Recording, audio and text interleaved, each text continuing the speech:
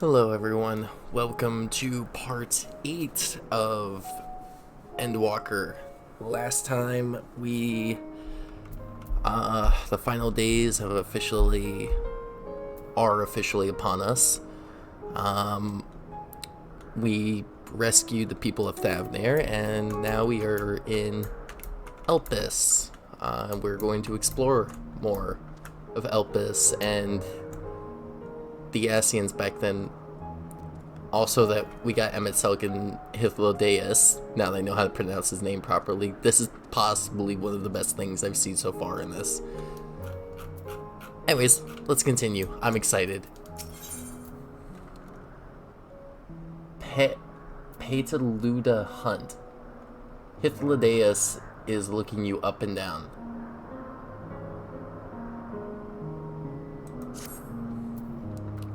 Now then, our friend Hermes, aside from overseeing the facility, he also conducts his own research. Chances are he will be at the main observation hub, so let us seek him out there first. Attired as you are, however, you stand out a little too much. Our dear Emet-Selch wishes to keep a low profile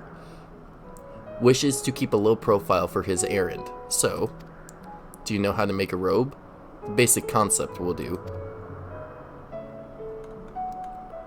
No? In that case, Emet-Selch? No, your whim, your responsibility. You're not getting not another thimble of ether out of me. The way he scrimps sometimes, you'd think he wasn't a nigh bottomless font of magic. Very well, I shall make the robe, but perhaps you can assist. Come, let us search for the requisite material.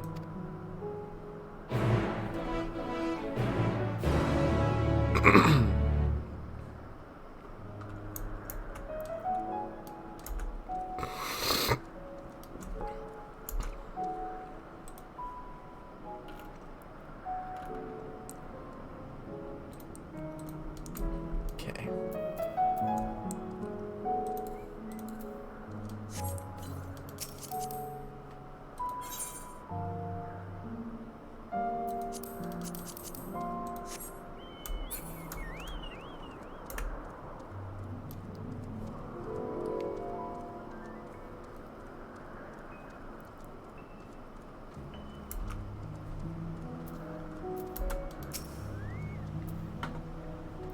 Yes, these creatures should suffice.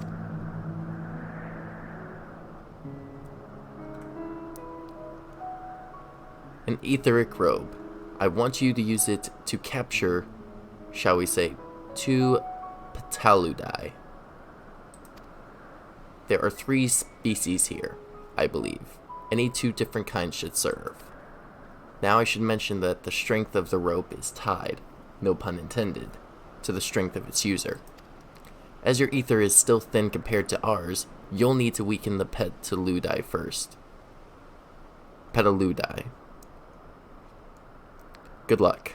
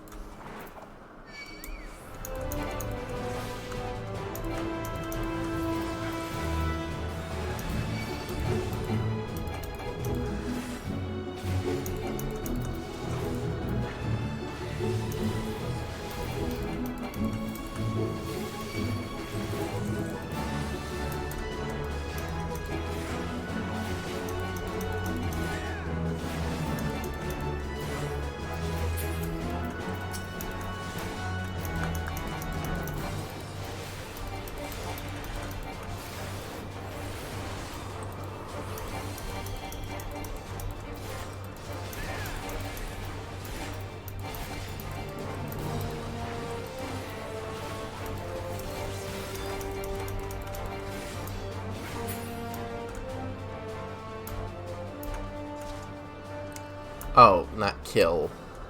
Whoops. I need to weaken it.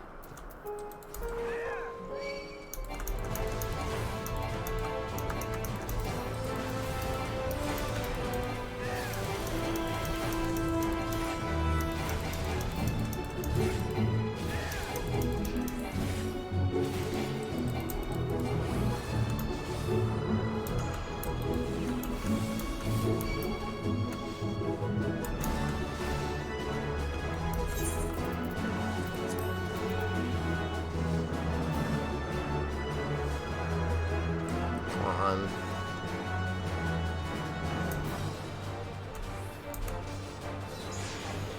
Just do a little bit of damage here. There. Got one.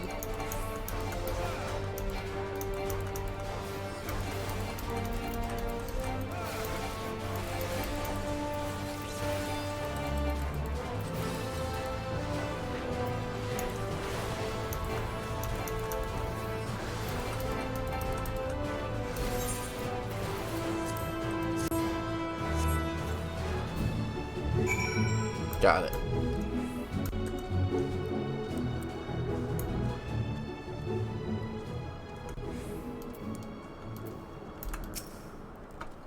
You've caught the Petalidae? Come, come, let us see.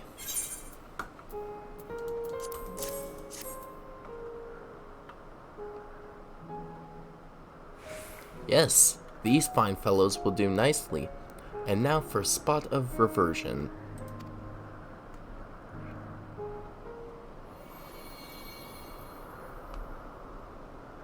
There, it's ready.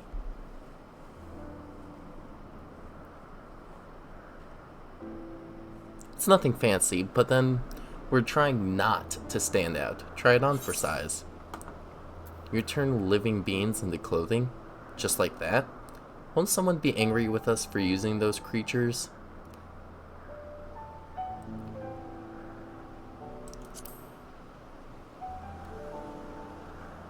Yeah, I'm kind of questioning that one. Oh, it's fine. There's no one around to tell us off. And besides, we can always make more Petalidae. They need only a tiny amount of ether. It may take some effort to get the form and composition right, but anyone familiar with the concept should be able to manage. Well and good to disguise and educate it, but it won't fool anyone who can see worth a damn. Fair point, but at the very least it should spare you unwanted attention from casual observers.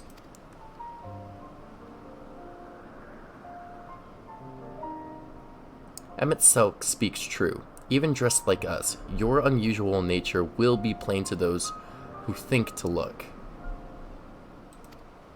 Should someone question your presence, don't make up excuses, much less try to explain what you actually are.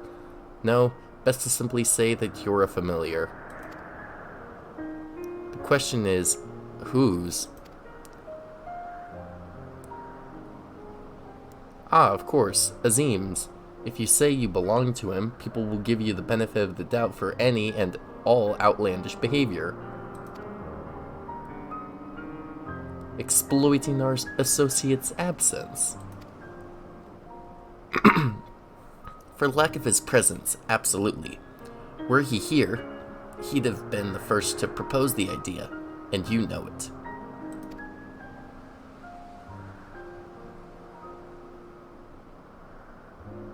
With that, your story is settled. Let us continue with our errand.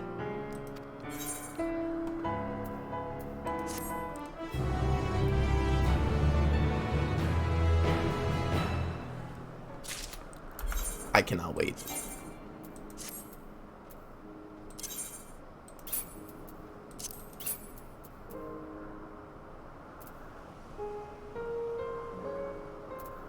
Huh?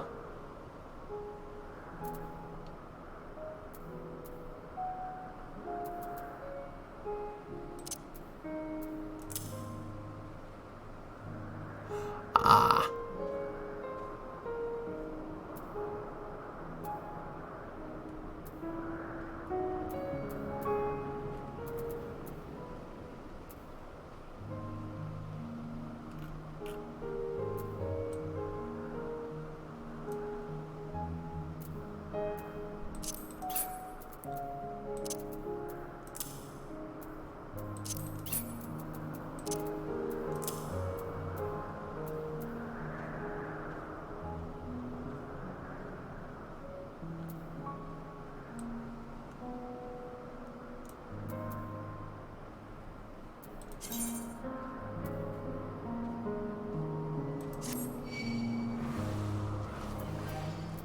there is a glamour dispeller, so I guess what I could do is...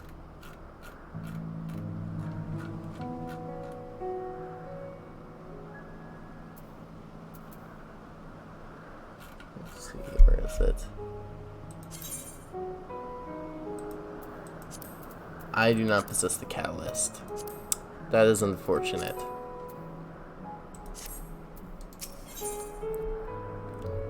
In search of Hermes. Ithildaeus is ready to continue on if you are. If you are ready, let us continue along the path to Anagnosis. The place serves as an observation hub and residence both. Someone there should be able to point us in the direction of Hermes.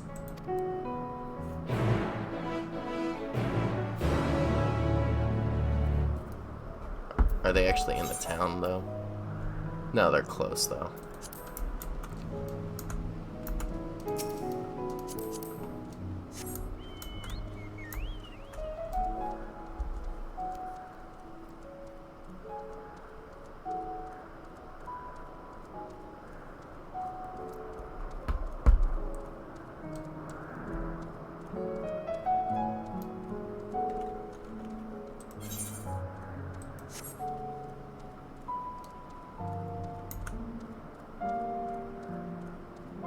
No, they technically would be in the sanctuary.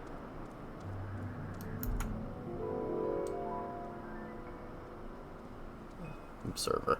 Yeah, I'll just pop into New Gridania real quick here and get this done. I should have plenty of seals, so...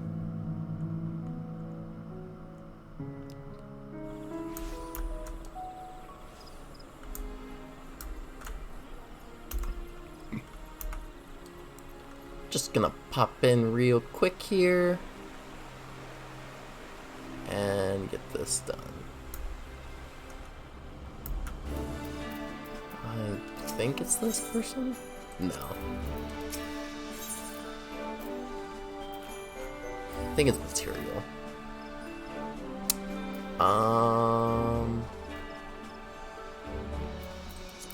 Materials? No.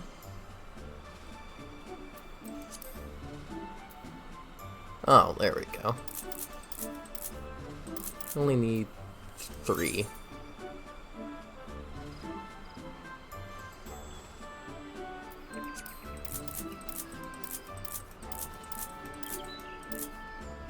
I have plenty. Just do that for safekeeping.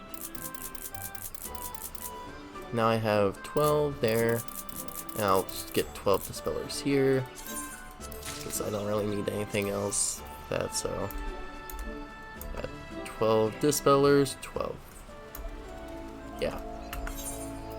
And then we'll just cast Glamour on Surface Robe. Base, this would be the appearance.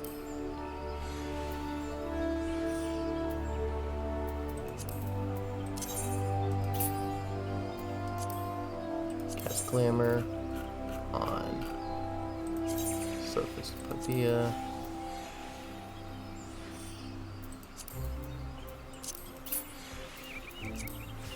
Just Glamour.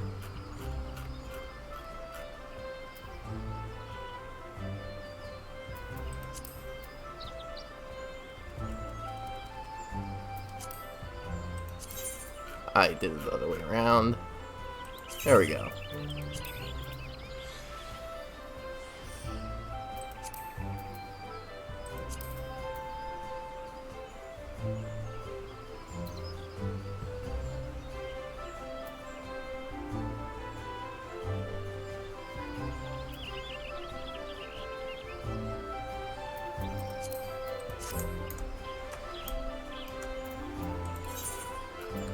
That way I fit in a bit more.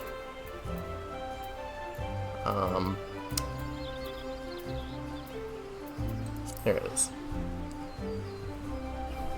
Oh yeah, Gishel Greens.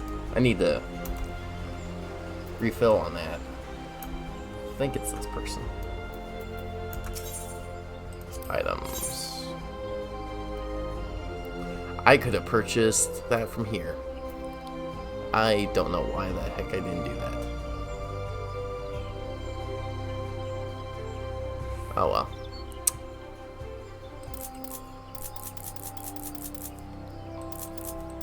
Think.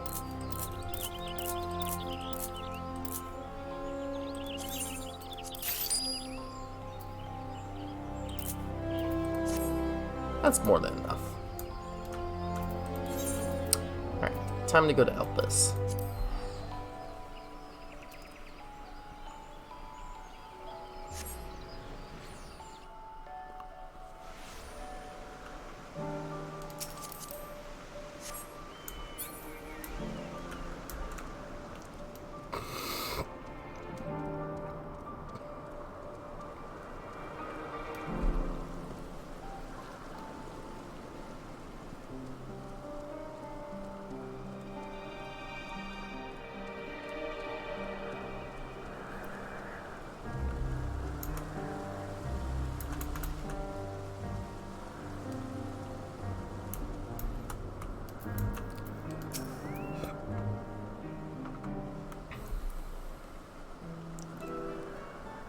Yes, can I help you?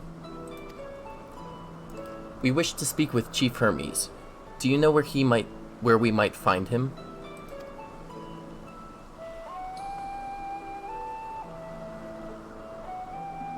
Well now, by your mask, I assume you were one of the 14. I wasn't aware there was to be a visitation. Between you and us, it's something of a surprise. Your discretion in the matter would be appreciated.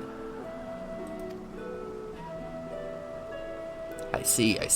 My lips are sealed. The chief should be out conducting observations as usual. His focus of late has been aquatic creatures, so I expect you will find him at one of the pools here. The pools, you say?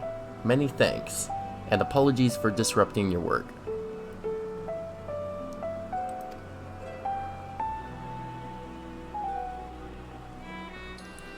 I say, Hythlodaeus, while I've never met Hermes, you know him well, do you not? That being the case, couldn't you simply find him by his ether? Aye, that I could. As you know, Emmett Selk and I can discern the color of souls. By the same token, we can also see ether quite keenly, and from great distances. With this skill, I could readily locate Hermes, but I felt that it would be a waste of an opportunity. We're here to perform an assessment, after all. By searching the ordinary way, we stand to gain insight into Elpis and the man in charge of it. This is as much as for your own enjoyment. Like as not, but point taken. If you're going to accompany us, make yourself useful and help us look for Hermes. According to his profile, he has short, dark hair. So you know, it's because we're in Elpis that we don't have our cowls up. A special exemption due to the need to be aware of dangerous creatures. Elsewhere, we do not exhibit our individuality. It's unseemly. This is all common sense. But I would not assume you possess any. It's a rare treat indeed to be able to search for someone by their appearance, and I thank you for humoring me. Come on, let's find our man.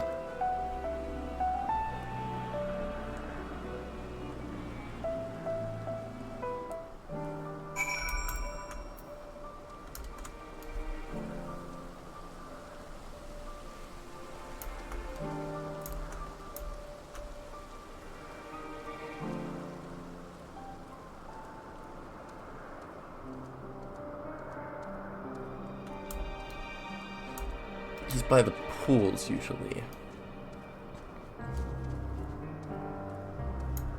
Oh, that was fast. The Winged Girl. Wonder if we'll figure out who that is. Or she might be an aquatic creature.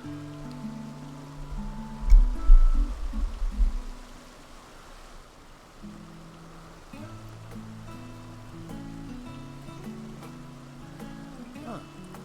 You are...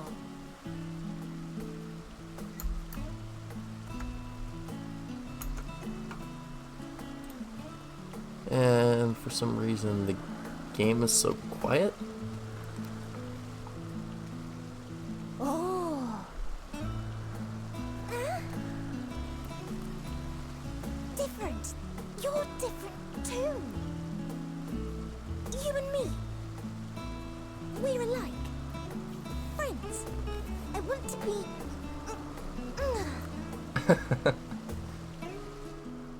Wait. Please. Wait.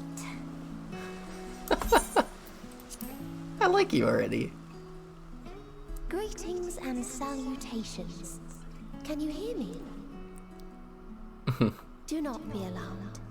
I mean you no harm. I wish only to hear your words, share your feelings, and know your thoughts. May we please be friends? If that's the way you see it, sure, why not?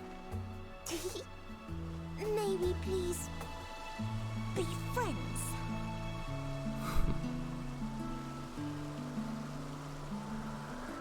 Ah, I see you found him.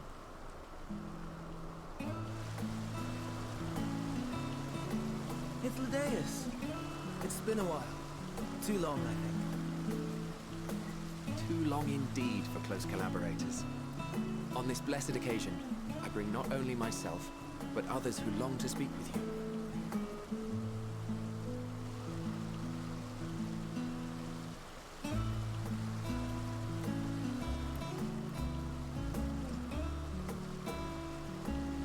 You are of the convocation. Emmett Selk at your service. Do I have the honor of addressing Hermes, Chief Overseer of Elpis? You do. You have traveled far for it. Given your facility's purpose, its remote location is something of a necessity. Would that I didn't have to rely upon a guide. Oh, you wound me. Have I not ever been an attentive and helpful friend? But moving along to more agreeable company, this one we chance to...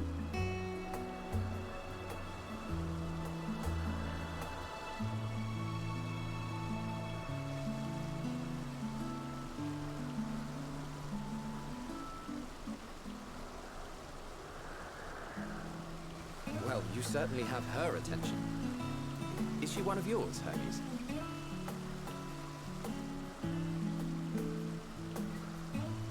Her name is Meteion. It means shooting star. Hello, Meteion.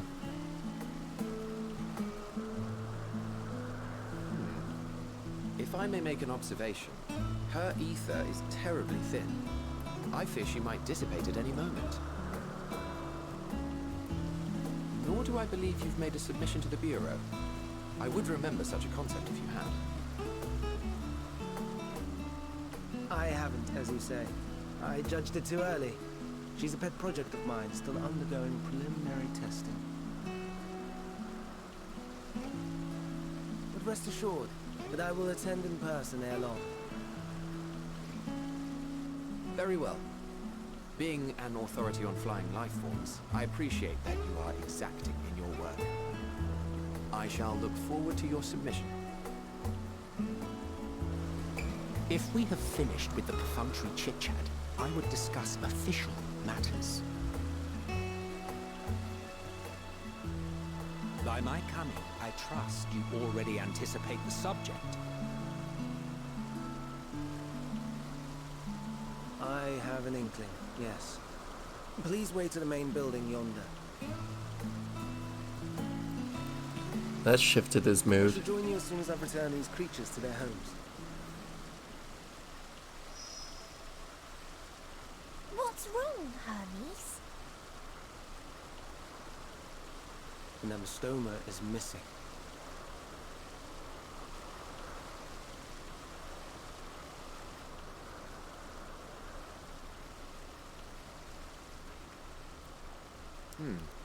I may have found it. A creature with the self-same ether as those there, nestled in the boughs of a tree outside the grounds. How the heck did it get out? You're saying they can climb with their sorry excuses for limbs?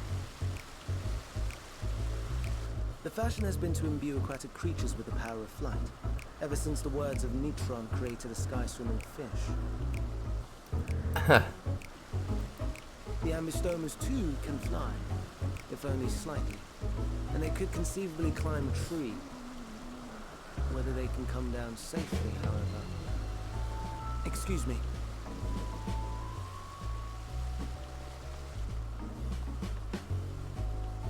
I'll help too.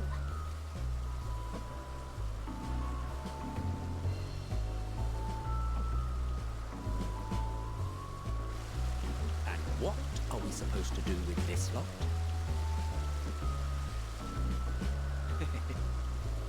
May I suggest we split up? If you would be so good as to assist Hermes, Emmett Selk and I shall keep an eye on these adorable creations in the meantime.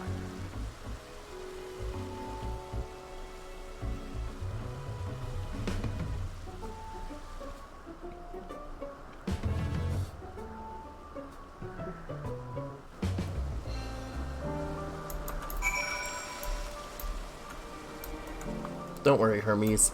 I'll help you out here.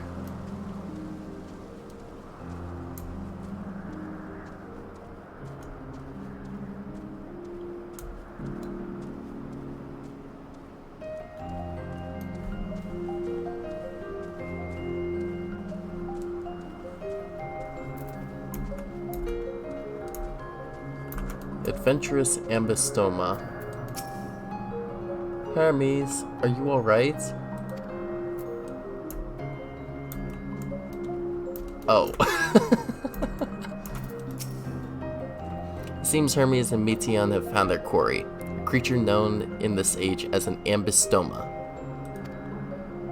Yet though it has been safely extricated from the tree, Hermes appears to have found himself in quite the predicament. The Ambistoma, Hermes saw it high in the tree. He climbed up to get it, but it jumped on him, and he slipped.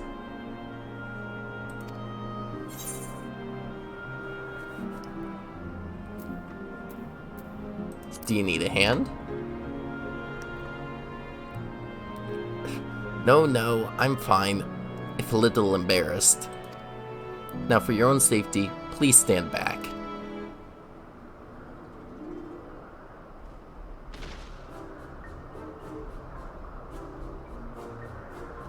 Ugh.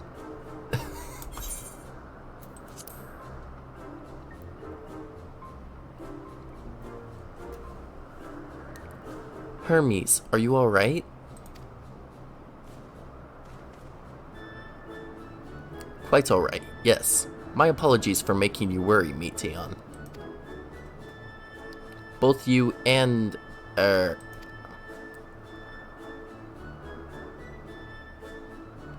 Master, you are called. An intriguing name, somehow reminiscent of a new creation. Thank you for coming after me.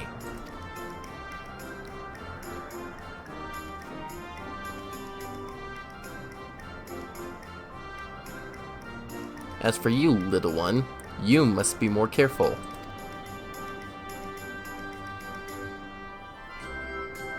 You may be able to fly, but it doesn't mean you cannot fall and hurt yourself.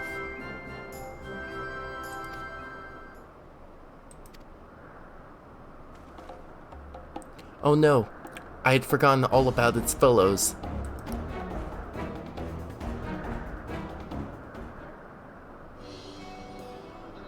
Truly? What a relief. I must thank Emmett Selk and Hythlodaeus when I return to them. But first, with the distractions out of the way. As Chief Overseer of Elpis, permit me to welcome you to our facility. I hope you will enjoy your time here.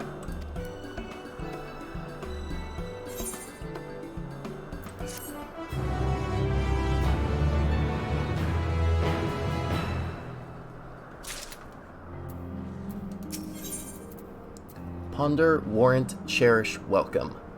Having found the wayward ambystoma, Hermes is the picture of relief.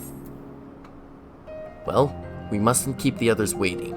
Let us return to Anagnorisis. I cannot say that name. Oh my gosh.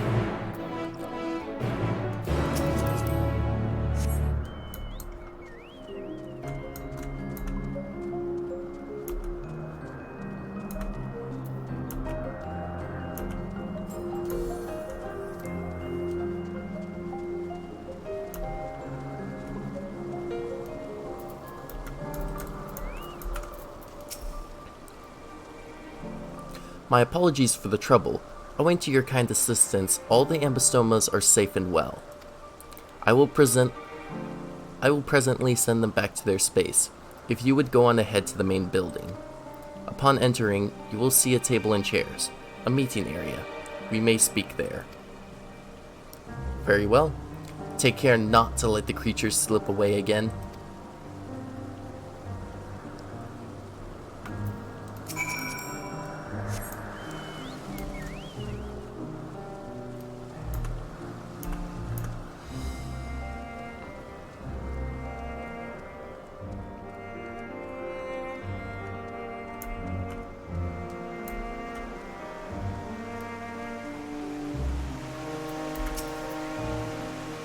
I've decided to open a shop to keep my low creation fed. My wondrous wares can be yours for the right amount of bicolor gemstones. Word of Elpis breast, egg of Elpis, hide, scales, okay.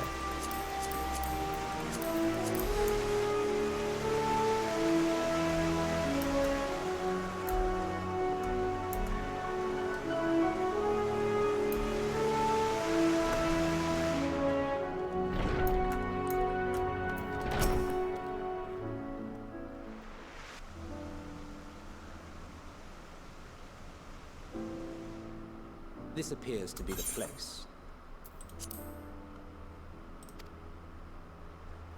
And here is where we part ways. No! We will be discussing highly sensitive affairs. Only a select few may be privy to such knowledge, and that does not include someone who cannot or will not divulge their origins.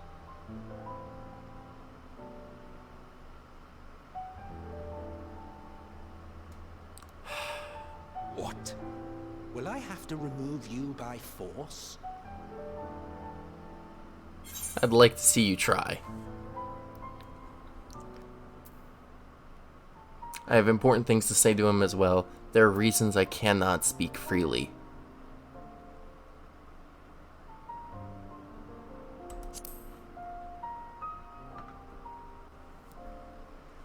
Let's hear them then, these reasons of yours. Who knows?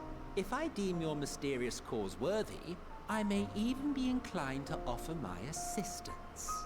I wish, but I can't. I do not object to his attendance. Hermes, this is highly irregular. Perhaps, but I believe he can be trusted. Meteion would not have taken to him so quickly otherwise. Moreover, the presence of a third party may help me to maintain composure.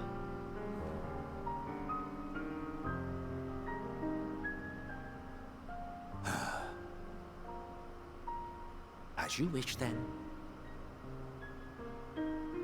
Behave yourself, do you hear? I will.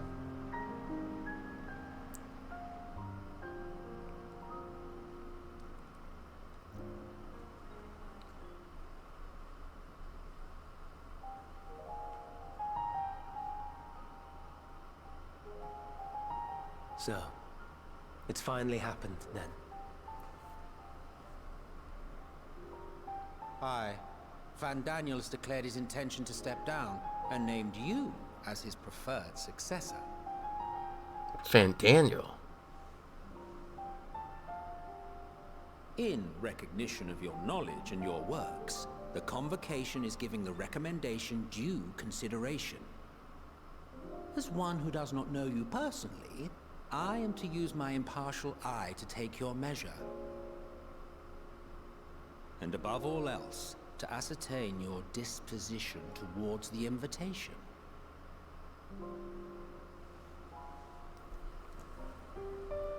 I understand that you and Van Daniel are close. He himself was once chief overseer of Elpis after all. I should not be surprised if you knew before anyone else that he wished to relinquish his office. I did. He told me that when he fulfilled his purpose, he wished to pass the torch to me. A torch you seem none too pleased to accept. Are you so averse to serving on the Convocation? No, it's not that. For a humble researcher like myself to even be considered is an honor beyond words. No. What troubles me, what I struggle to come to terms with, is the very fact that Van Daniel is stepping down. Does this not mean that he will return to the Star?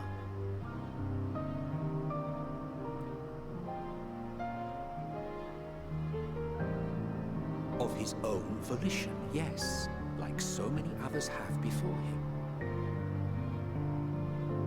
Return to the Star? Does that mean die? Well now, that's not a word I hear often. Is that what you say here in Elpis? Mankind is the life of Atheris. Each of us, a drop of blood flowing through its veins, bearing sustenance.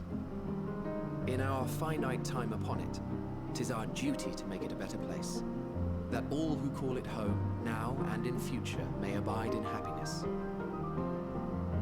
I see. To that end, we have dedicated ourselves to the pursuit of enlightened creation. And by our efforts did we transform this once untamed wilderness into the peaceful paradise you enjoy today. To return to the star whence we came is a privilege afforded to we who have so loved and nurtured it. A choice embraced by those who have lived their lives to the fullest, in service to our world. And when they depart upon this journey, it is beautiful, always. The 14 are no exception. 'Tis believed no occasion is more felicitous than the fulfillment of one's duty. Our office becomes our lives, and to retire is to return, or so the majority of us hold. Some few have elected to eschew custom.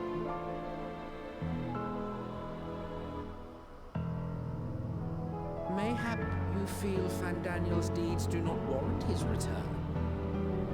Yet you should know his accomplishments as well as any. During his time, he conceived of countless outstanding concepts. And channeling the wealth of experience he attained here in Elpis, he brought forth many new specimens.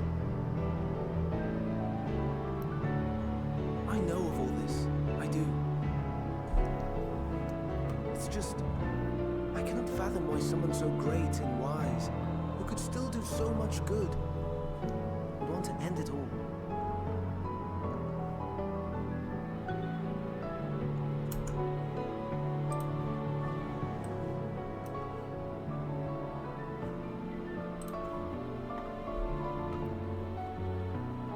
Oh no, I've made her upset. Forgive me. I know I requested your presence. Might I trouble you to take Meteion outside? A change of scenery would do her good. Sure thing.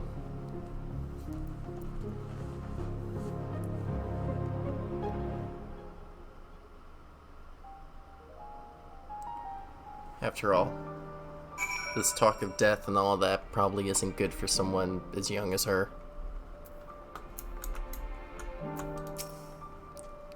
Sorry, Master, I didn't mean... A walk?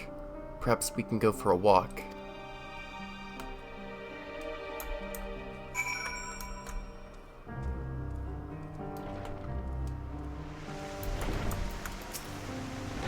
Hermes gets sad when he thinks about death.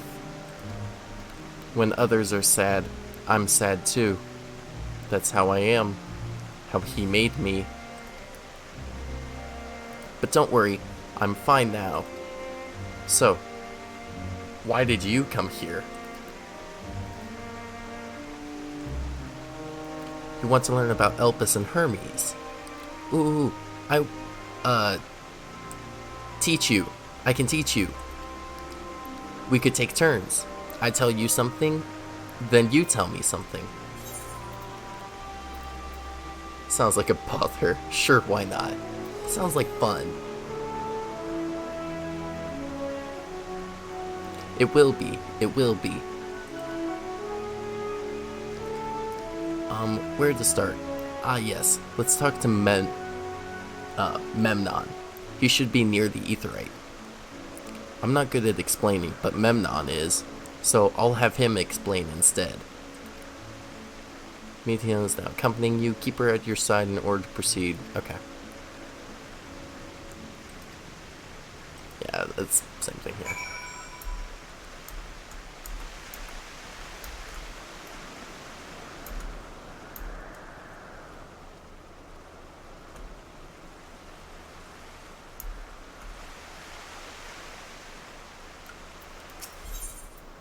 Discuss the Aetheryte. Ah, the Aetheryte. Anyone can use it to teleport anywhere. Well, maybe not anywhere. Not to the ground or other isles. For that, you need teleporters. Oh, and permission.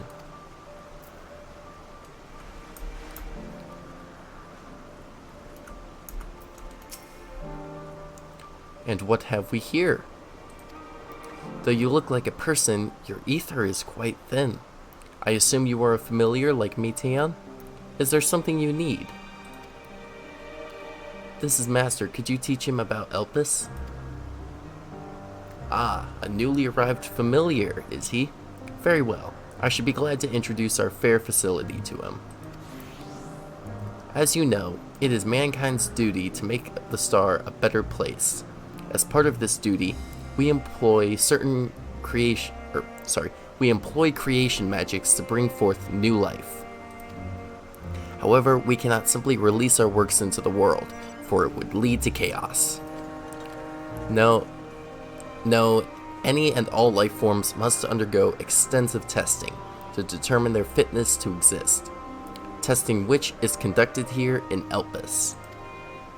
Every candidate is subjected to rigorous study, in which we identify their properties, surmise what habitats might be suitable, and speculate as to the effects that they may have on the environment and other species. Should it be judged a beneficial addition to the star, it will be allowed to take its place in the world. The two of you, too, were created with the hope of making the star a better place, so heed your masters well and be good. Do you hear? We will, Memnon. We will. Thanks for the lesson. You had a turn. Now I get a turn. Where did you come from? From a place far, far away. From a place facing the great threat. From the Crystarium, I guess.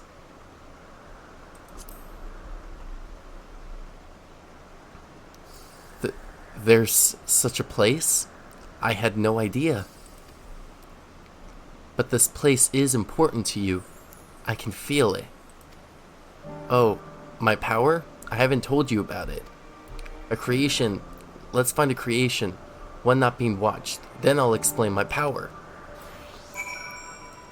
Sure thing.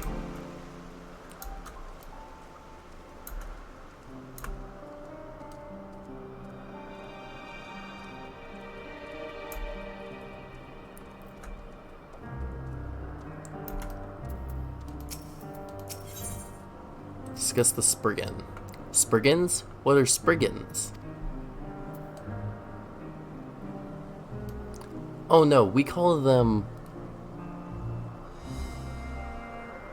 Aurai.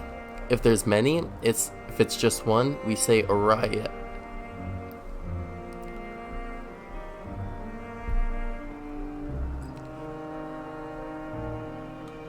Aurai, and if there's many, if it's just one, we just say Aureas. Though they're cute, they can be naughty. Sometimes they run off with concept crystals, and Hermes has to run after them.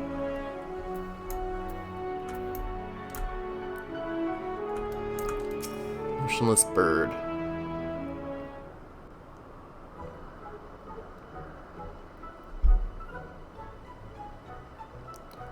Oh, this creation is perfect. But I don't remember seeing it before. Perhaps it's new? Anyway, I'll try reading its mind. That's my power.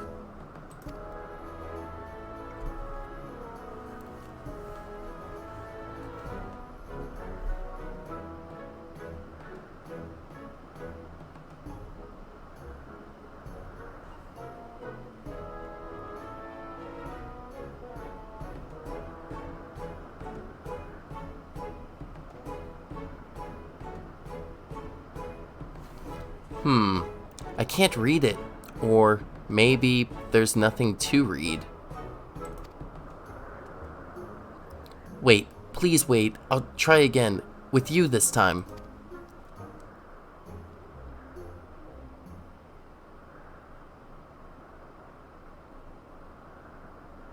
Greetings. Can you hear me?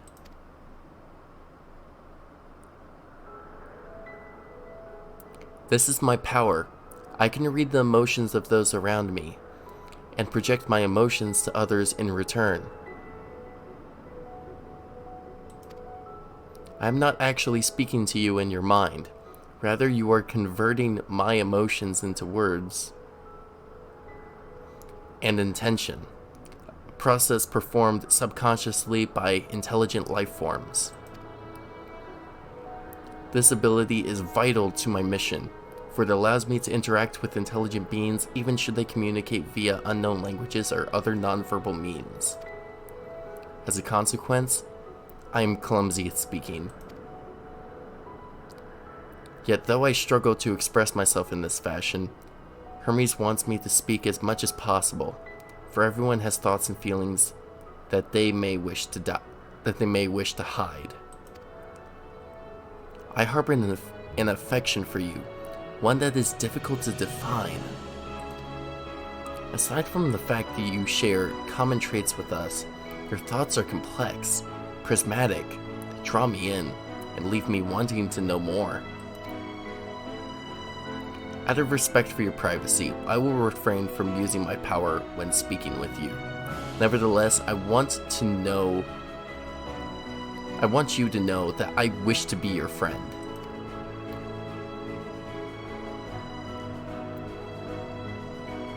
Did you hear me?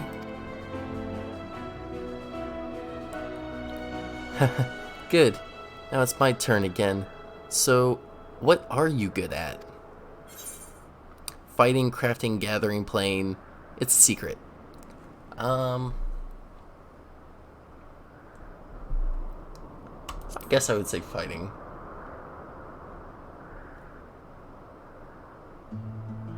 Ooh, fighting. That must mean you're strong. Hermes is strong too, but he doesn't like to fight, even when creations fight him.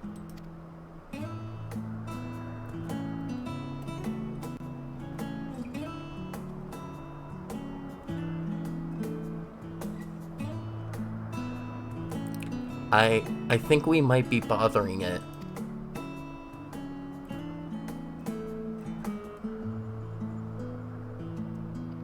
Let's keep going.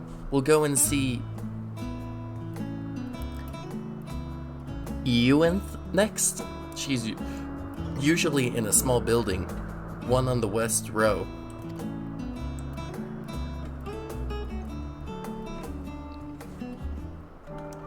I'm loving this. This is great.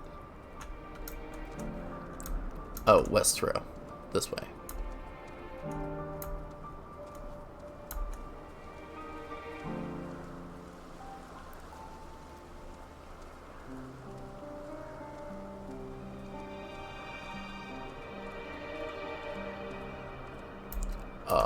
Okay. Oh, it's this one.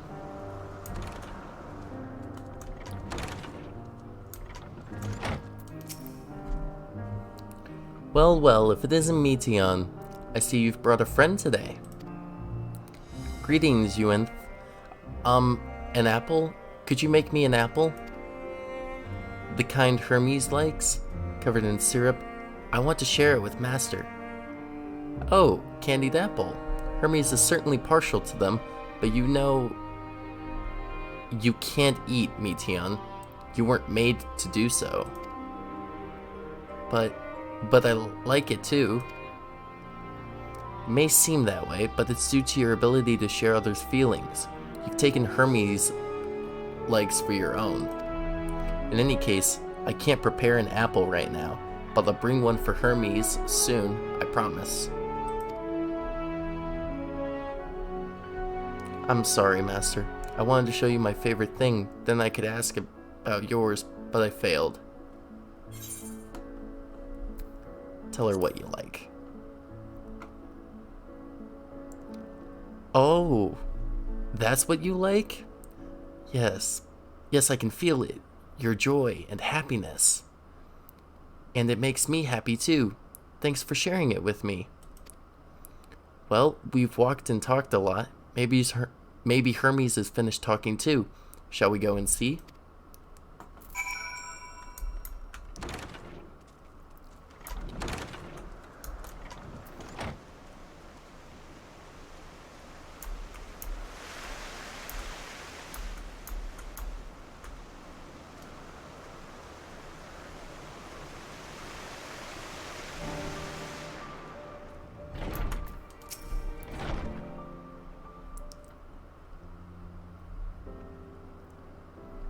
There you are. I can see the fresh air has done Meteion good.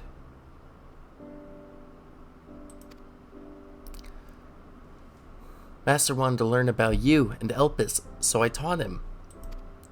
About this place, about my power, about your favorite food. I'm not sure if that last one will be of any use. But I do appreciate your keeping Meteion company while you were away. I finished speaking with our guests. Finished? Hardly. You requested time to consider the invitation, so we have no choice but to occupy ourselves with an inspection of your work. My apologies. It has been decided that Emet and Hythlodaeus will accompany me as I tend to my duties.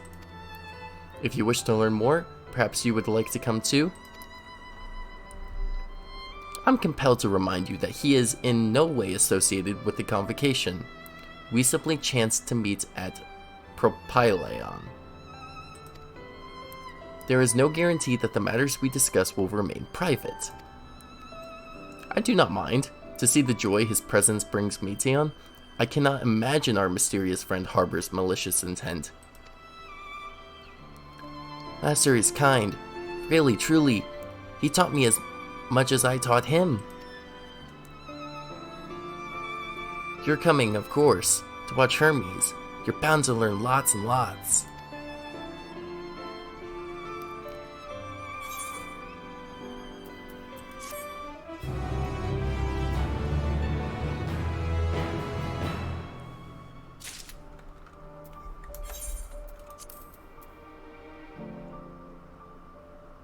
What is this? Chest gear.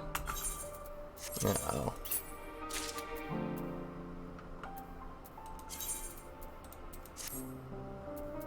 Ooh. Manganese armor of the Behemoth King.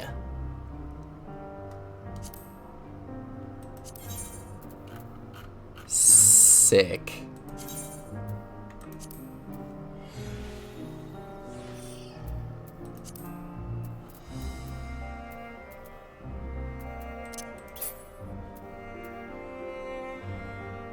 Well, so I'm no longer using this one anymore.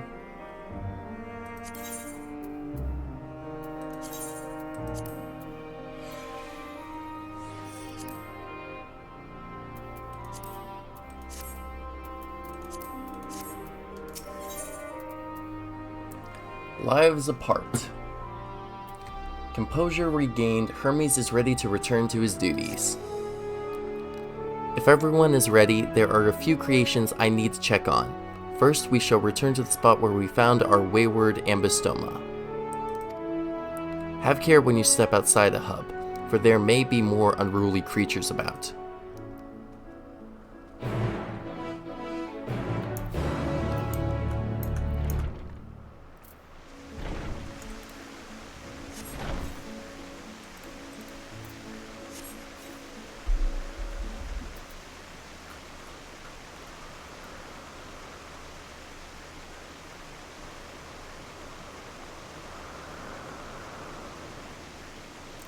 Let's see.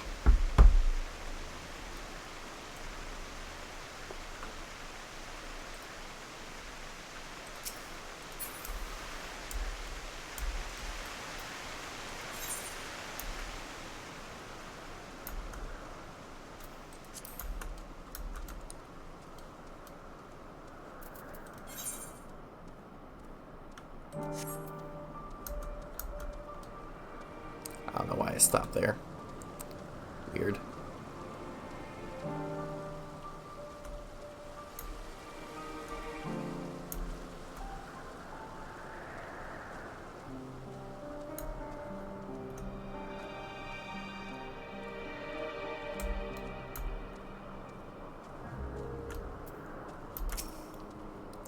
This here is a new species of Petaluda we recently set loose. It has been doing very well, managing to maintain a stable existence thus far. If it can see its observation period to the end without issue, we shall release it unto the world. Tell me, do you know the difference between living beings and arcane entities? It is the presence of a soul. Yet the soul isn't something you can choose to have at will. No, it manifests only in those beings whose forms adhere to the laws of creation, that can endure on their own. Beings that do not fulfill this requirement, such as those spontaneously born of magic or natural phenomena, do not have souls. No matter how much it might resemble flora or fauna, if it lacks a soul, then it is considered an arcane entity. So you see, it is not for mankind to decide what is living. That domain lies beyond our manipulation, and it is hubris to assume otherwise.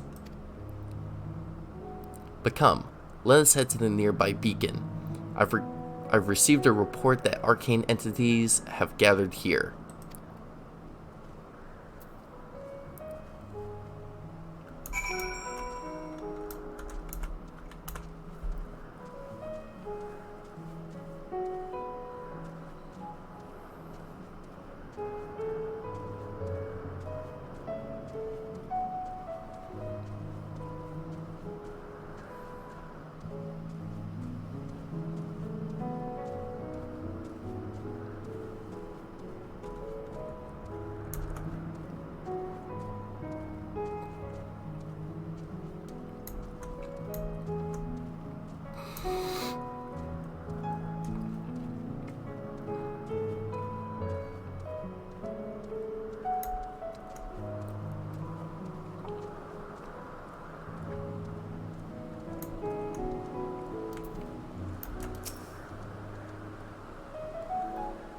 Ah yes, lightning pneuma, just as the report said.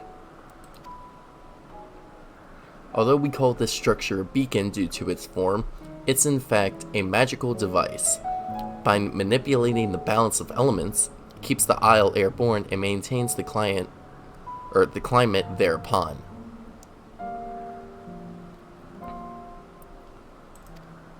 In the course of its operation, it often sees an internal shift towards a given element.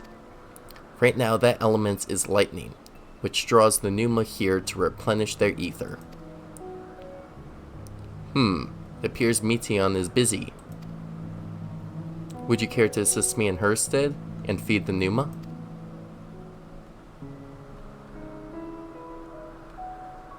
By using this lightning converger, you can harness ambient lightning and focus it into a ball, a veritable feast for our dazzling friends. Go on, give it a try.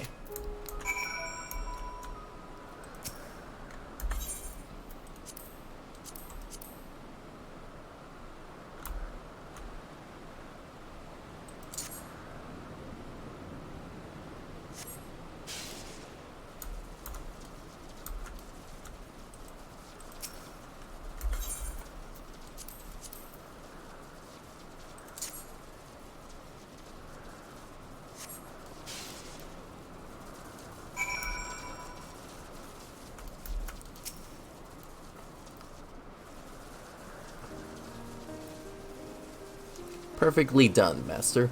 Look.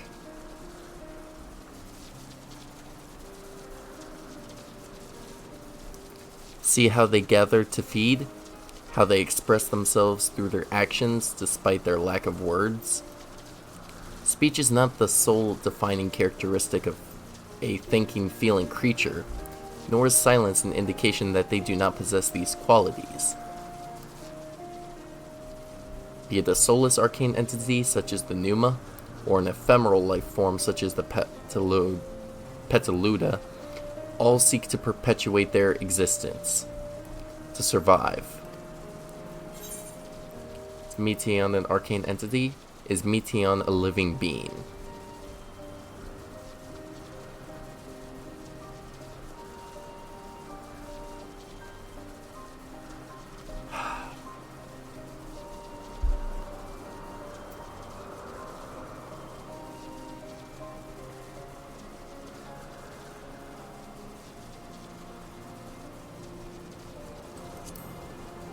Is she a living being?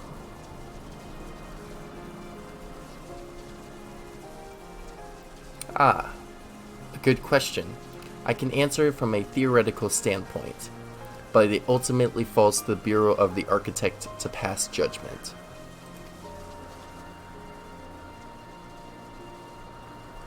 Those with exceptional vision such as Hythlodaeus may be able to ascertain her true nature. But to me, it doesn't matter. She is herself, and that is all I need to know.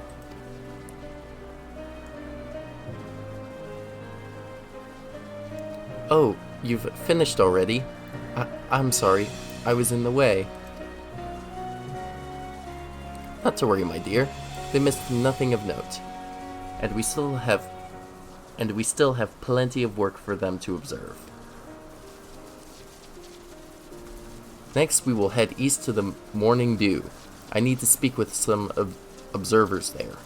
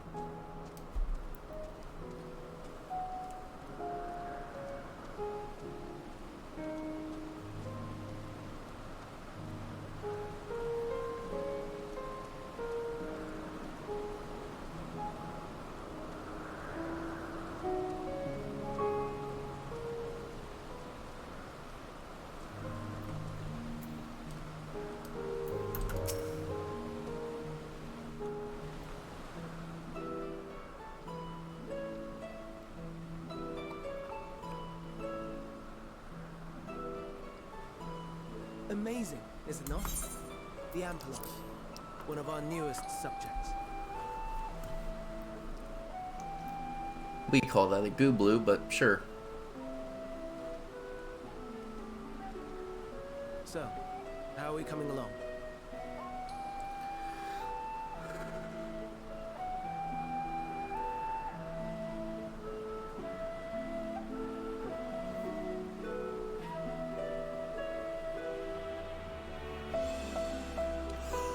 Those flowers.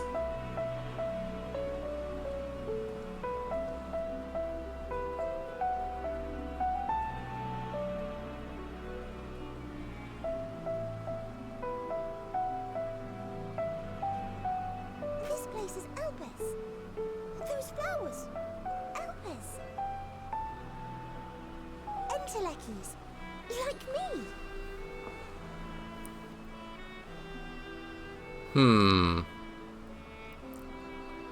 Not quite sure I They get are it. a product of Elpis, and so named for their birthplace. A Oh. happy accident, born of the hands of a former researcher who loved beautiful blossoms. Unique for how they change color, to reflect the emotional state of those nearby. Though be it here or elsewhere, they are seldom seen in any hue save purest white. Reflect the emotional state, you say? By what means do they achieve this? In creation, there exists an energy wholly apart from ether, one driven by emotions. In like manner to how we manipulate ether, this flower is subject to the influence of said energy.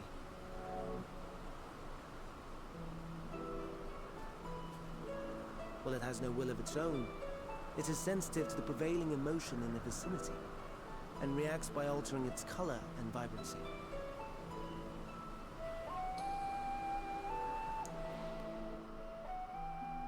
Akasha?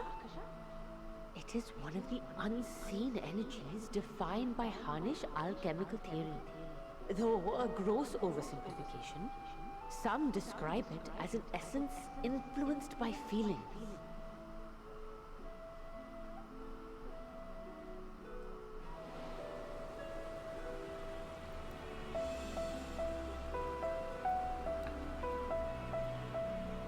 Akasha. Though I'm not familiar with the term, your description suggests it is the self-same energy. Dynamis, we call it. Dynamis. And those entities like the Elpis flower that have the ability to interact with this energy, converting emotions into tangible phenomena, are Entelekis. That's me! That's me! An Enteleki! That you are, my dear. And no ordinary one at that, but the first possessed of free will.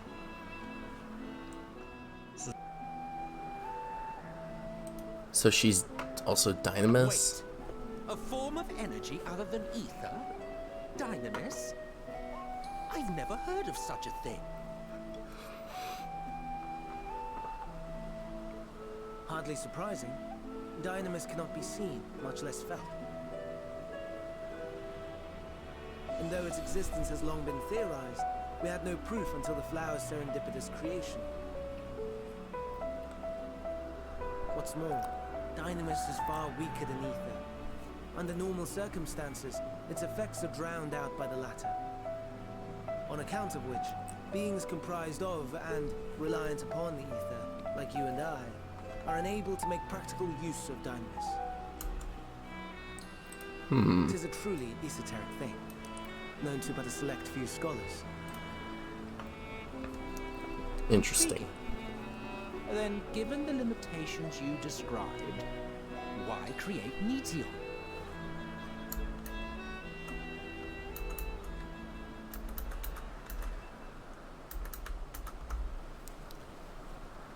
Our star, Aetheris, is especially rich in ether, so much so that its name is derived from it.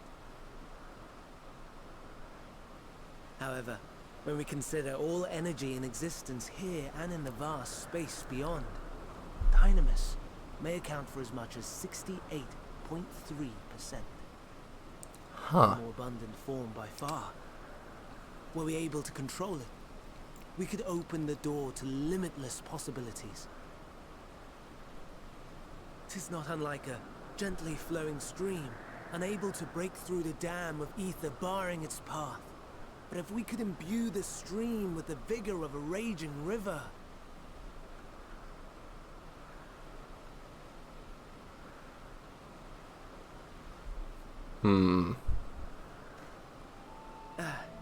Not that I have such grand ambitions. Nay, I merely wish to create a being that could traverse the great expanse. And that's her? Meteion Relative or scarcity of Dynamis? ether beyond the bounds of this star was a concern. And so, I looked to another source of energy by necessity.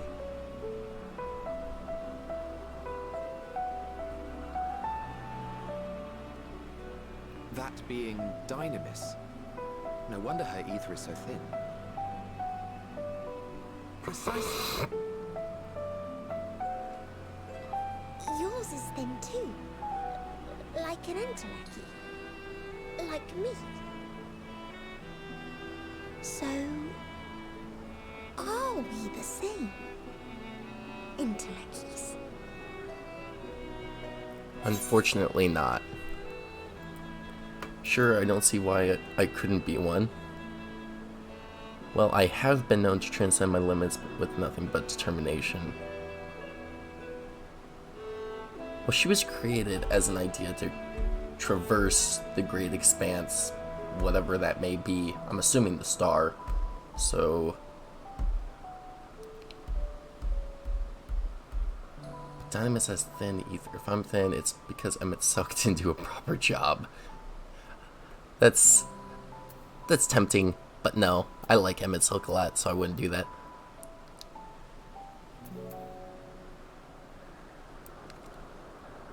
Now, if the reason why my ether might be thin, because throughout your entire journey, you literally go beyond your limits with when it came to Ultima, Nidhogg,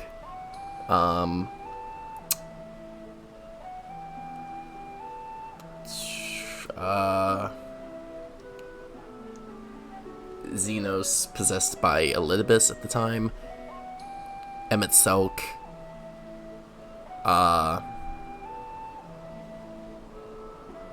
actual Elidibus. Like, you transcend your limits so many times, so I can definitely see that.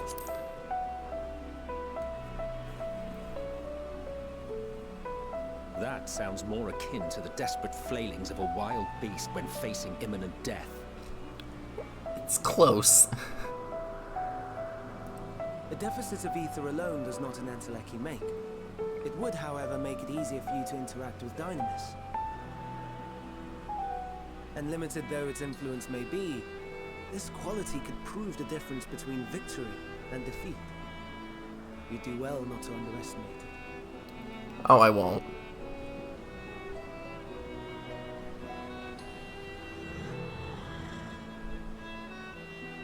Oh dear. I'd forgotten about the poor fella. You must excuse me a moment while I go and verify a few more things. No problem.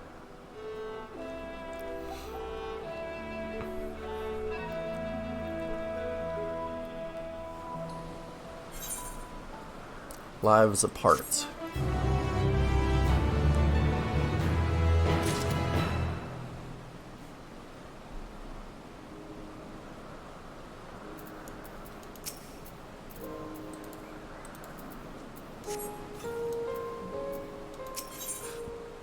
Their greatest contribution. Emmett Silk appears to be deep in thought.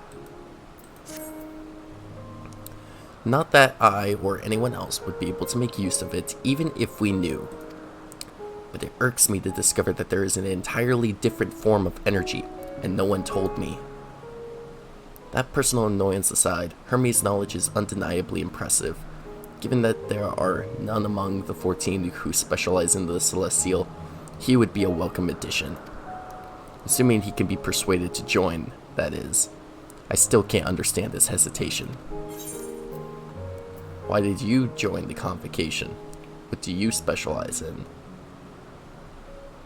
Yeah, exactly. You know, we know what he specializes in. Why did you join? Oh ho, you wish to know why Emmett Silk was chosen for the convocation? I should be glad to share the tale. Ahem, it began when... Not another word. Lest you've forgotten, We're to learn about Hermes, not me. My misspent youth is not your concern. I have a feeling that the music is a bit too loud when that stuff goes on, so I'm gonna lower the music here. Just a tad. I don't know why my voices are not up there.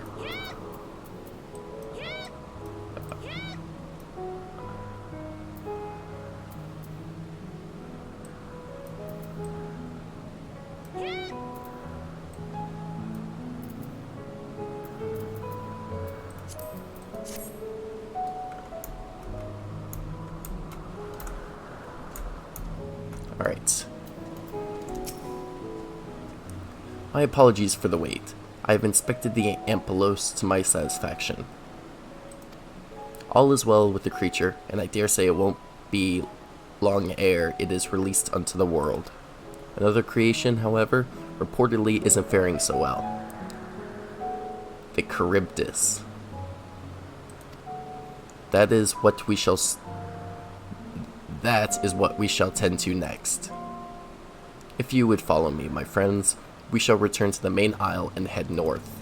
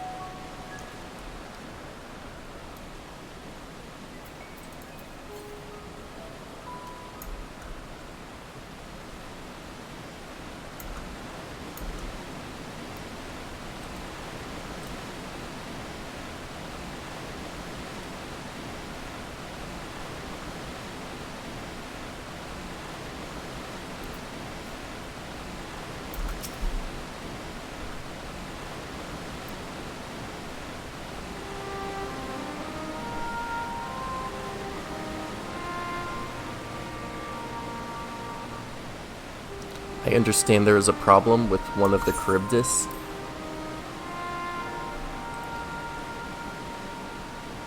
Yes, that's right. As you know, the Charybdis is based on a sea creature, owing to adjustments to enhance its affinity to wind. It is capable of flight.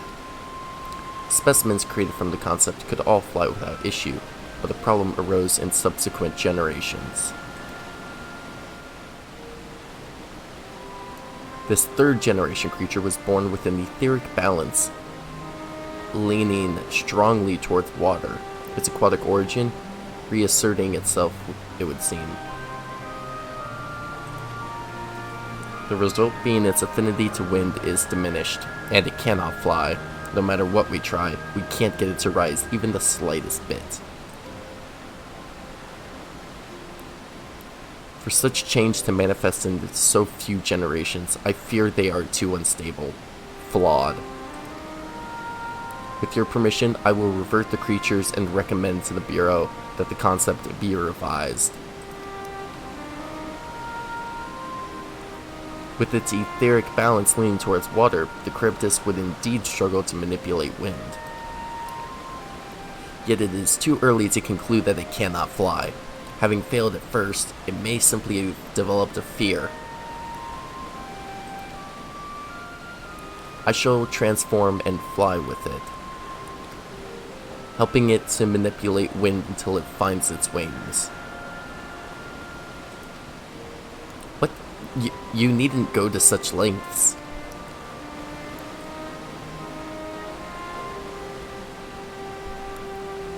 You don't know? But of course not.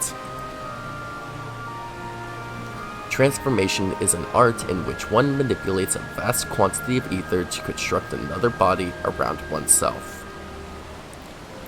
In practice, this allows one to assume any conceivable form, and thereby transcend the limits of one's flesh. Yet convenient though it may be, transforming in the presence of others is considered vainglorious in the extreme, as uncouth and unseemly as running about robeless. Shameful. Am I to understand you make a habit of this? Nothing of the sort. It's just that when transformed, I can wield the wind and fly. It may seem excessive, but what is our shame next to the lives of these creatures?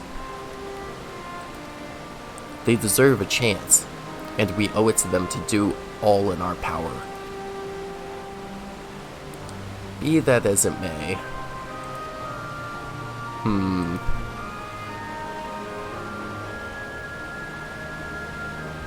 Yes, I believe I have a solution. Emet-Selch, may I trouble you to move that Charybdis away from its fellows, somewhere out of sight?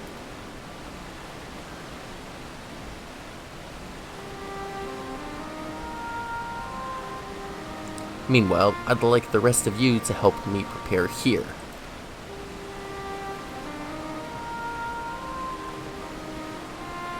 What mischief are you scheming now? No mischief, I assure you. I would but spare you the need to report to your colleagues that Hermes committed an indiscretion. So have a little faith and run along.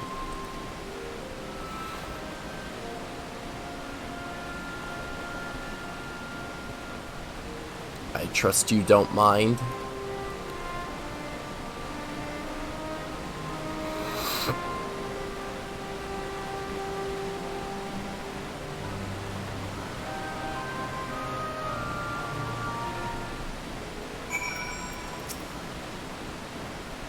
Emet-Selch is out of sight. Good. Let's speak of the plan. It's a stroke of genius, really. We have Emet-Selch train the Charybdis.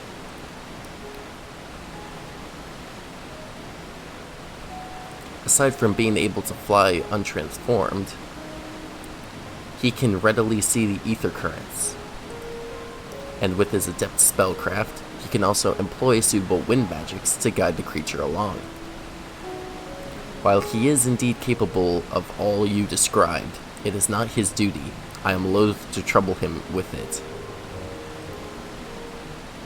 Don't be. As I mentioned, it would also be for his own sake. That settled, let's begin at once. Master, I want you to go to Emet-Selch. Tell him that you have a favor to ask. You will be disinclined to cooperate at first, but you mustn't be discouraged. With our friend, the trick is to be unflaggingly persistent. Off you go now, and good luck.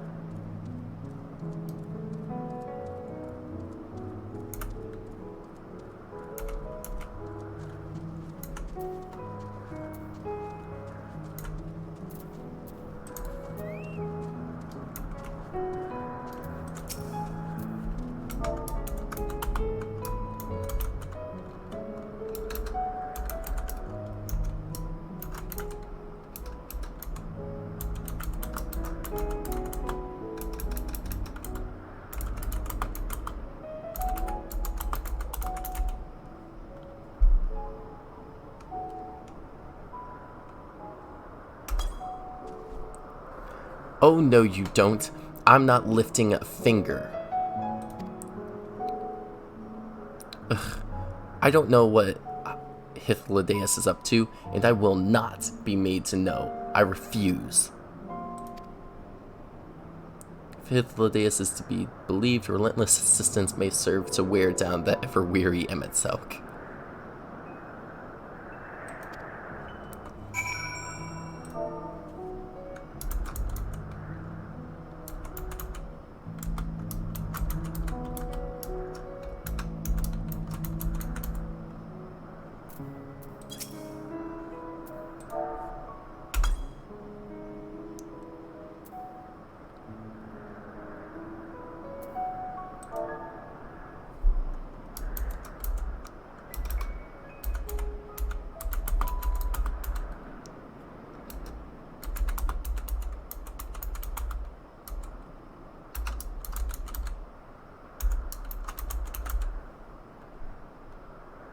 Oh, I spelled his name wrong. Or no, I didn't. Yeah, no, I didn't spell his name wrong. Okay, cool.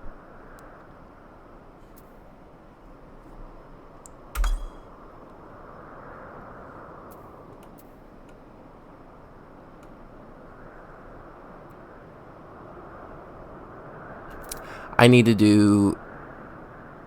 Okay.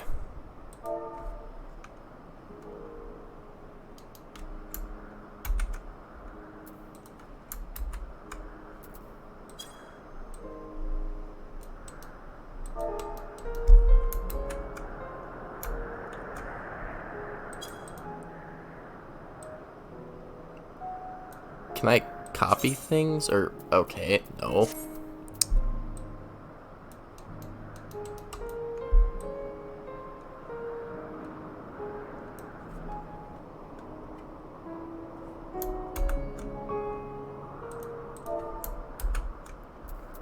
Oh, there we go.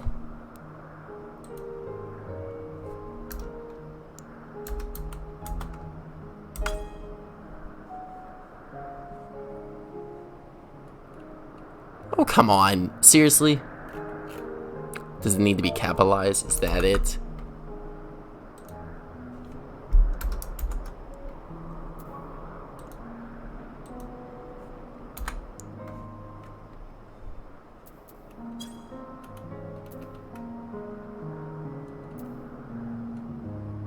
Please emit soak to plead with emit soak. Okay.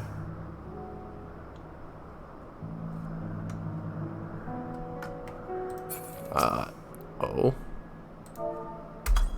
There we go. Good grief. Feel like I've been... No, no, no. You are not foisting this nonsense on me.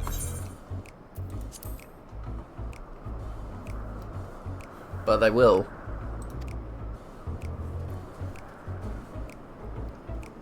I'm given to understand you have the power to help the Charybdis, and should be quite willing to do so. And so I appeal to your better nature, most benevolent Emet-Selch. Please teach her to fly. Oh my god. Or else Hermes will transform. Right now.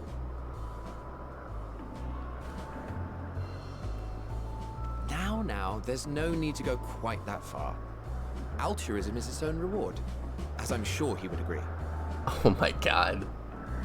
Oh, would he now? And who contrived to put me in this position, pray tell? Nothing so devious. I merely suggested a possible course of action.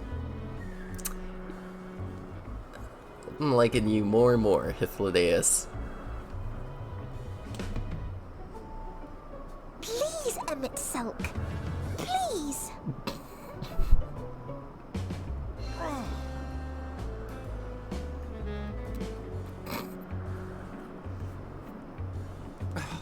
I did not come all this way to play nursemaid to your creations. I'd thank you to remember this favor and let it be the last.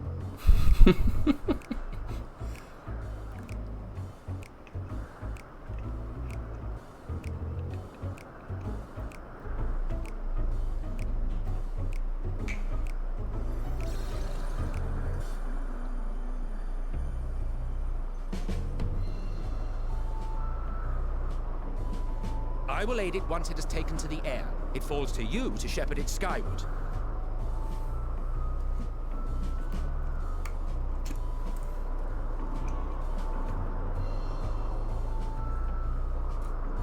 Well, let's relax and enjoy the spectacle, shall we? I agree.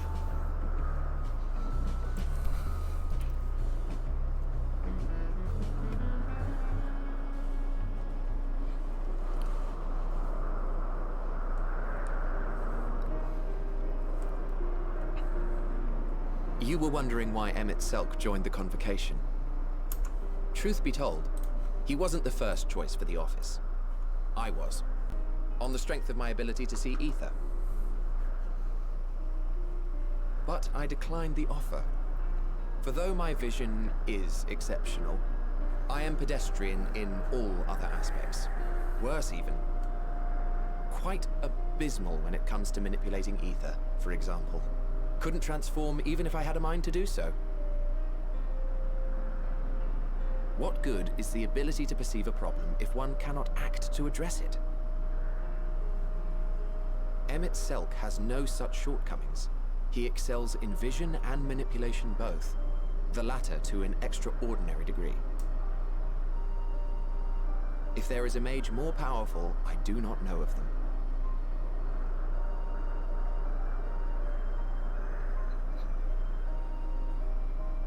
Thus did I recommend him for the office in my stead.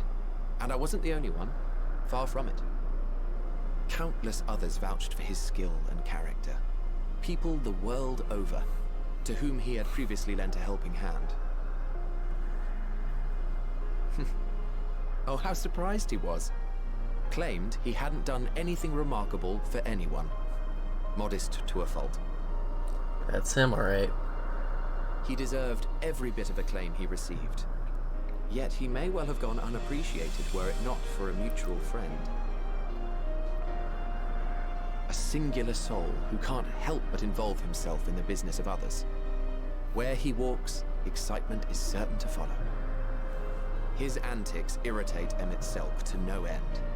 But much of his grumbling stems from genuine concern.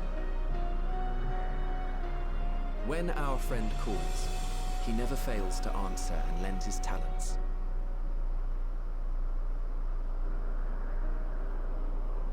And in the course of doing so, he himself came to be recognized and respected by those around him. They are truly remarkable individuals, and I'm proud to call them friends. To help them realize their dreams. This will be my greatest contribution to our world. And when they have fulfilled their respective purposes, so too shall I have fulfilled mine, and together we may return to the star. Look at me, spilling my innermost secrets. I can't seem to help it with you.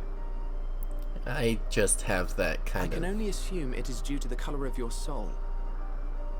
I just don't understand how you can be so alike and yet so different.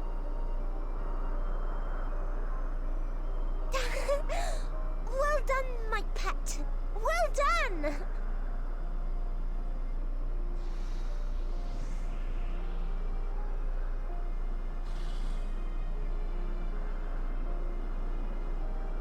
Ah, yes. I dare say the Charybdis will be fine here on. Nice. Why don't you go and signal to Emmett Selk? Let him know that his arduous task is at an end.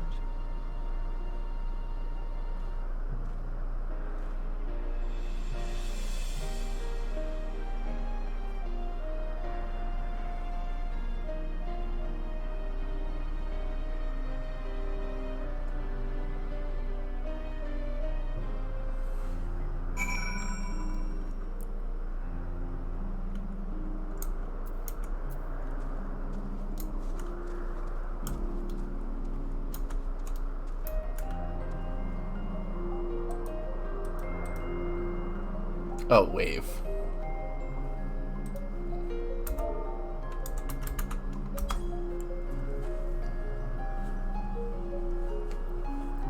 Emerging from his reverie, Emmett Selk notices you and begins to descend with the Charybdis.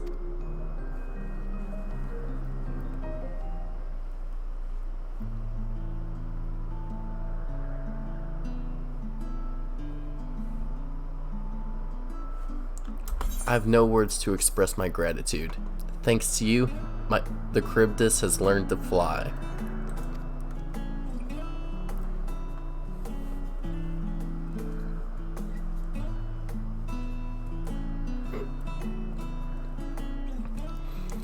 The Master and I could relax and have a pleasant chat. I'm sure you did. The creature needed some small assistance at first, but soon it was flying more or less on its own. I doubt you will need to repeat the lesson. That was truly impressive.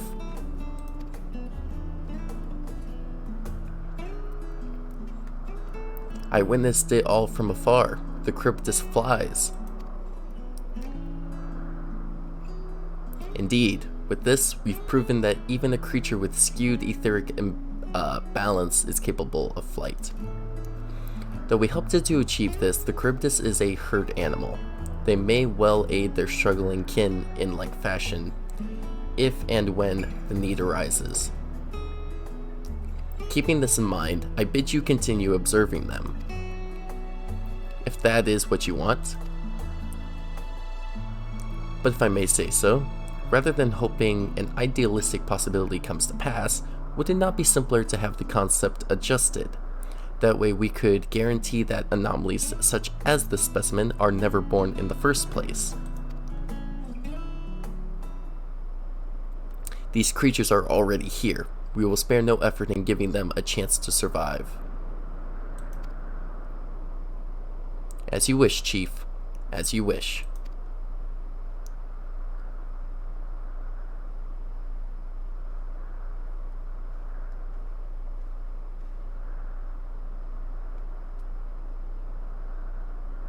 Hermes?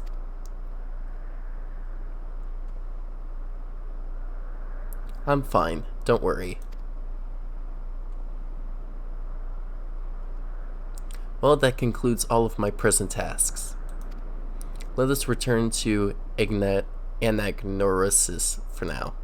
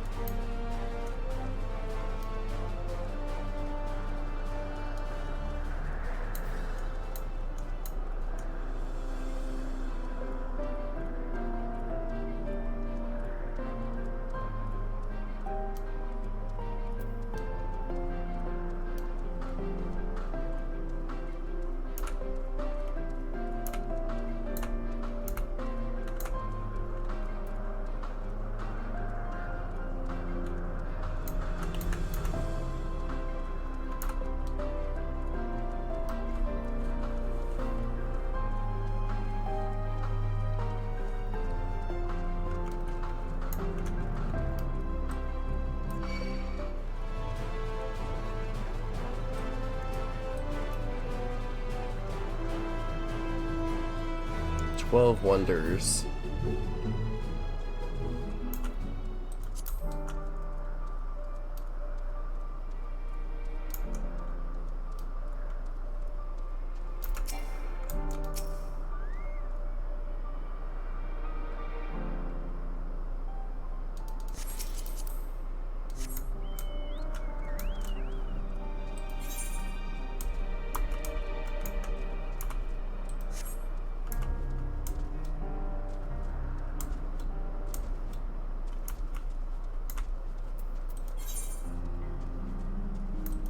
There we go. Alright, finished out this bottom corner of the map here.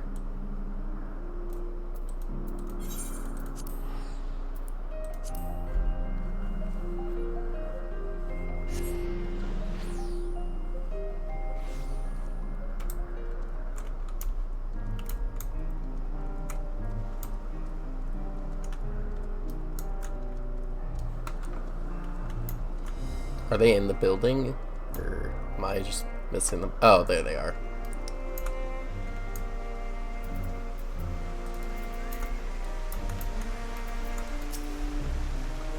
What?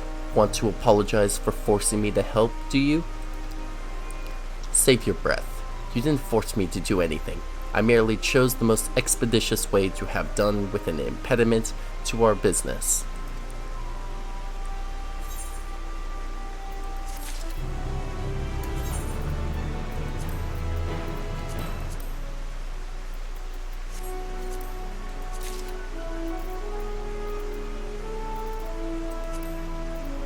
Oh. Okay.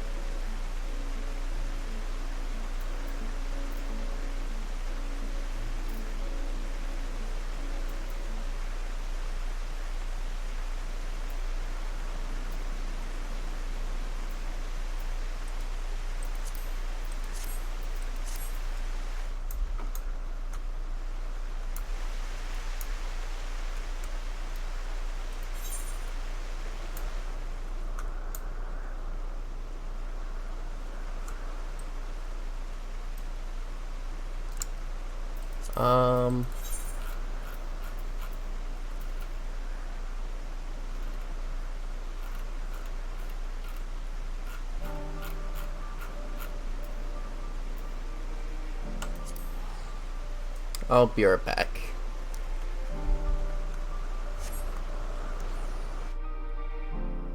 As I need to sort out a lot of stuff here real quick.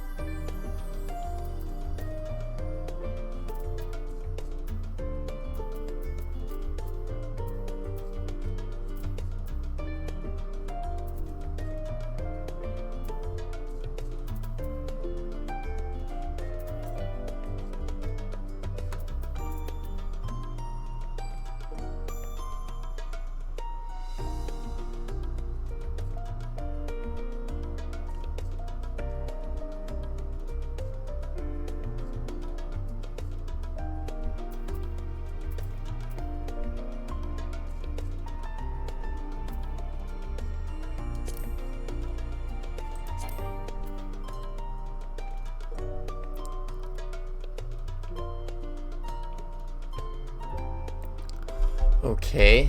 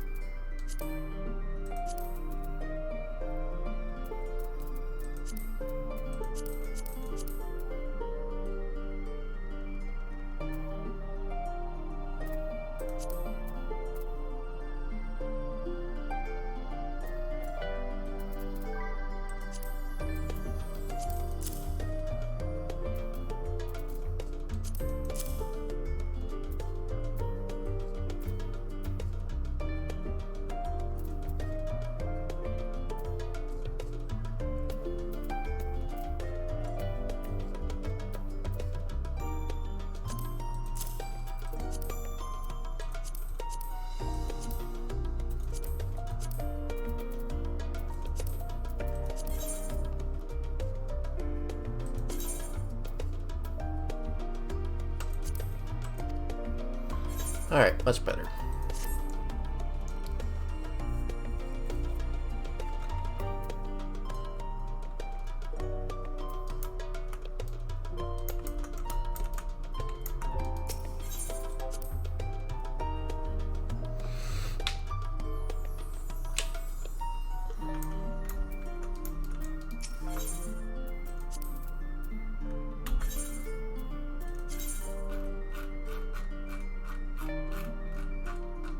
All set.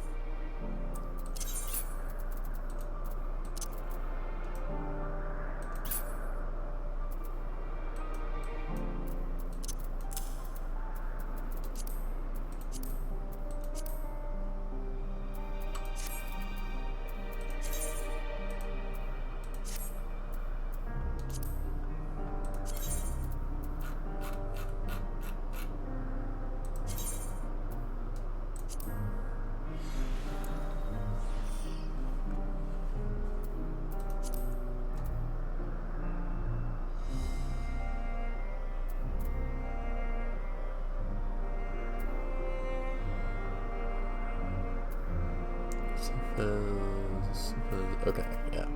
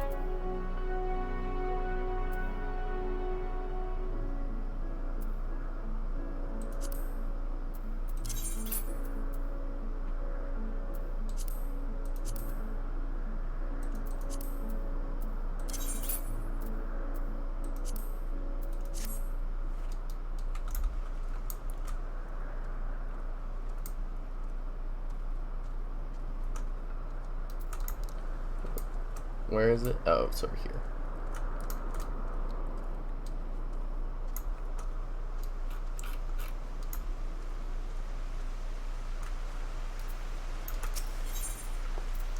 Ether to ether. Something seems to be weighing on Hermes' mind.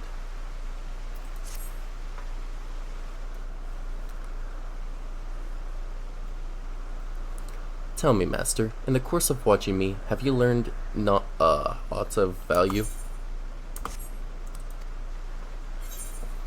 Nothing so far, but I'm hopeful that will change. Dynamis seem promising. I'm not sure what I'm looking for, but I don't think I've found it yet. Honestly, Dynamis seem promising now that we actually know about that. I mean, the whole reason we came here was due to Elpis and all that. And Elizabeth had heard the word and knew nothing of what that was, but he said that you knew, which you did, and that's Dynamis. So yeah, I'd say Dynamis is exactly what we needed. Dynamis, you say? Curious that such an obscure phenomenon should be of interest to you.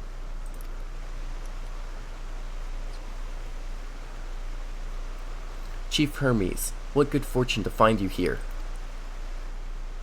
Is something the matter? The Lycaon? I'm afraid it's done it again. No sooner did we release one for observation than it set upon the nearby occupants, slaughtering them. Was the creature hungry, or somehow provoked? I had just fed them myself, and the occupants were keeping a wide berth. It is the nature of the Lycaon that is to blame, their innate viciousness. Temperament aside, it is an outstanding creation, perfect in form and function.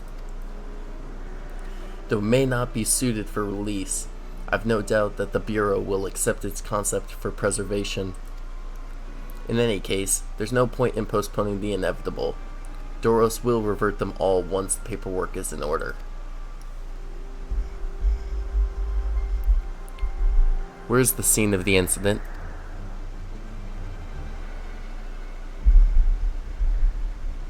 Just off the path to the 12 Wonders. As you make your way, you should see it on the left. I don't know if Doros is still there, however. Hermes, wait!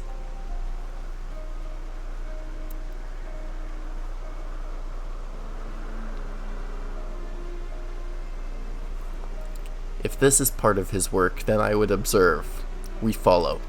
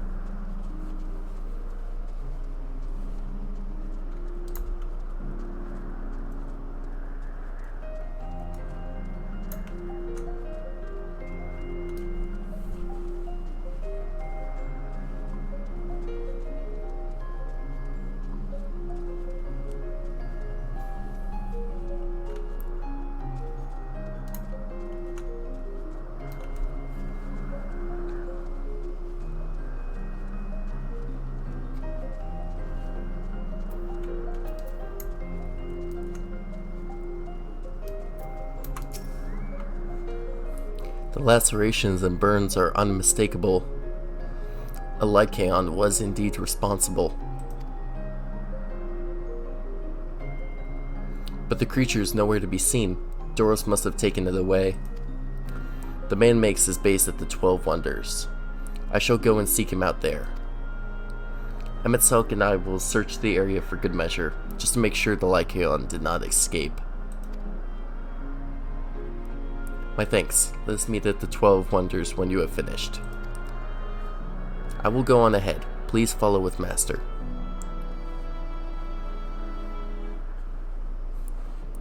Come, come. It's down this path and over the bridge.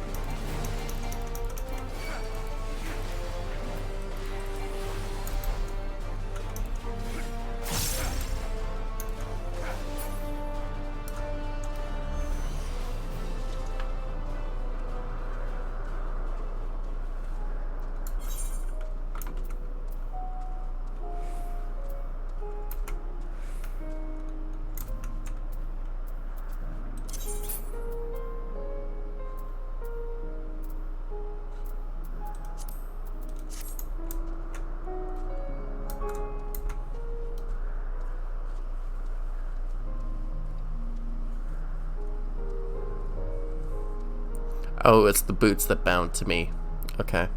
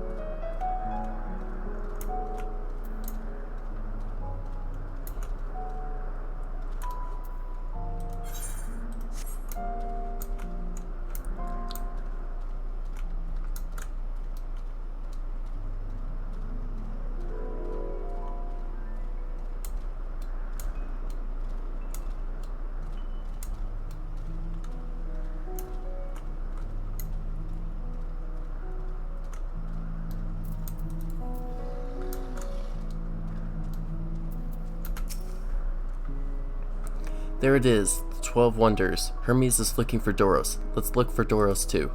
He's a man with long blonde hair, I think. I'll know him when I see him. Yep.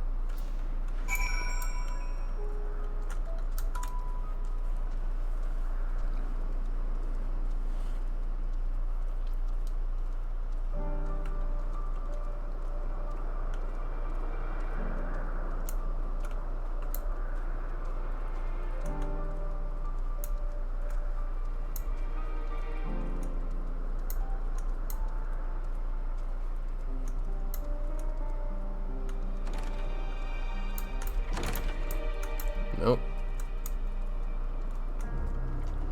There we go.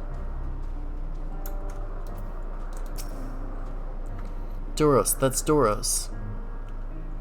Well now, if it isn't Meteion, what brings you here?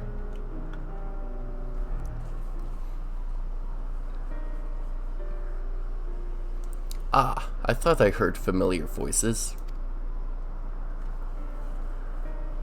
I didn't realize you two had decided to help me search for Doros. Thank you. You're in charge of the Lycaons, I believe. Where are they now? Out in the fields in restraints. Frenzied as they were, I couldn't well return them to Tissus? Once I've submitted my report, I'll see them reverted without delay. It's as he says, the beasts are indeed quite ferocious. You're one of the 14. What brings you here? Nothing you need concern yourself with, as you were. We've heard the news that a Lycaon slaughtered occupants. As the observer in charge, you are of the opinion that they are not fit to be released? I am. Their abnormal aggression and exceptional strength makes for a highly problematic combination. Matters not where they are released, Lycaons would threaten other species and upset the natural order. Could it be that the specimens observed are an outlier? Highly unlikely. We've created a good many of them. All exhibited the same tendencies. Even when we used Kairos to begin with, a fresh slate, their behavior was unchanged. Kairos.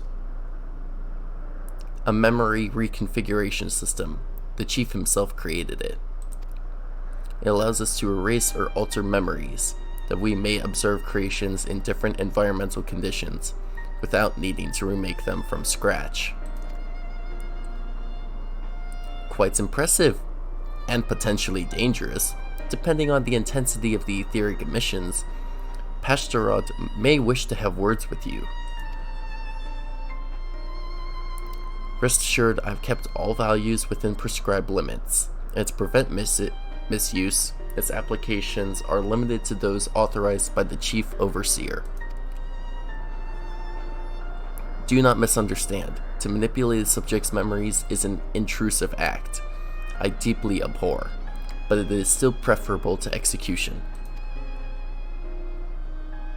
Come now, Chief. Let's not be so melodramatic. What was born of ether is simply being reduced to its original state. I know the distinctions concern you, but we mustn't lose sight of the bigger picture, making rational choices for the sake of a more prosperous star. If a creation cannot be properly studied, even with the aid of Kairos, we remake it. If a creation is deemed a detrimental existence, we unmake it. 'Tis all for the greater good, and none question the necessity of such routine processes. I understand these things, I do. I would never think to unleash a clear and undeniable threat unto the world. Yet insignificant though their individual lives may be next to all creation, it is all the Lycaons have.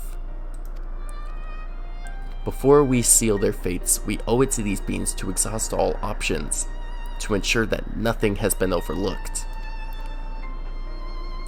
If you insist, let me provide you with a full report, and we may take it from there.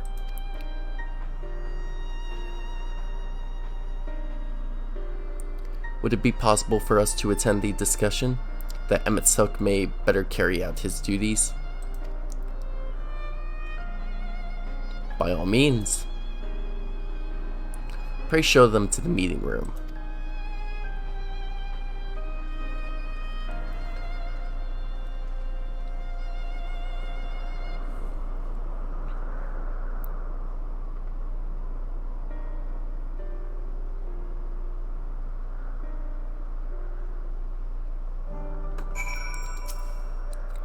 To man, other things are just beings, to be used and controlled like magic.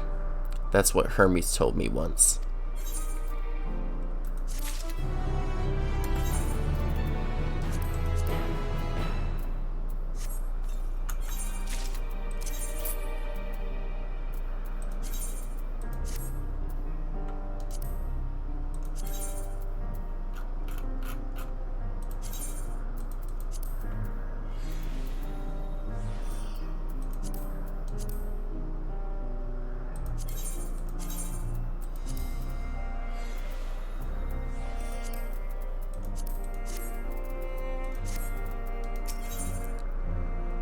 A sentimental gift. You needn't be an Enteleki to feel the weight bearing down on Hermes.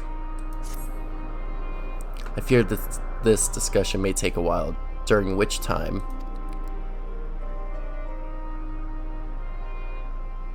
Meteion, are you feeling unwell?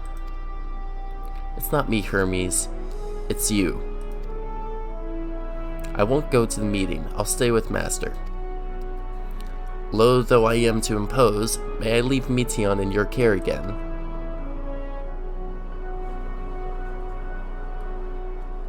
I'm in your debt, if you'll excuse me.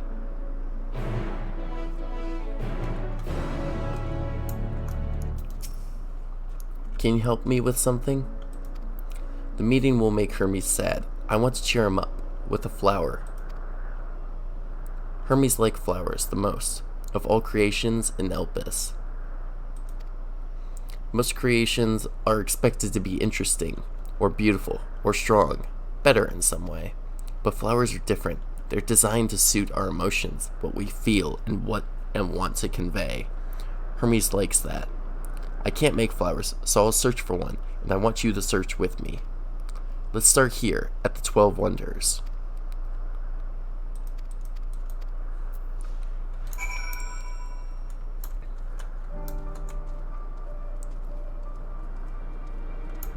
Tree in bloom.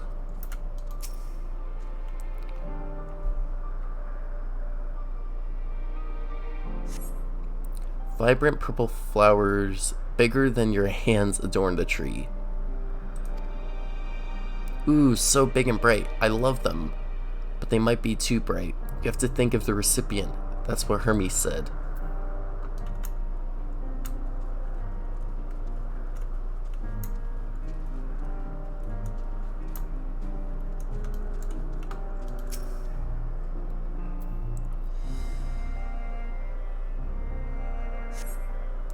A tall, slender tree rises before you. You crane your neck to look for the flowers. Now flowers, if there were apples, we could have covered them in syrup. Let's head outside next. Don't worry, we won't wander far.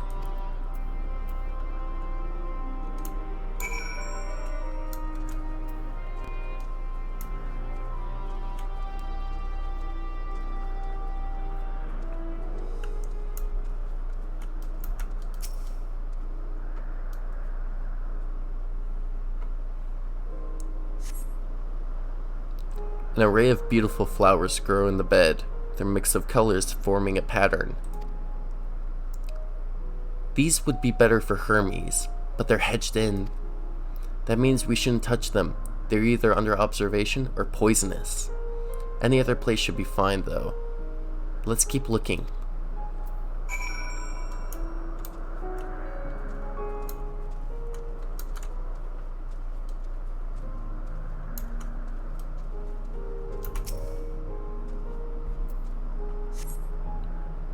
Set on a tall, thin stalk, the oddly shaped flower is mesmerizing in its undulations. Oh, a coneon, a flower that can move. When Hermes wasn't looking, it shot seeds at him. Not a good gift, maybe. But you're good at spawning flowers. We'll find something soon.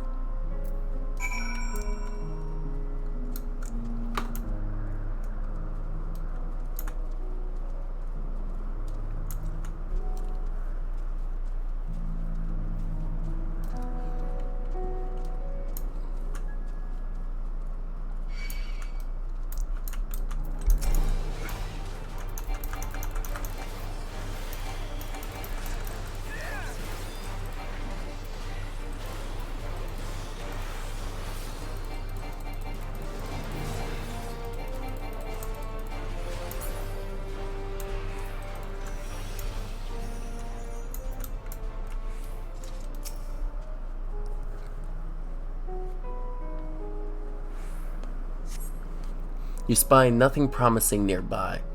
At best, common-looking grasses with some tiny few flowers. Few tiny flowers. Blah. Nothing around here. Over there. Master, something big. Huge.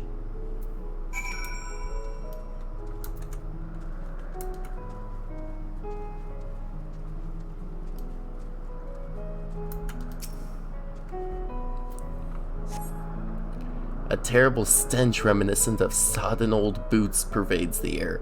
Without a doubt, the culprit is the morbol-like creature before you.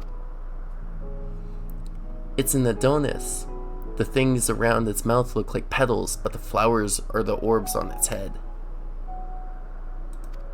When Hermes inspected it, it swallowed him up. He didn't leave his room for days. What do you think, Master? Would he like it? It's probably not the good sort of memory. I'd rather not go near that thing.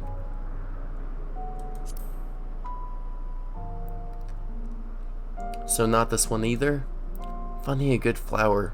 It's harder than I thought. I'm sorry, Master, but could we search a little more? Maybe as far as the fields over there? I'll pick something after that. I promise.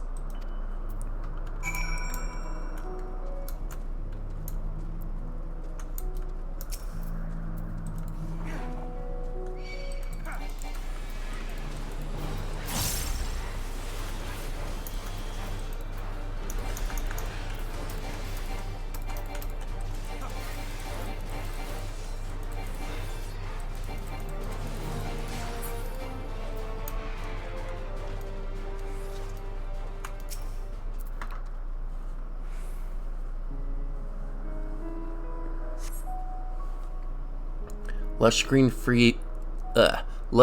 fields stretch out before you, ending where the sky begins. There's nothing. The shiny thing over there. What could it be?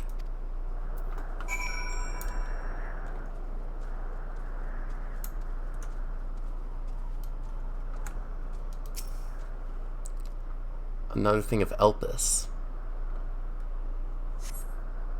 Right?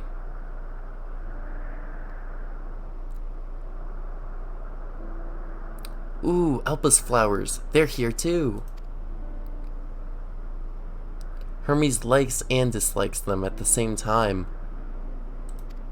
Like me, they're entelechies. Like me, they feel his pain and turn dark. That's only for Hermes though. For others, they're always white and bright.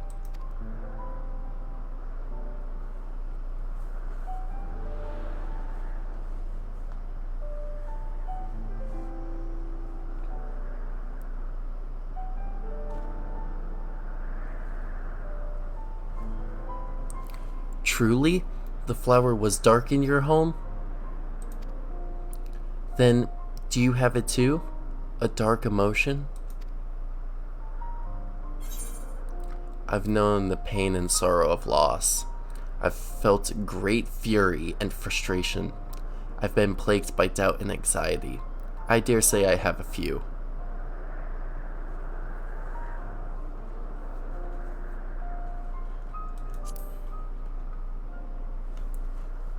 Known the pain of sorrow and loss. I see. Hermes has known the same. The feeling that a part of you is gone, again and again, but no one notices. Please, Master, won't you lend it to me? Your pain and sorrow. I want you to make the flower dark in front of Hermes. He has been in a dark place since before he created me. He needs to know that he isn't there alone. That others are sad too.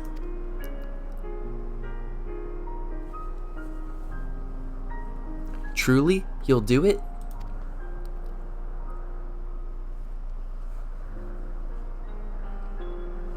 Thank you, Master. Thank you. It means more to me than I can say. I can't wait to see how Hermes reacts. Let's go back and fetch him.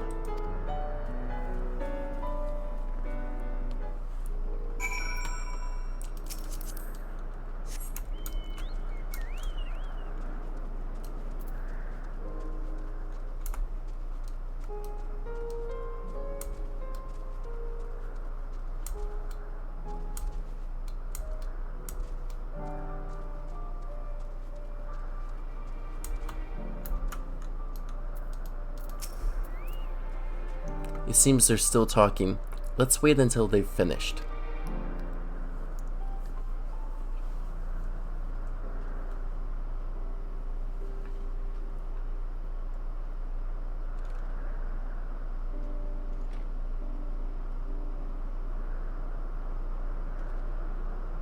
Hermes!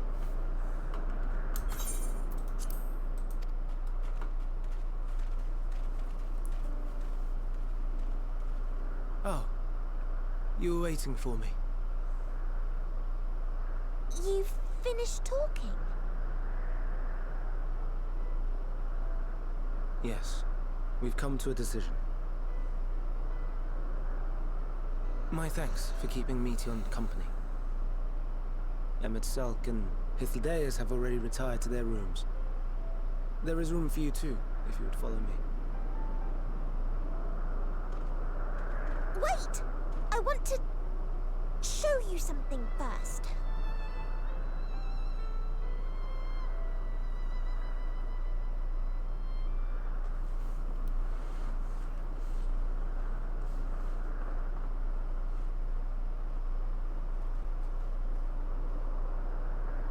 Elpis flowers? Not just that. Go on.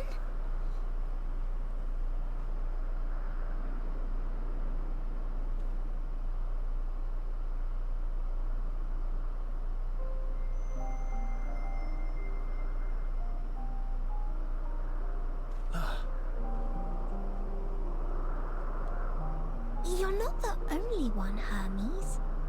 Others feel sad too. You're not alone.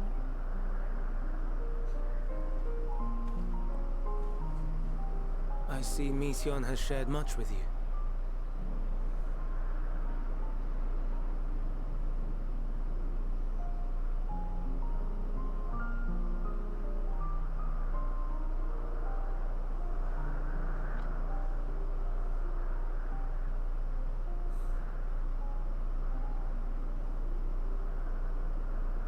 May we talk a moment?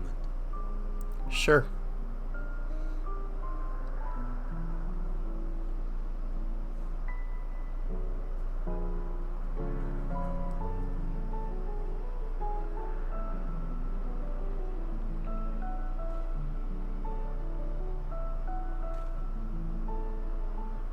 I do not think it wrong that we live for the star, that we strive to make it a better place. And yet, in carrying out my duties here, there are times when I am plagued by doubt. Do you recall what Hythlodaeus said when we first spoke of my nomination? Death is the privilege of those who have fulfilled their purpose, a choice they embrace of their own free will, and when they depart, it is always beautiful. Yeah. Perhaps it is, but only for man. Creations that he deems useless are discarded with nary a second thought. Some scarcely born into the world, afforded a handful of breaths before life and potential are abruptly extinguished. We make an effort to spare them the pain, but they sense what awaits. Rage and anguish and cower and fear. And it is not beautiful. Yet no one cares. No one. So fixated are we upon the duty that we do not pause to question the method. Pain and suffering, confusion and despair, writ plain in the eyes of those poor creatures. Yet no one sees. We turn a blind eye and carry on in blissful ignorance. Not amiss. And always, always the blossoms shine pure and white. A contradiction so blatant I could scream, want to scream. How can you all accept this aberration? Then I wonder, am I the aberration for thinking thus? And I am filled with dread. But now I know I'm not alone. Not the only one for whom the flowers weep. I won't ask what you thought as you kneeled beside the Alpes, or if you only did it at Meteion's insistence. Nevertheless, I thank you. No problem. To know that you too have experienced suffering is a comfort.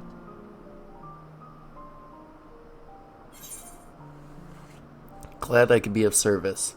Let's have no more brooding, eh? Oh, I could tell you all about suffering.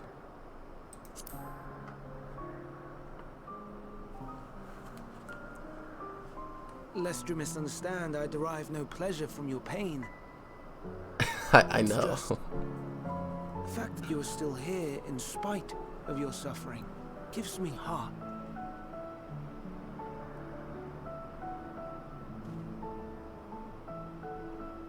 The stars in the heavens. Know you what they are?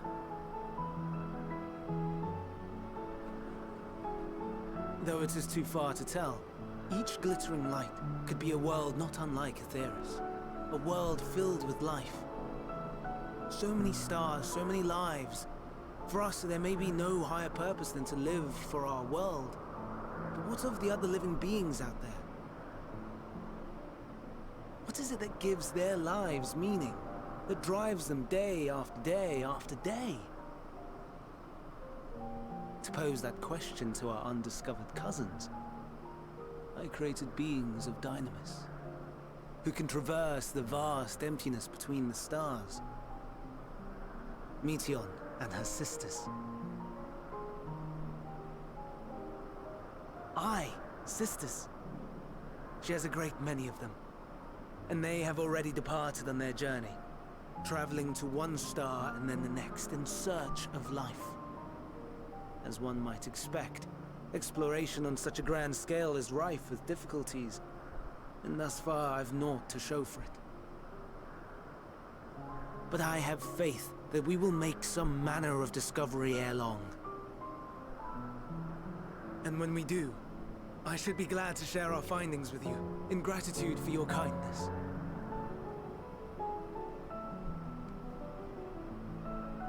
It's getting rather late. We had best find our beds. It would not do for both of us to be sleep-deprived on the morrow. Come, Meteion. Let us head back. All right.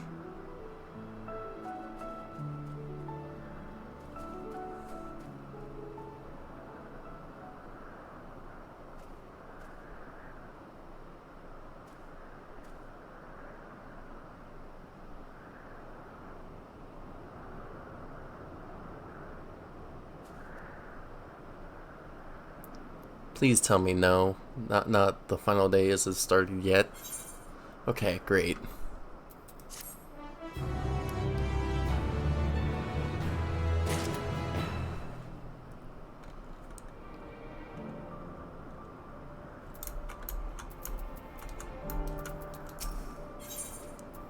Verdict and execution. Hermes appears solemn and sorrowful. An all too brief interlude, perhaps, but it is time I attend to my next task. As Emet-Selch and Hythlodaeus are aware, we reached a verdict regarding the fates of the Lycaons. 7 were created for observation, and all 7 must be unmade. Doros has followed the correct protocols, and, as Chief Overseer, I can find no faults in his judgment. The Lycaons would disrupt the natural order, ravaging and consuming other species until they themselves starve and perish. They cannot be released unto the wild, and they cannot be allowed to remain here in Elpis. I intend to petition the Bureau of the Architect to have the concept preserved as a restricted purpose hazardous life form. Hythlodaeus is pledged to support me in this endeavor. Yet whatever the Bureau decides, the existing Lycaons have served their purpose. Doros has already isolated the creatures, and is preparing to carry out the necessary measures. I will join him forthwith. It is my duty to witness the conclusion to this study. If you are resolved, then we have but to accompany you.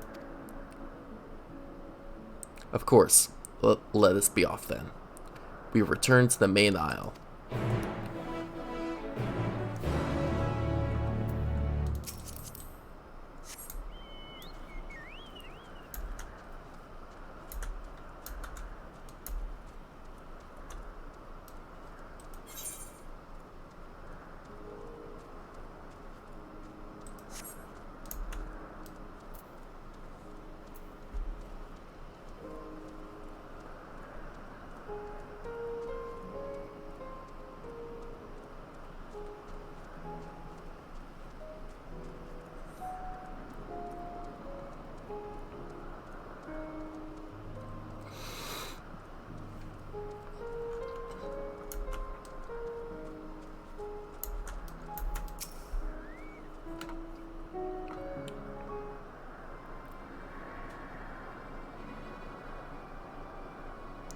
Doros, are you hurt? What happened here? They caught me off guard. I had them bound with the ethereal shackles, but they became frenzied, and even more so than usual, and broke free.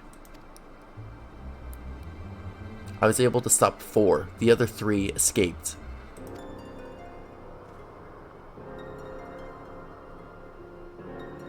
I see them. 2 have taken to the air above the 12 wonders.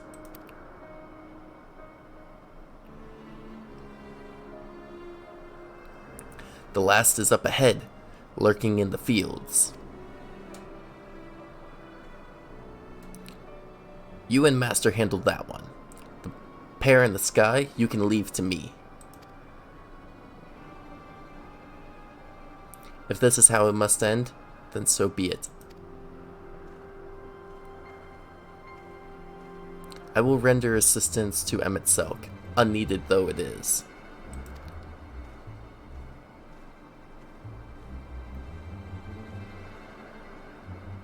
Meteion, you are to stay here with Doros. But Hermes... The Lycaons must be reverted. I would spare you their pain. And mine. This is my burden, not yours. But if you are intent on helping, then please follow my lead.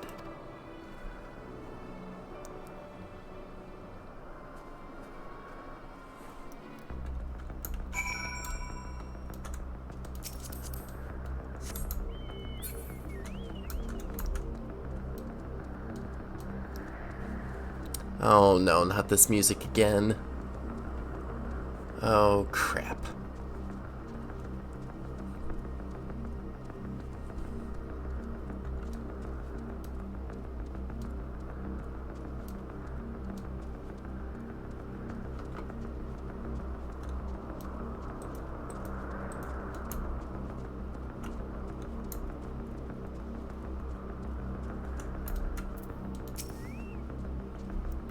I appreciate your help and lament that it is necessary.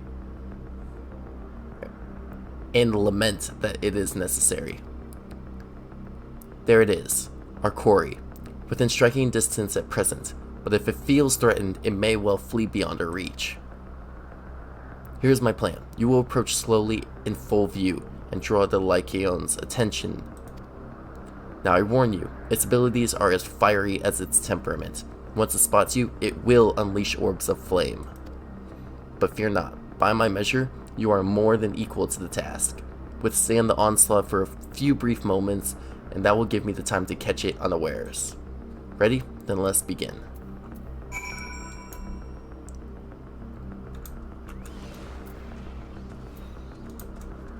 Pretty sure we have to just take it. Does it attack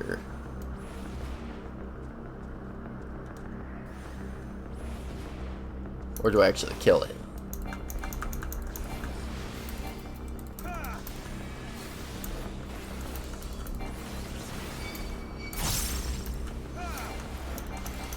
Come on.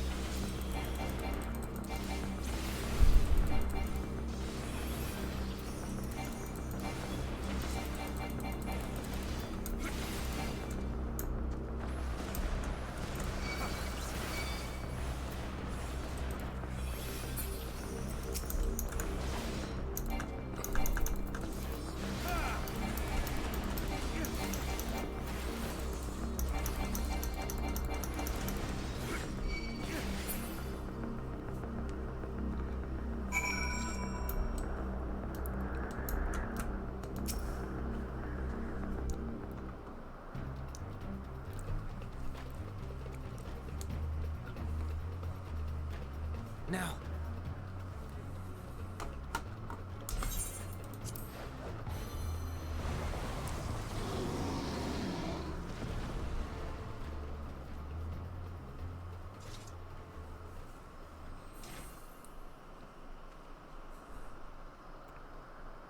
Oh. Forgive me. Please, forgive me.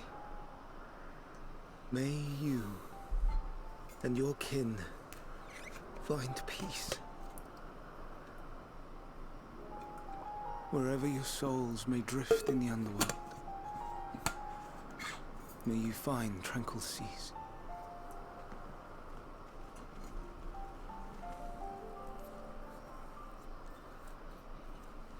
Be not forgotten, in concept endure, to reclaim form and one day live again.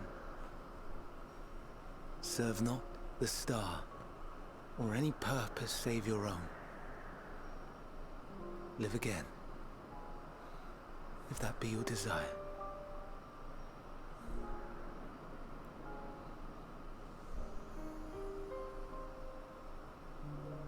Hate, if that be your want. Ye are worthy, but leave your suffering behind. Lay down your burdens, be born anew.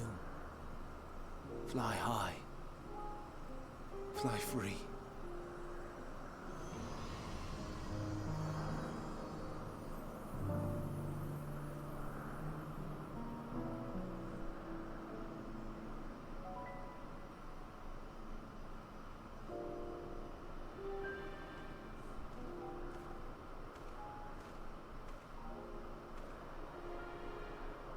Join the convocation, Hermes.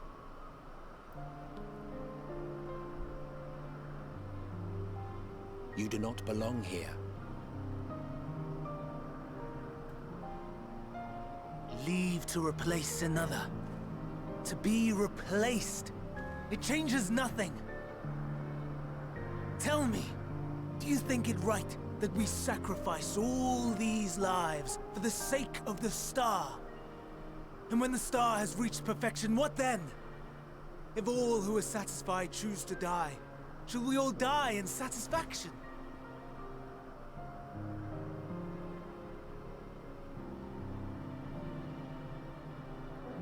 I do not know.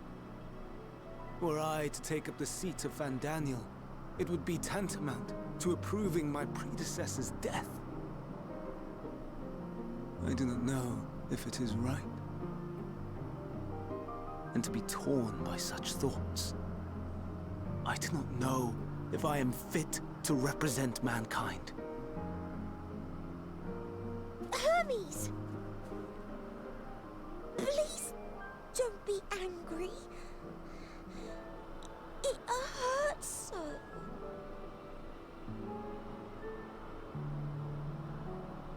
Forgive me. If you would still consider me in spite of everything, I beg some time to gather my thoughts.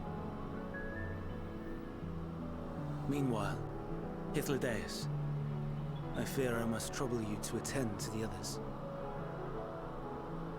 'Tis no trouble at all. Take as long as you require.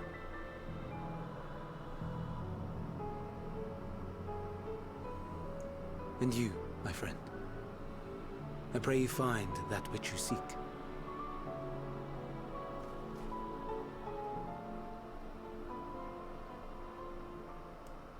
I expect we have some few matters to discuss. Shall we return to the 12 Wonders for a time? Aye.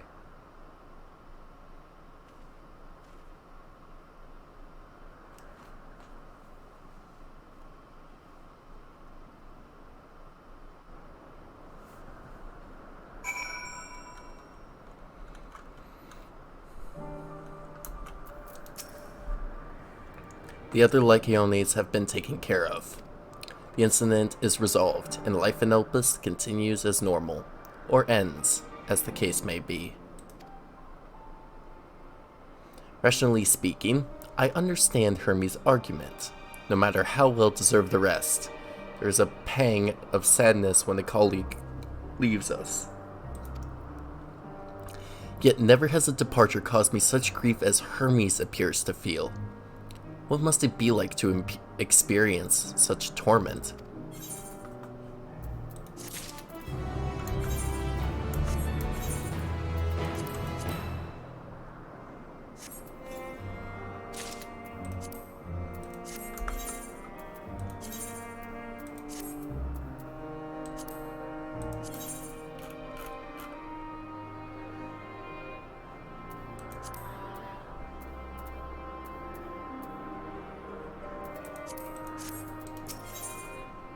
Travelers at the crossroads.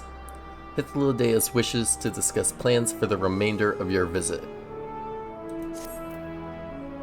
Where to now? If there's anywhere you would like to visit before we leave, I should be glad to show you the way. Hermes has not yet outright refused his position with the convocation, merely postponed the decision. As such, I may as well resume my assessment. If we cannot accompany him, then I will content myself with questioning his colleagues. Ever the pragmatist, then allow me to remain your humble guide. And what of you, master? Will you continue along with us? Wonderful. Our fellowship travels on unbroken. I say we explore another part of Elpis and see what new encounters there are to be had. If you would follow me, we will first head back towards Anagnorisis.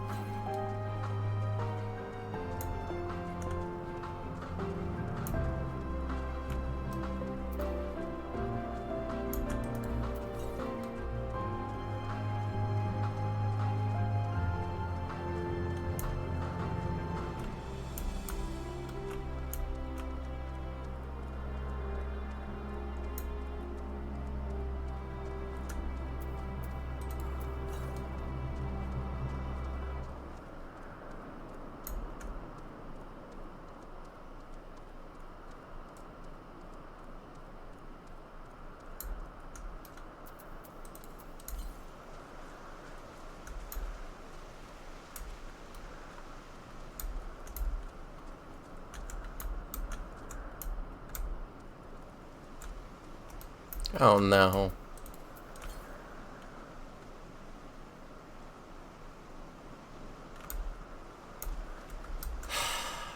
That's unfortunate.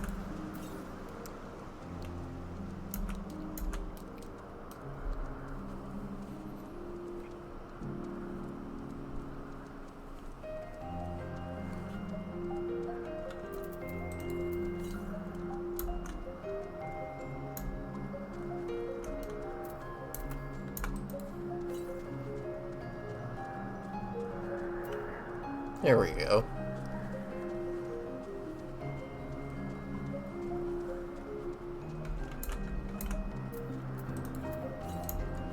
Oh, there it is.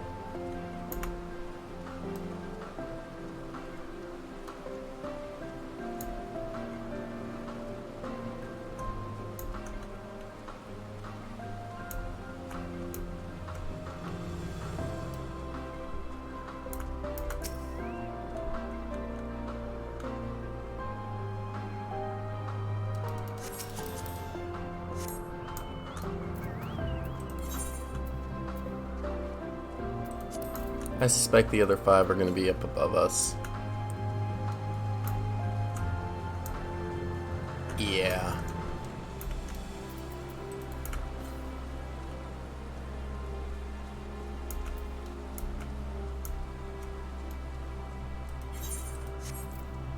Well, maybe not.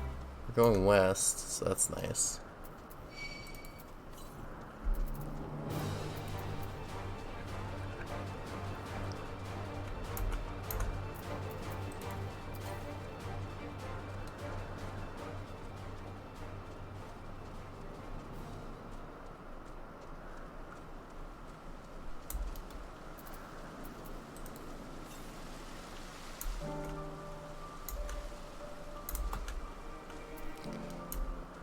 No, that would definitely take me to that. Or tried to take me to that area, so that's not right either. Also, that's now... Oh, there's 1 and 2. So that's 2 of the Ether Current quests. Alright. The rest would probably be unlocked up there, more than likely, so...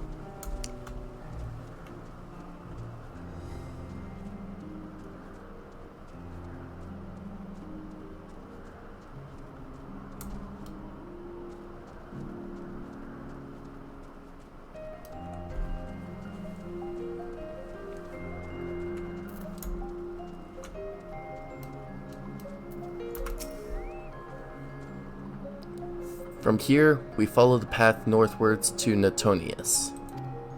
There we will find one of the Neus, which will facilitate travel between the islands of Elpis. First-time travelers must be accompanied by someone with the requisite permission, which I have previously been granted. We only need to use the device together once, and henceforth you will have leave to use it freely. Shall we?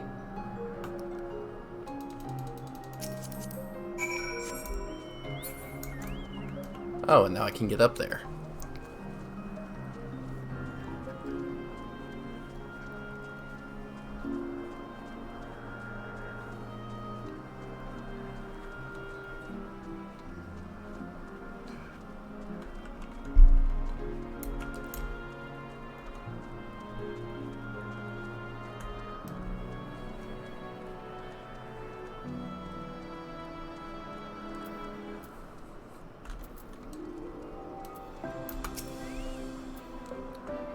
Here we are, Netonius. The news will take us to Kalimelios Zephyros, the western island. That's it right there, looming large over us. Step this way and we can soon admire the view from above.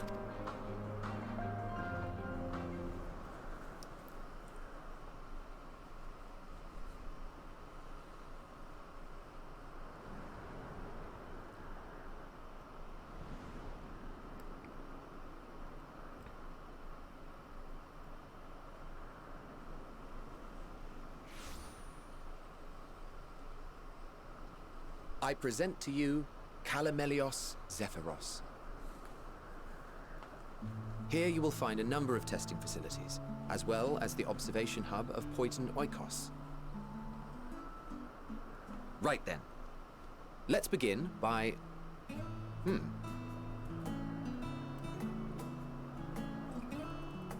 Well, well. An Arraius. How delightful.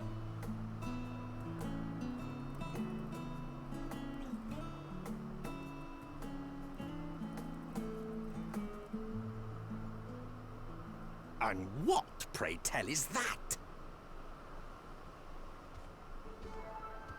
Ah, that's a new species of shark. We approved the concept but a few days ago. Sharks are among the most popular sea creatures. Rare is the day when someone does not submit a new concept. At first, they were largely orthodox, consideration given to such things as size and environmental impact. And then a whimsical someone thought to bestow it with flight. Another, superior intelligence. And then the floodgates burst. Concepts with multiple heads, or arms and legs, and so on and so forth. It was getting absurd.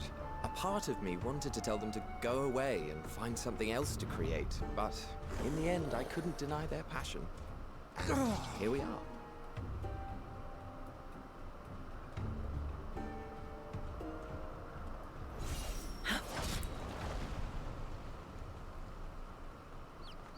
Well, that was quick. Whoever you are. That was too close. Are you unharmed? Heidelin? Well now, if it isn't a pair of familiar faces. Banar, that we should meet you here. Vana.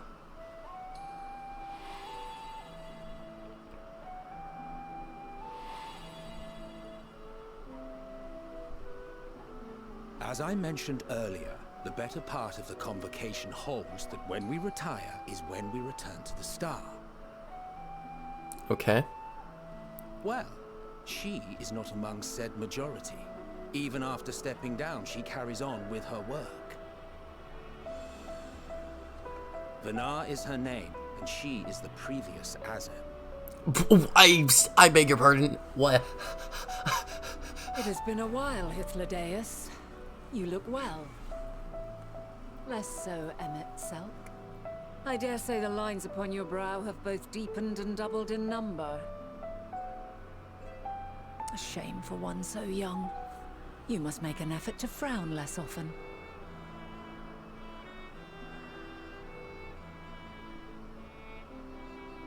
Easier said than done, thanks to your unruly successor. How is he, if I may ask? Incorrigible as ever. Rushed headlong into a volcano on the brink of eruption just the other day. I should be glad to share the tale in its entirety later, if you're so inclined. Oh, you know I am. Now then, you are? Crap. I don't know how to answer that one. Futurism?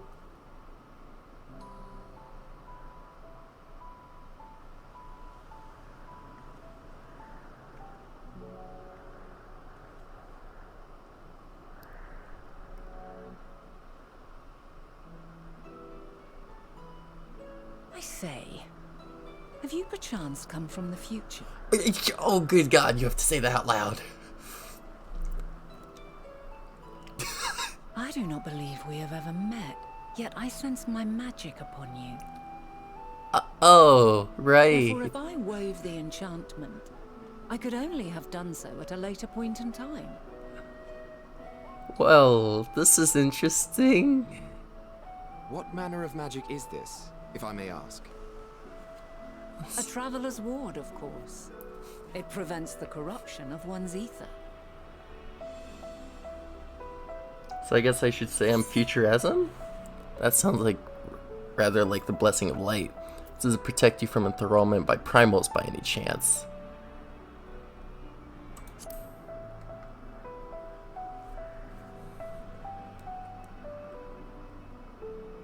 I see you are not ignorant to its presence.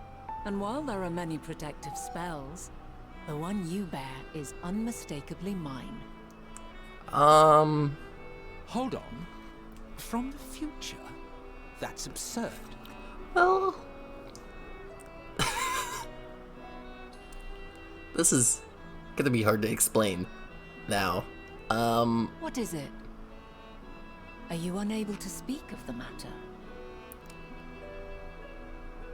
Well... The reality to which you must return exists as a result of the final days. You cannot reshape the past to undo the tragedies of the present. Yeah, I can't. Sorry.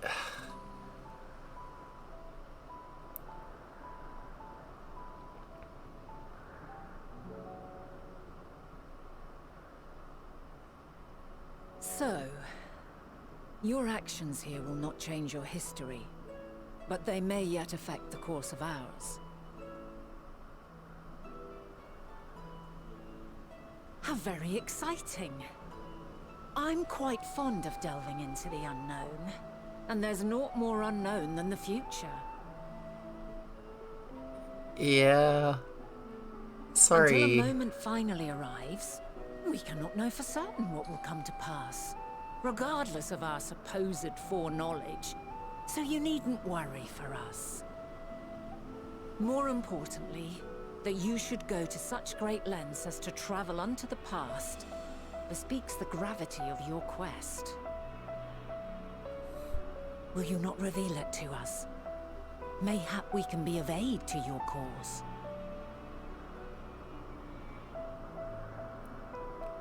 I mean, if it's not gonna change my reality, but it's worth a shot. If this is true, then you've been keeping quite the secret to yourself. I'm sorry.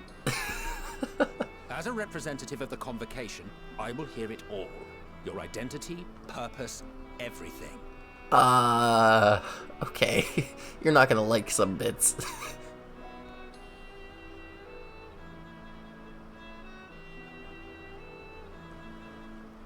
Why don't we move to a place more conducive to calm conversation? I've been working here for some days now at an old friend's behest.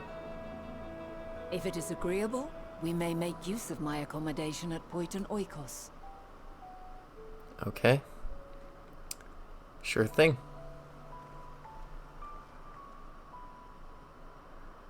We were meant to meet. I am certain of it. Yeah. Else I wouldn't have marked you so clearly, and sent you unto myself in the past. It's precisely the sort of mischief I would get up to. And quite inspired, if I do say so myself.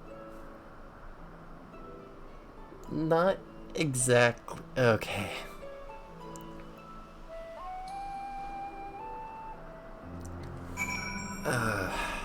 Oh boy. This is gonna take a long time. Vana. My apologies, but before we move along, a colleague has tasked me with a matter which I'd rather not leave unresolved. It involves finding a certain concept engraved crystal and the quick-fingered Aureus which made off with it. An Aureus, you say? I think we might have seen the culprit before being distracted by that business with the shark. Would you like us to follow its ethereal trail? That would, of course, lead us only to the Aureus. There is no guarantee that it hasn't dropped or stashed away the crystal you seek. Please, even that much would be enormously helpful. While you are hunting down the thief, I can follow behind and scour the forest floor just in case. Could I ask you to join the search? I would appreciate another pair of eyes to cover the land of the west of here. Or to the west of here. Many thanks. There's a small bridge leading into Poitin Oikos. Let us meet up there once we've exhausted our efforts.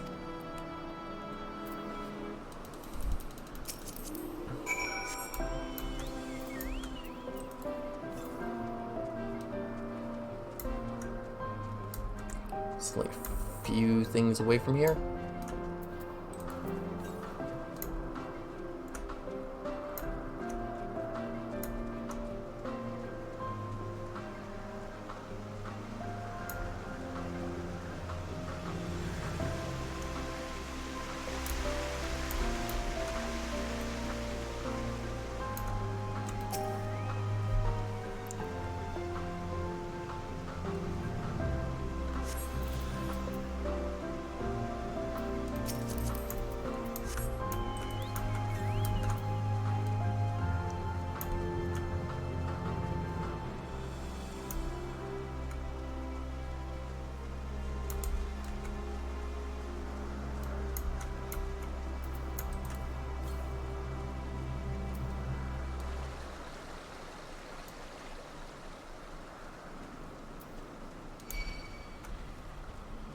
And see ya.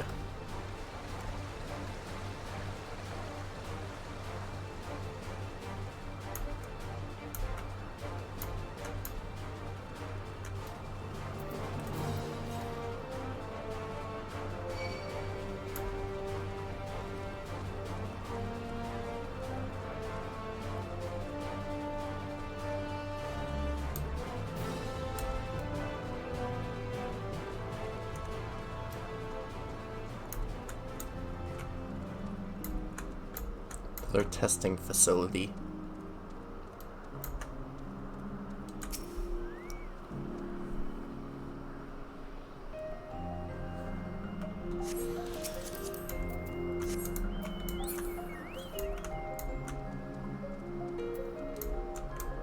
And there's one even higher,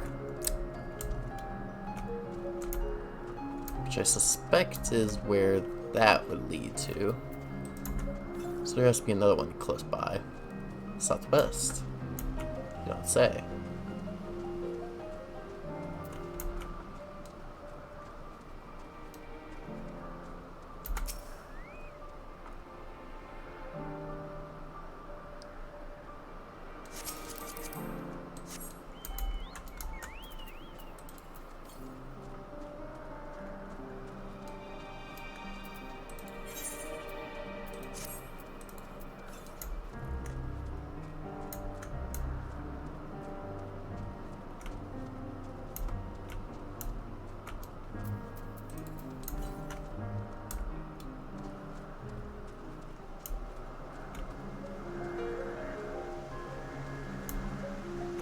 There it is.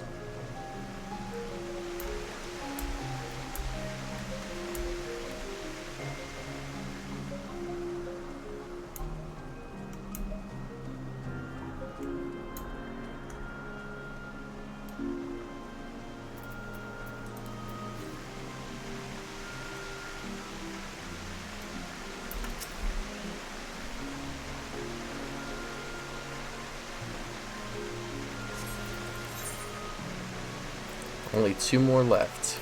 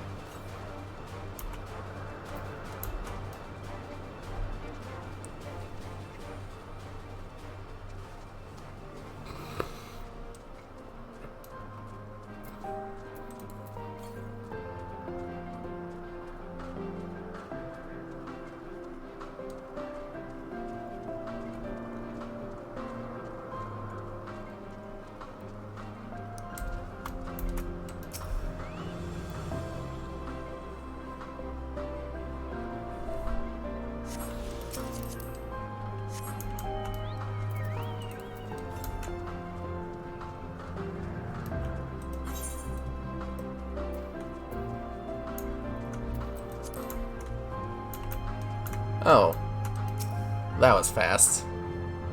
Concept crystal.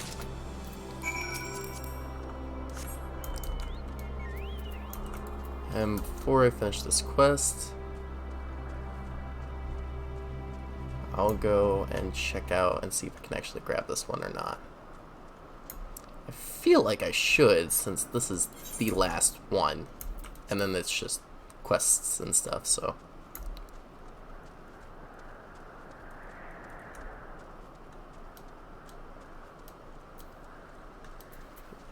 Sorry.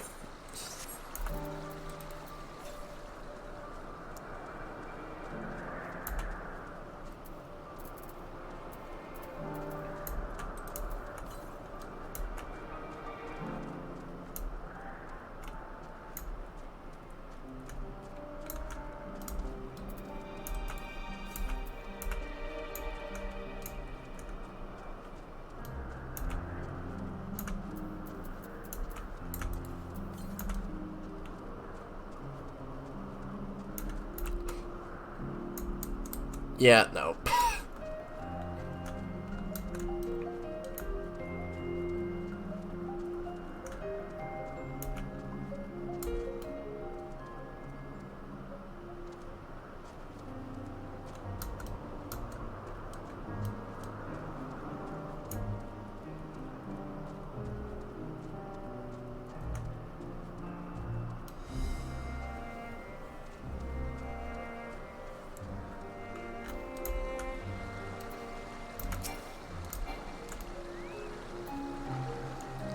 Our last searcher returns.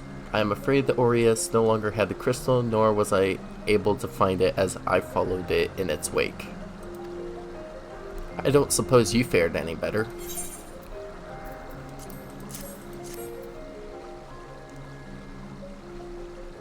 The crystal! Well done.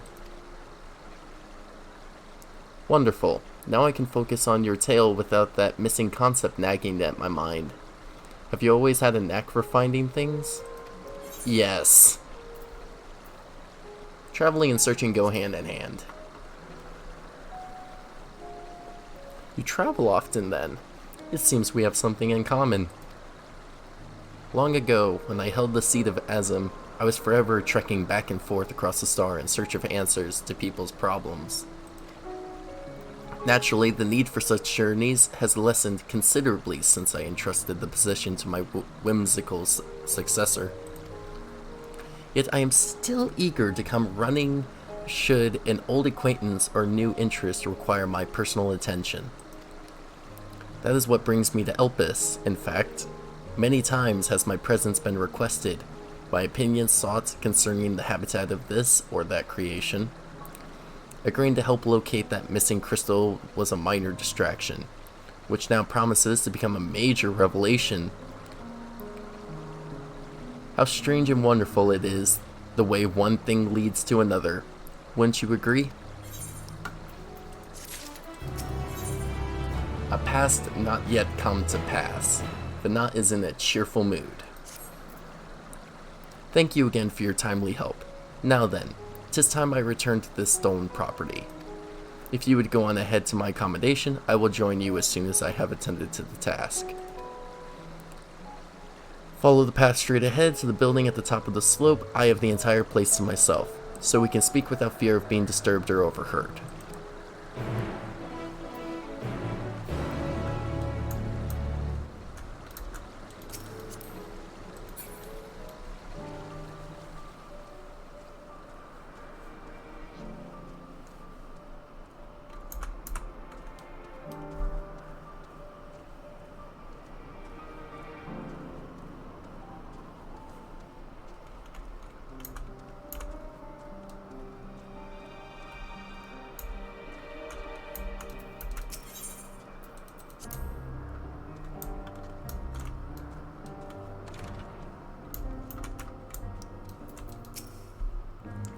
Welcome to my temporary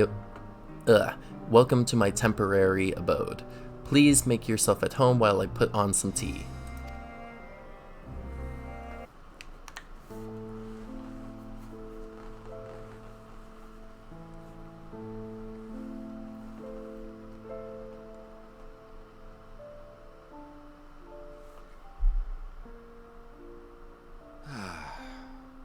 wonderful aroma. I feel more relaxed already. Would that I had sweetmeats to offer, but I travel light out of habit. There's plenty of hot water though, so please have as much tea as you like. Now then, will you tell us your tale?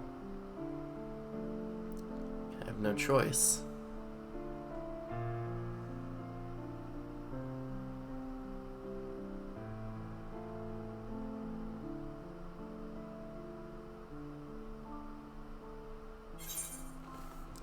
A calamity called the Final Days has befallen the world. The world has been sundered, broken into shards. Mankind is being forced to flee the star.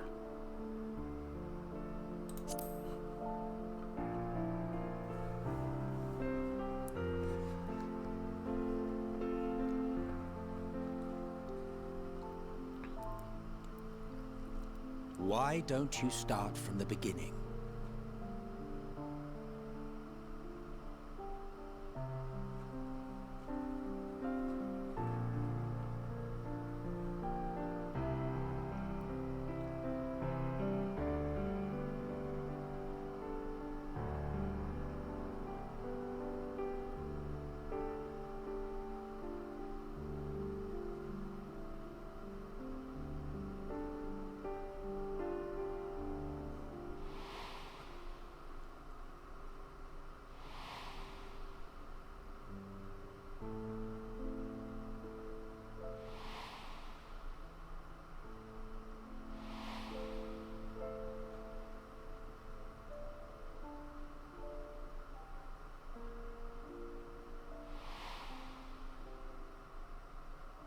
Oh god. Poor Emmett Silk.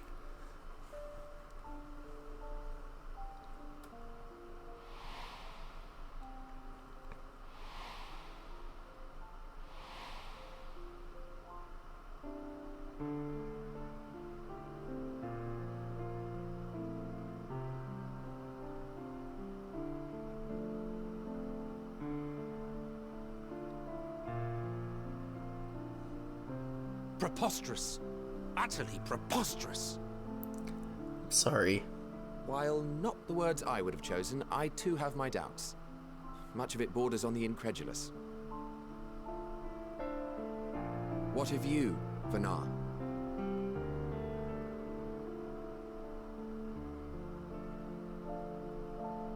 Not knowing the precise details of the first final days, it is difficult to determine the veracity of the tale. Supposing it is all true, I must ask myself why I would do what I did. Why would I feel I had no recourse but to oppose the 14 and create this Hydaelyn? Circumstances change, of course, but it would not have been an easy decision regardless. No, there must have been a reason. One compelling enough to force me to take such drastic measures. Then there is the Elpis flower, which I said would serve as a guide.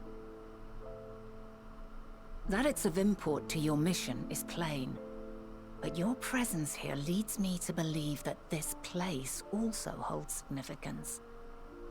But what could it be? What are we meant to accomplish? Might it not be simply thus? In the future whence he came, the final days could not be averted. Mankind has no choice but to flee the star. By alerting us to that eventuality, perhaps you wish to pave the way for other futures. Theoretically speaking, it is a possibility. Yet if that were my primary objective, I see no reason to guide our friend to Elpis specifically. The capital and Amarot, or even my own home would be more logical destinations.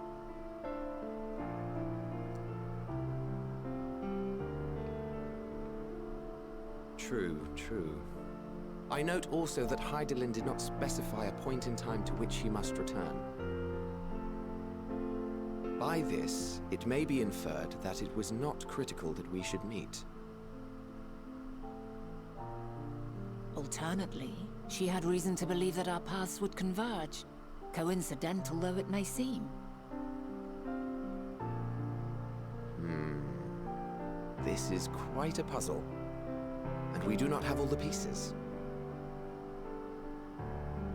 Hardly any, but we do have one immutable fact. If the final days are indeed as described, they will bring death to all that I hold dear. Yet despite being afforded long years of preparation, the only provisions I could make were for flight. Nay, my first and foremost endeavor would be to find a way to forestall the coming doom. Given that even the 14 failed, mayhap you deemed it impossible. Nothing is impossible. This I have always believed. And if Hydaelyn is indeed me, she would believe the same. Listen to yourself. Are you seriously entertaining the notion that you are a messianic figure in some far-fetched tale?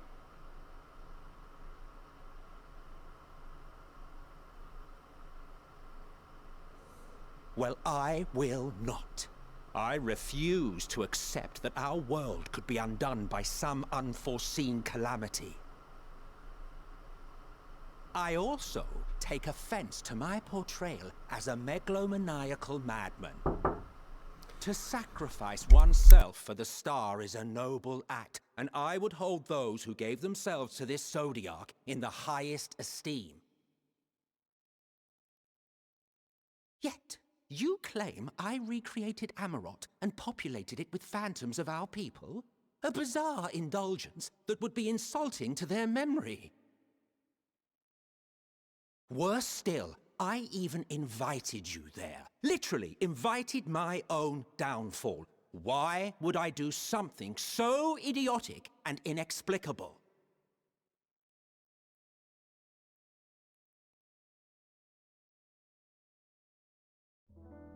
Now, I will allow that the hypothetical task of restoring our world would be daunting in the extreme. The thought of having to bear such a burden for 1,000 lives horrifies me. But I would never forsake my duty. I would never forsake my brethren.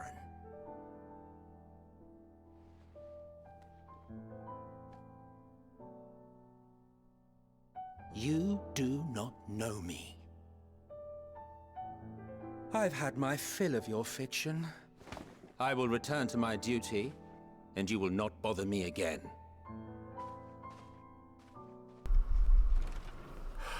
Emmett Selk! Wait! I knew he wouldn't accept this.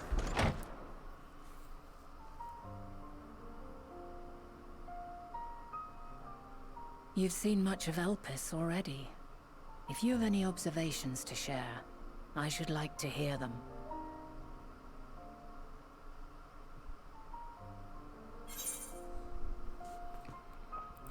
Dynamis is key to all of this. Hermes and Meteion are somehow involved. I'm still trying to make sense of it all.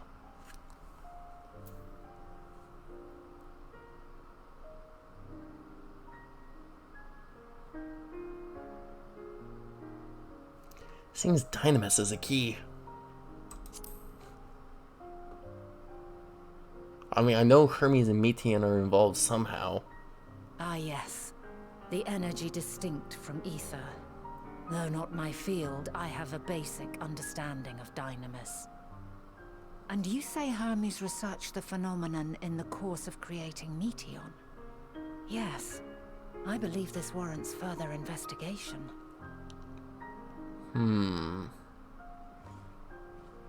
With that settled, 'tis time for action. Beg your pardon? Action? The missing pieces of the puzzle are here, I'm certain of it. And when you find them, the picture my future self has painted will be complete, and you will have your answer. And suffice it to say, I will aid you in your quest.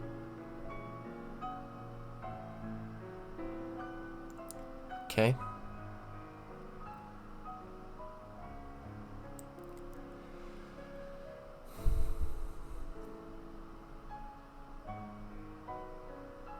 Have faith. If Emmet Selk is the man Azam described to me, we've not seen the last of him. I know.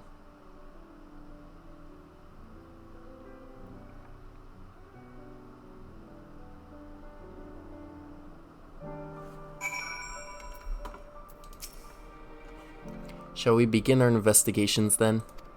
I'm acquainted with Hermes, of course, but not only as a visitor received by the chief overseer of Elpis, of the man himself. I know only that which is common knowledge. Thus I suggest we fall back on the tried and true method of conversing with the locals. The observers who live here can surely tell us more of Hermes and Meteion, and I have a good idea of where we might begin.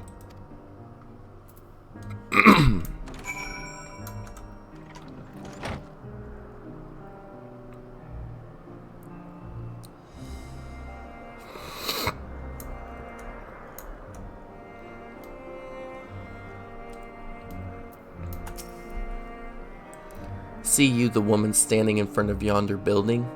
Her name is Ismene.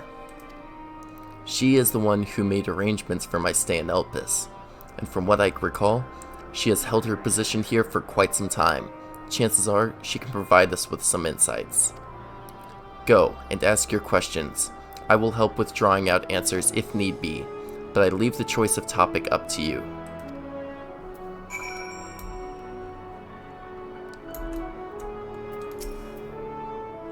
Questions? For me? Well, I suppose I have no other pressing duties at the moment.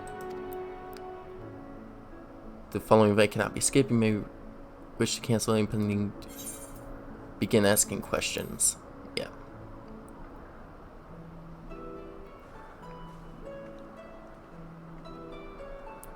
Greeting, Ismene.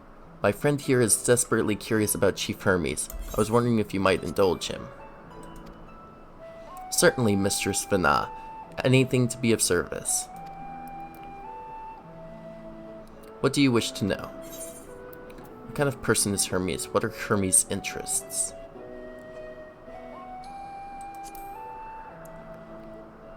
His interests? Well, he is an authority on flying life forms, and has expansive knowledge of living creatures in general. Is that what you wish to know? How would you describe him as a person, as a colleague? He's a quiet man, reserved, you might say, and occasionally somewhat poor with his choice of words. His reticent nature, however, does not prevent him from carrying out his duties as chief overseer. I hope that answers your question. Was there anything else? How long has Meteion been here? Do you know of Meteion's abilities? I cannot rightly say. As the chief's personal creation, Meteion has not been subjected to observation and study like other concepts. So one day she was simply there, and what do you make of her abilities? I understand that she is a highly unusual familiar, able to read emotions and communicate directly with one's mind.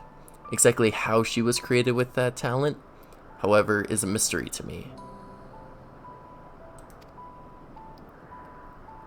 My apologies, I wish I could explain her nature in more depth, but I've not had occasion to discuss it with Chief Hermes. Do you wish you knew him better? Do you trust him?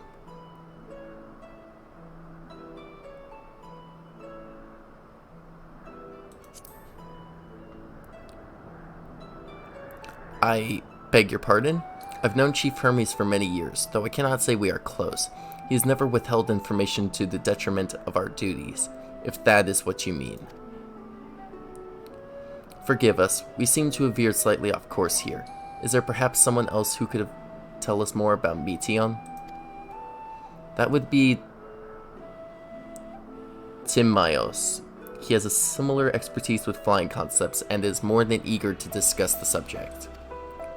You'll find him conducting his observations on the banks of the stream, somewhere to the east. Oh, and unless you take a particular joy in rambling discourse, I suggest you keep your questions concise. We shall keep that in mind. Thank you for your patience and your insight. Think nothing of it. If there is aught else you need during your stay, please do not hesitate to ask.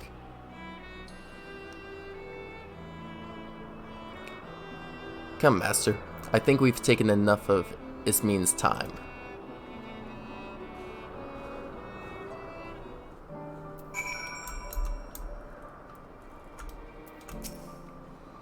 Our investigation is off to a fine start, wouldn't you agree? From here, I propose that we split up. I shall continue making inquiries with the resident observers. If you could track down the colleague Ismin mentioned?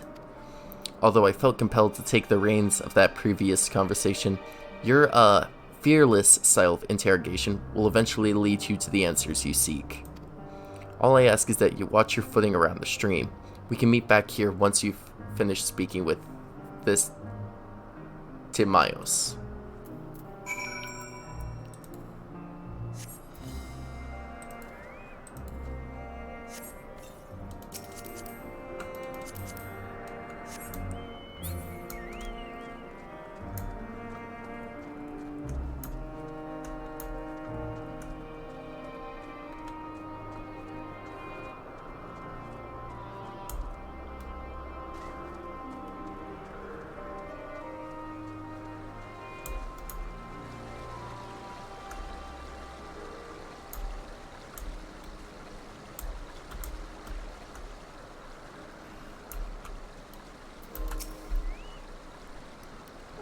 Yes, I am Timaeus, but please keep your voice down. You'll startle the birds.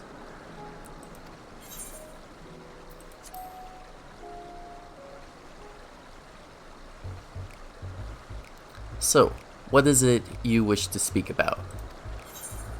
Is it true you're an expert on flying creations? What do you think of Chief Hermes' flying creations? Chief Hermes' work. A worthy subject indeed.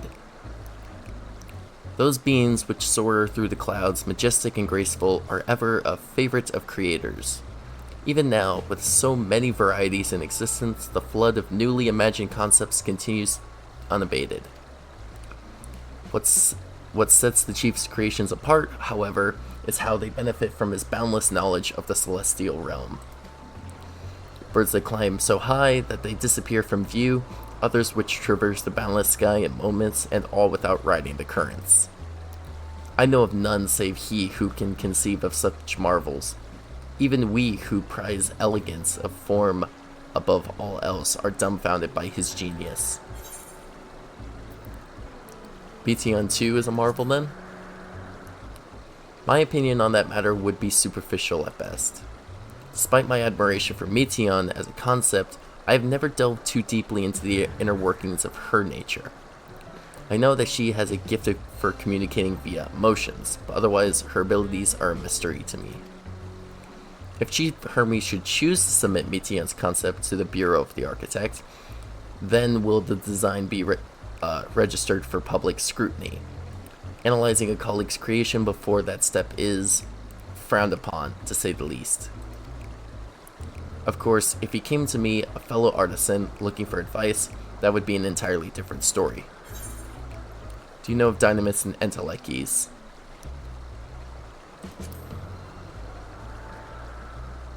Dynamis and Entelekes? Those terms do sound vaguely familiar. Was there not a flower made here in Elpis which exhibited properties of one or the other? It must have been centuries since I last heard anyone speak of such things. Has there been a resurgence in interest? Then why bring up the subject? I'm flattered that you sought my insight, but I cannot afford to neglect my duties for the sake of idle chatter. Now I must really return to my observations. Surely you have your own tasks to attend to.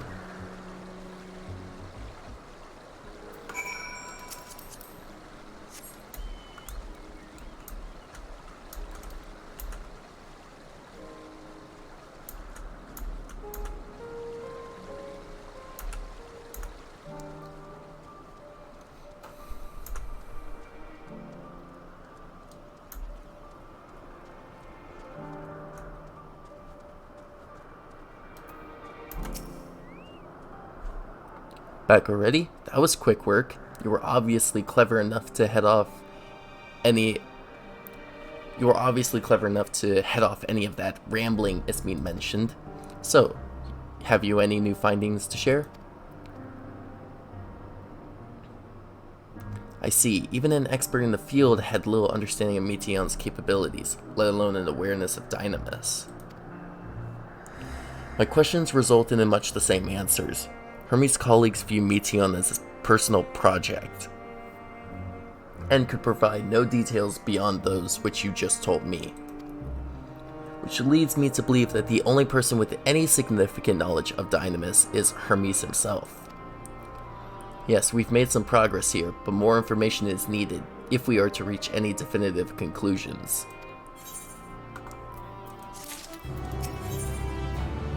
Witness to the spectacle. None is musing over your recent findings. At present, the strongest link we have to the final days is the power of Dynamis, and the entelechies which can control it. Yet most scholars are only vaguely aware of these terms, let alone study them in any depth, except for Hermes, it seems. Thus I am inclined to stay our current course and learn all we can about the Chief Overseer and his familiar. And on that subject, was there aught else of note you can tell me about Meteion, aside from her unorthodox method of communication? There are more like her. She has sisters. She and her sisters were created to journey to the stars and search for intelligent life. I rather wish you had mentioned that earlier. In any event, would you care to elaborate?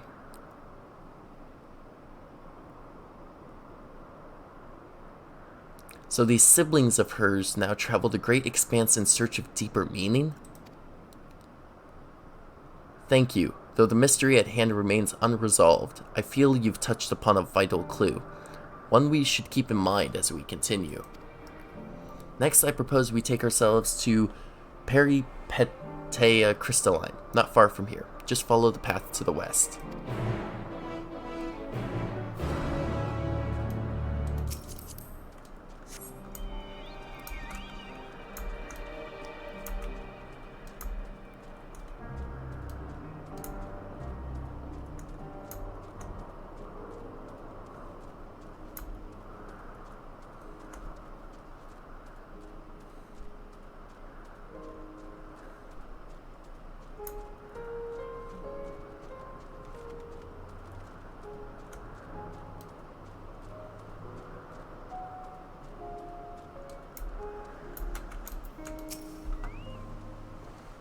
This tower and the one further along are both part of Peripetea Crystalline, the facility where they archive all of Elpis's observational and testing records. Despite how they appear from the outside, the interior is actually a vast area of magically interconnected spaces, which, while fascinating, is not the reason we are here, is it? I shall cut my architectural lesson short and see what those two archivists have to share. If you could find someone to speak with over at the other tower, I shall join you there anon.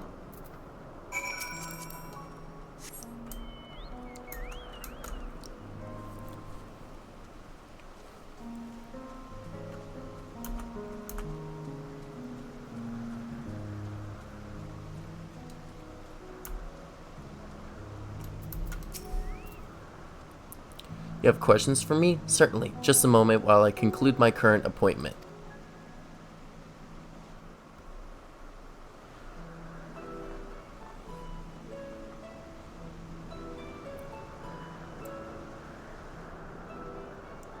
Indeed, so if you could provide a comprehensive log of those behaviors, we should then have sufficient data for our official records.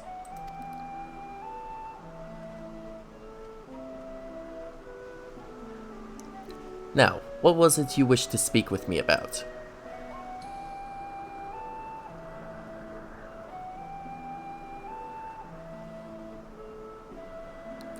The Chief Overseer's personal research project. And by that, I assume you mean Meteion. Such undocumented studies are difficult to track.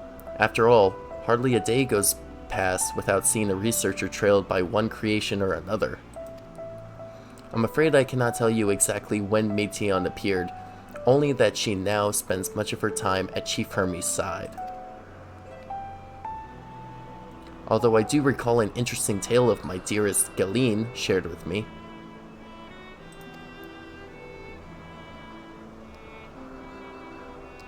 Ah, Galeen is my partner, and a fellow researcher here in Elpis. She was running late one night, and when she caught sight of Chief Hermes sending Meteion heavensward, a host of them.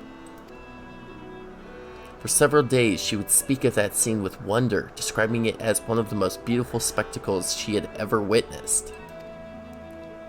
That sounds like a story I should like to hear.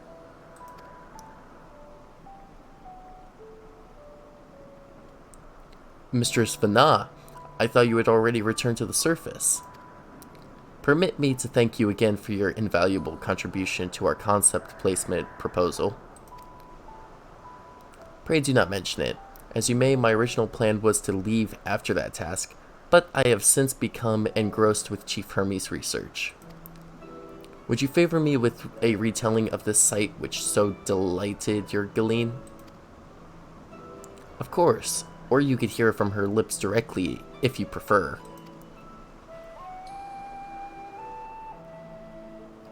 At present, she should be observing a subject in Metabasos Thalassae. She does enjoy her time there, watching the sea creatures hunt and play, gazing upon the salty waters of the world's oceans, recreated in such sublime detail.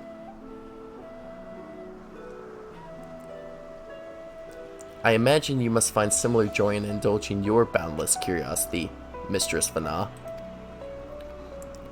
Even though such pursuits must continually and regretfully delay your return to the star.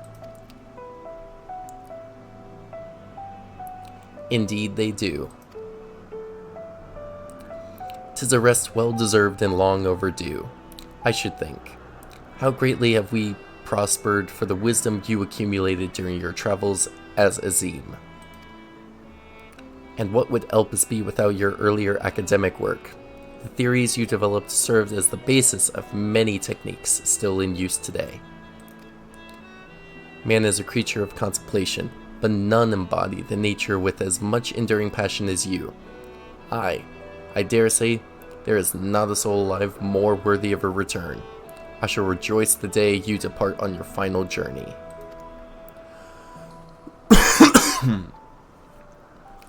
I will be honored. Well, shall we take this opportunity to meet with Galeen in person? Then allow me to reconfigure the door to the archives here. It will take you up to the Skyway and spare you the need to avoid hostile concepts on the ground. That would be most helpful. Thank you.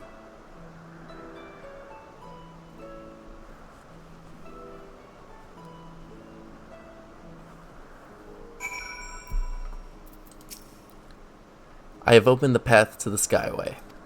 Once you pass through the door, simply walk straight across to the next tower and ask for admittance to the upper tier. Upon arriving at the upper tier, walk straight across the Skyway and you will find yourself at the entrance to Metabasos Thalassae. Galeen will be eager to share her tale with you, I am sure.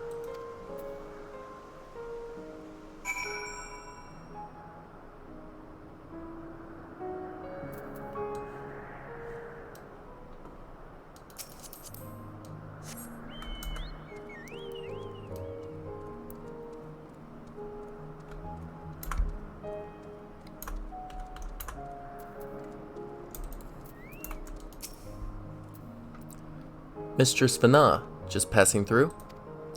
Then allow me to prepare the path. If you need further assistance, there is always an observer to put on the upper Skyway.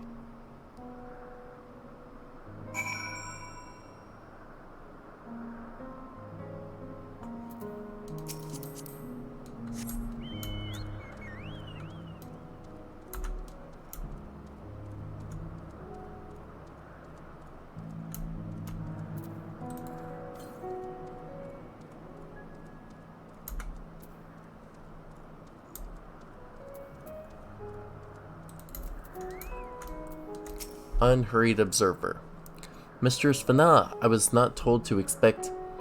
We would have prepared an official welcome. Please, there is no need for fanfare. I only wish to speak with Galeen, if that might be arranged. Yes, Galeen, of course, I will inform her immediately. But she may be engaged in a testing phase. You could be in for something of a wait. Should I let her know your business is urgent?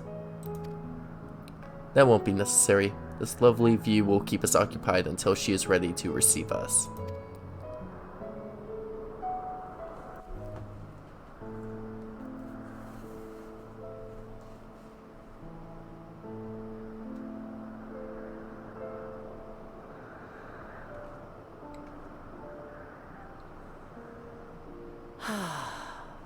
A delightful breeze and a breathtaking view.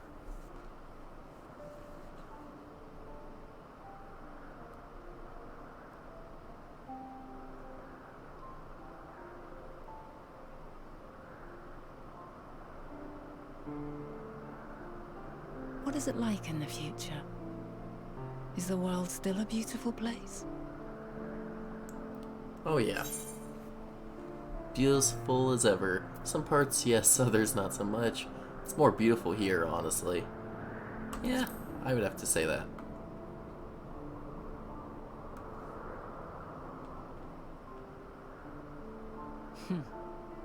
Elpis is a place of exceptional beauty in this age, so it may not make for a fair comparison.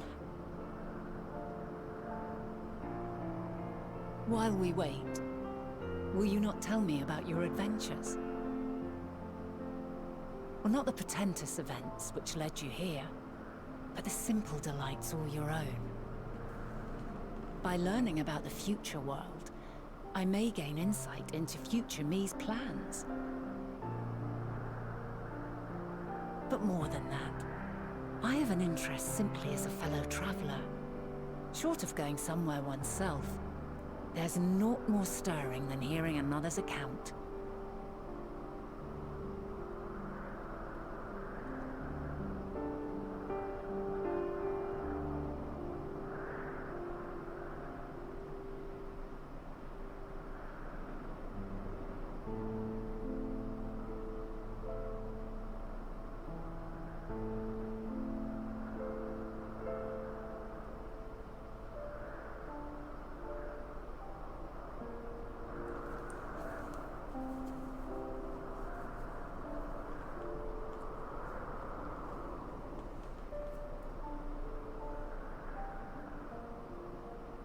Incredible.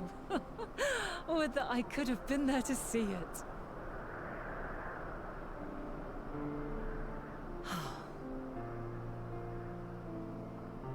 Yours is a harsh and unforgiving world.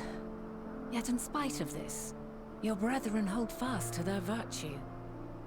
To know that the light of mankind's potential still shines, even in that faraway place, it gives me heart.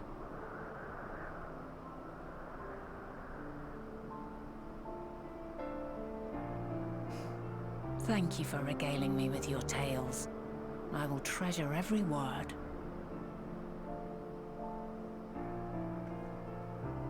As you know, I was once a scholar. And among other things, I sought to understand the workings of the world. What exactly is ether? How formed the laws of nature? Whence sprung mankind? Riddles and mysteries beyond counting. Over the years, I have managed to find answers to some few of them. Yet rather than attain a sense of mastery, the more I understood, the more I came to hold the world and its miracles in awe. We too are miracles, each and every one of us, born of the warm breath of life that traverses the heavens, swirling through eternity. When I fully grasped the improbability of our existence, nothing felt impossible anymore. If it could be imagined, it could be done.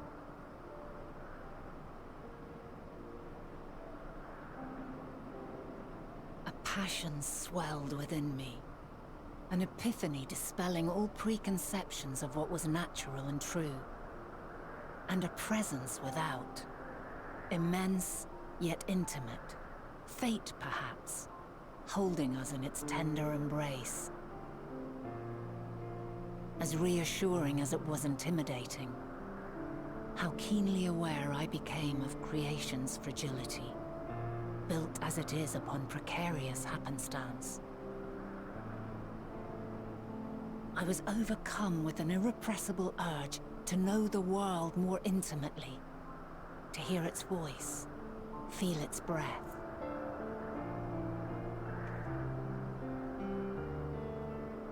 I ventured forth on a journey that very day. So very long ago now.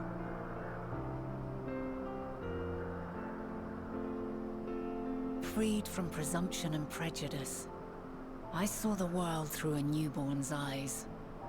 Everything fresh and new, and so beautiful.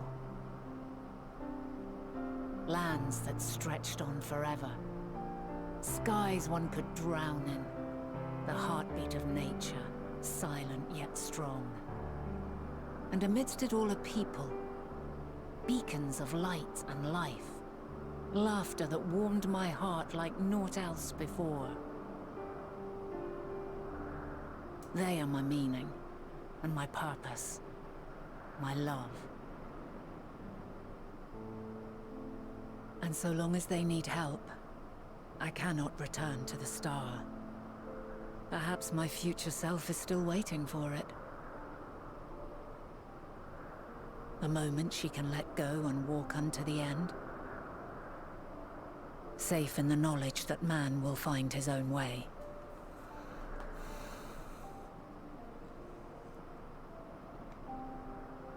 You, who are our future, tell me this, and tell me true. Has your journey been good? Has it been worthwhile?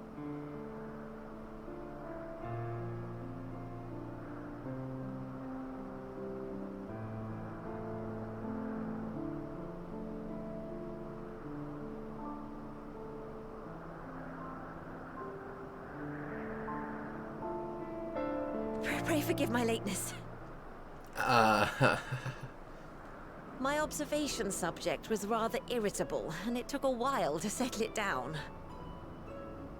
No need to apologize. Your work takes precedence. Besides, we had a pleasant conversation in the meantime. You're too kind. Now then, I'm told you wished to ask me some questions. Yes. Indeed.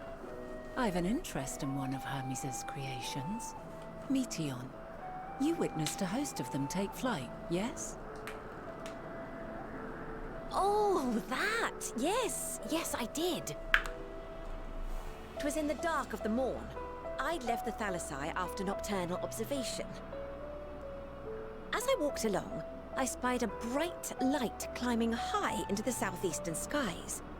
Then, in an instant, it was gone. Like a shooting star, only rising rather than falling. But then another shot up. Then another, and another. Intrigued, I made my way to the edge to investigate. And who should I spy on an isle to the south but Hermes and Meteion, the Meteion, rather. There were lots of them, and I realized they must be the shooting stars that I'd seen. A dazzling spectacle indeed. Have you spoken with Hermes about this? Oh, yes. The sight left such an impression on me that I approached him about his mystery project the very next day. Alas, he said that he couldn't reveal anything just yet, that he needed to conduct further tests. It shouldn't be long now, though. He often returns to that isle, and I have a feeling he's nearing a breakthrough.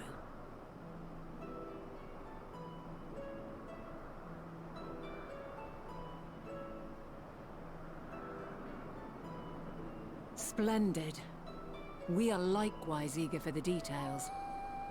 Well, that is all we wish to ask. Thank you for taking the time to indulge our curiosity. You're very welcome. It's always a pleasure to speak with other inquisitive souls. Oh, and will you be descending now? If so, I shall link the doors for you. Please.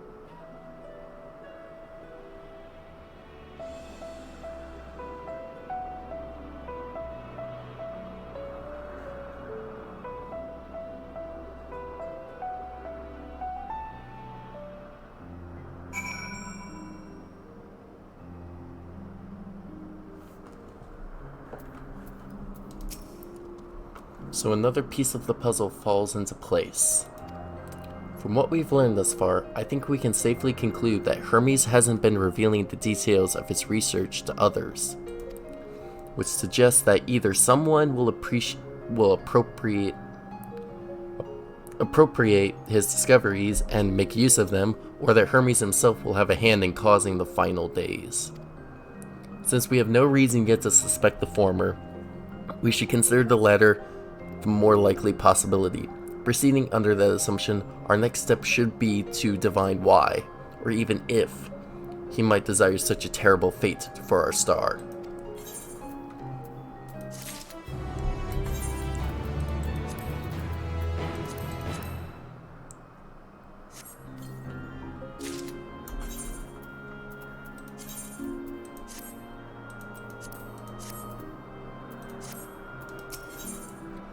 Worthy of his back, Vana has a new course of investigation in mind.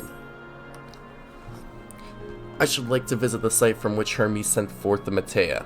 If we are fortunate, we might find some hint of what drives this research of his. Galeen said she spotted him in the southeast rising from an isle she could see from the edge. If we stand at that same vantage point, it should not prove too difficult to locate the isle in question. Let's take a look, shall we?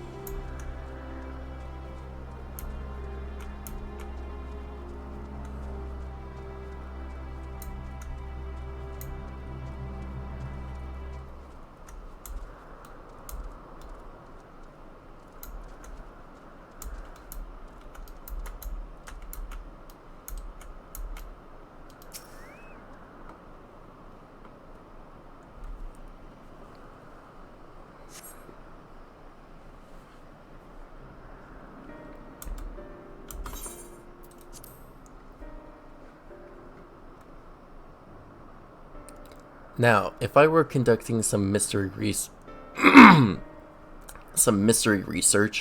where would I go? Ah, what about that one? Have you the means to fly? 'Tis quite a distance away.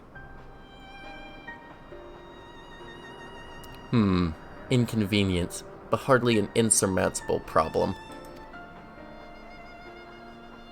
To me, Argos.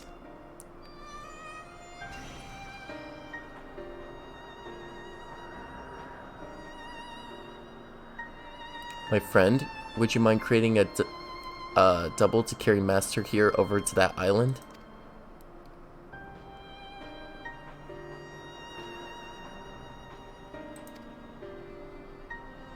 Stubborn creature, there is no place on this great star we have not together traveled. And still he remains obstinate in the presence of strangers.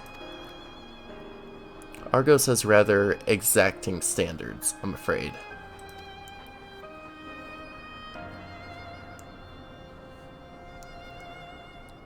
What? You've ridden him before? Your before meaning my after. Not at all confusing, that. Interesting. It is certainly not unthinkable. But speaking of the here and now, the quick solution is for us to face off in a sparring match. Demonstrate to him that you are capable of holding your own against me in battle, and you should convince Argos that you are worthy of his back. And besides, I might even teach you a thing or two into the bargain.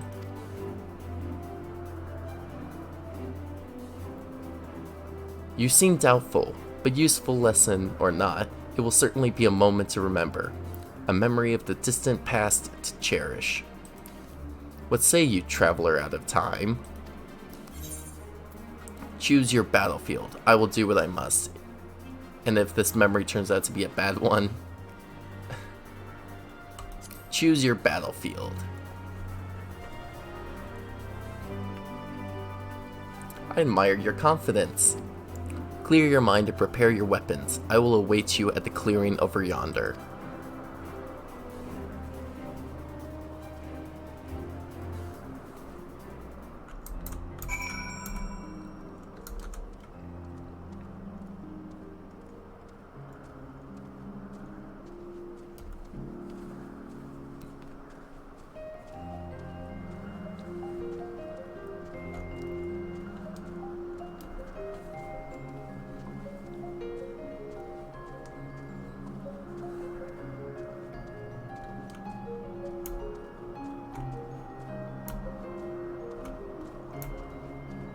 I suppose this clearing. Oh yeah.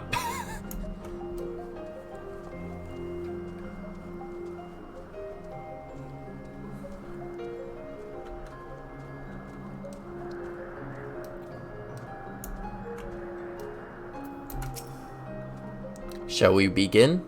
Be warned, I'll not go easy on you.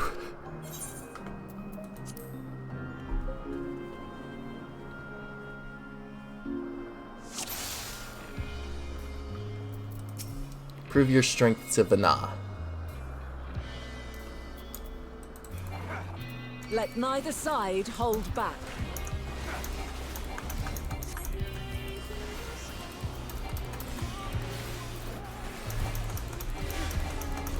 Oh my, ow.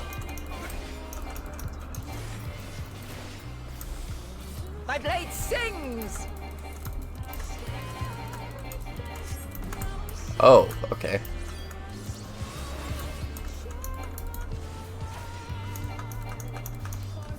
So she's a paladin as well. I see.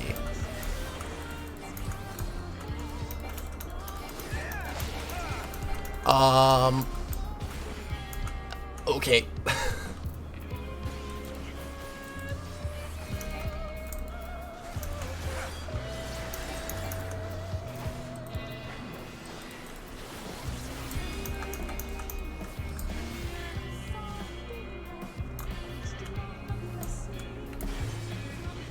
Okay.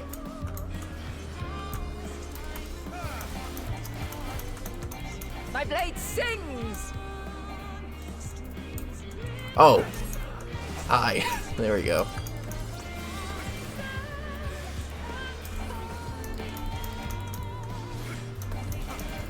Impressive.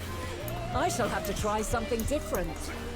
I thought you were already giving it your all. Oh, she's switching jobs.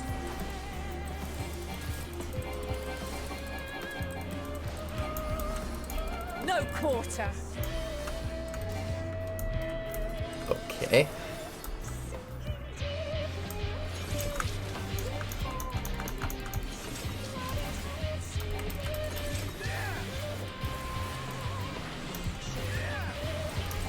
Have a taste.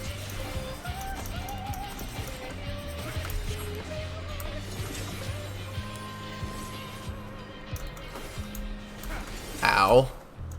Oh my. Yikes.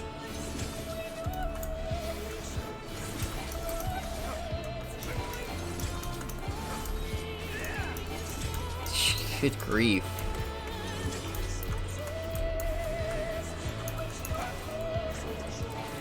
I see you won't be easily overcome, but neither will I.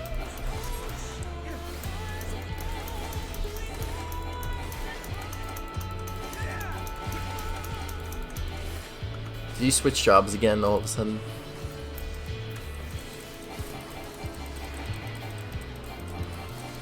Uh-oh.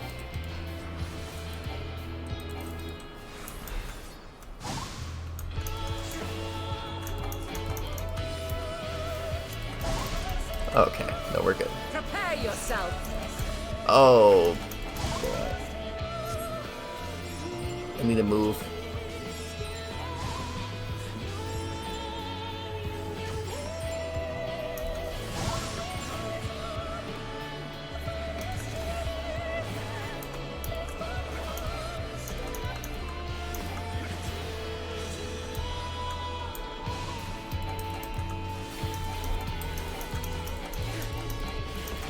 I will not give up.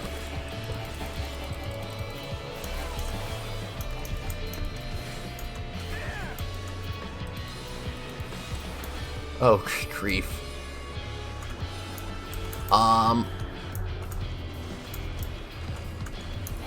There we go.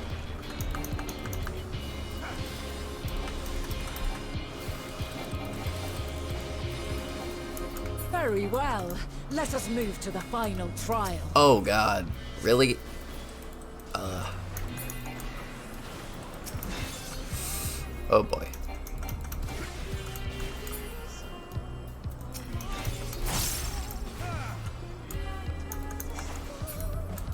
No, no, no. Oh my god.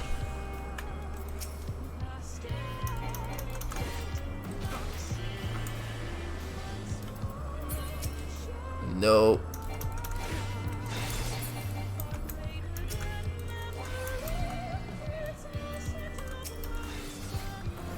Ah, crap.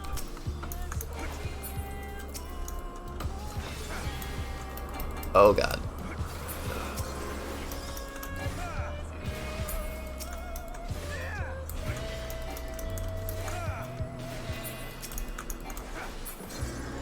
Uh-oh. Oh my god, this is hard.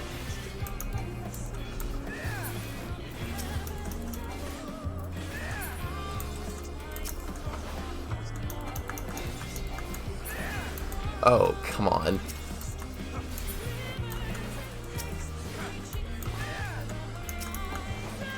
I'm dead. Oh god.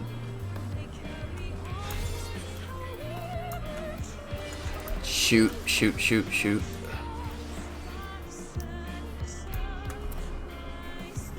Break your chains, shed your burdens, and show me your strength of will. Oh, what? Whoa.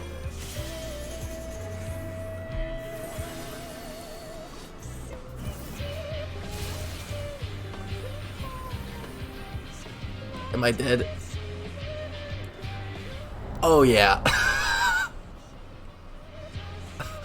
Wow, alright. Let's try that again. Normal, yeah.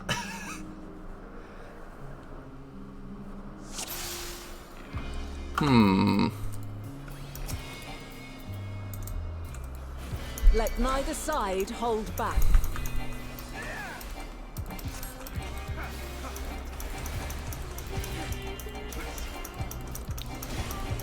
Oh my.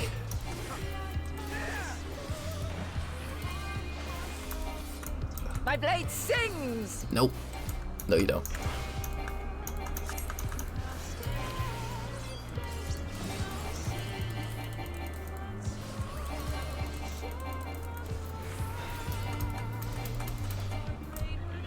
That was a pretty cool finish though, not gonna lie. I really did like that. Ah, yikes.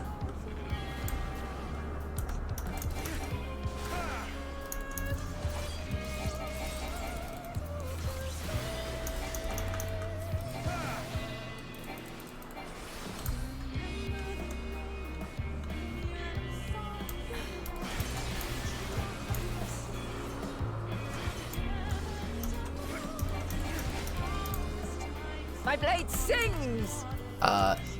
No.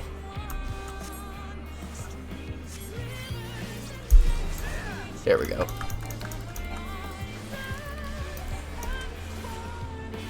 Impressive. I shall have to try something different.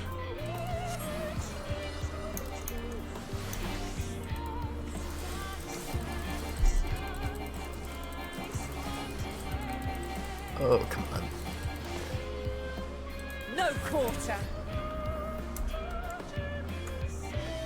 Pretty sure it's... Yeah, okay.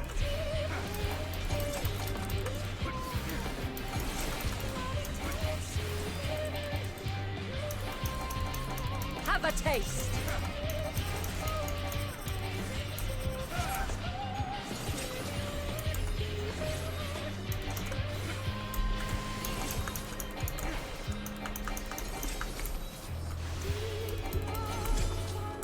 Oh god.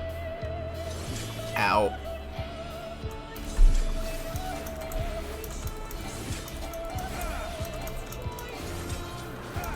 Oh boy.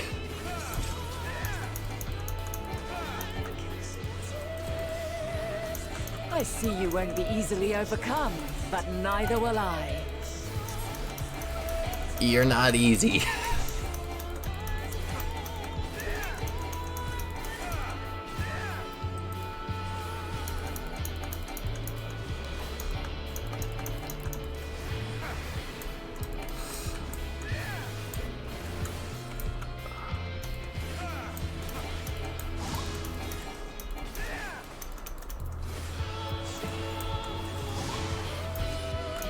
Prepare yourself.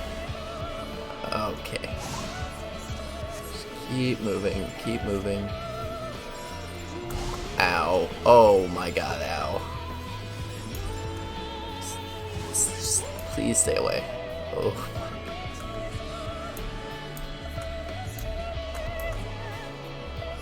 That maybe I can avoid it. Or not.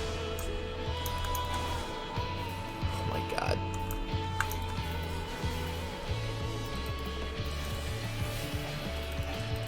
I'm gonna spend my time healing.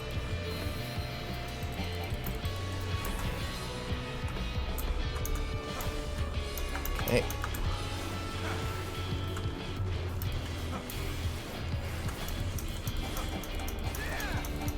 Okay, come on. We've only just begun. Come at me with your all. Oh god.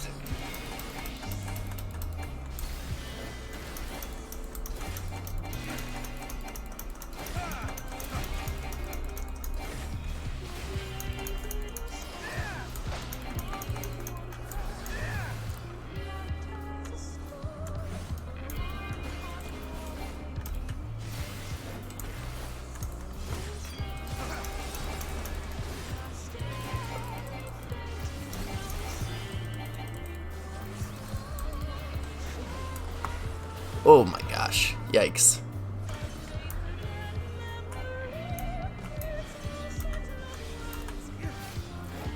Oh god. My blade sings!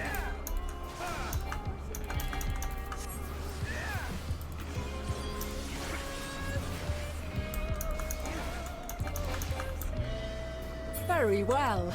Let us move to the final trial.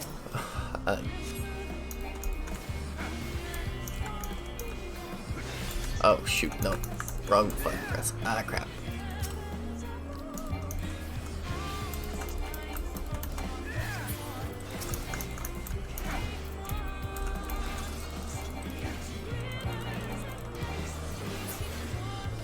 Oh boy.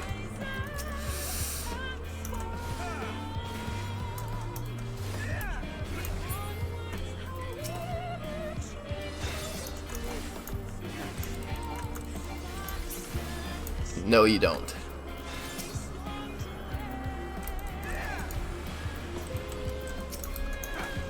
Oh no. Oh no. Oh no, no, no, no, no.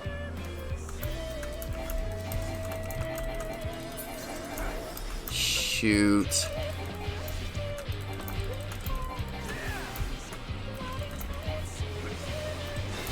Oh my gosh. What the hell? Alright. No, man, wow, this is hard.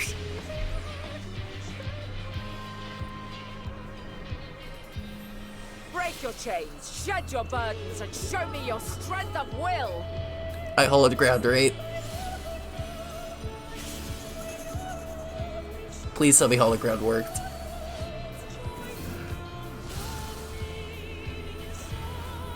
Stats. Oh shit, no. Wow, man, that is tough. Holy crap. I will be the normal. I'm not doing easy, very easy. I'm not doing that. Holy crap. Let neither side hold back. I didn't think it would be this hard. Holy crap.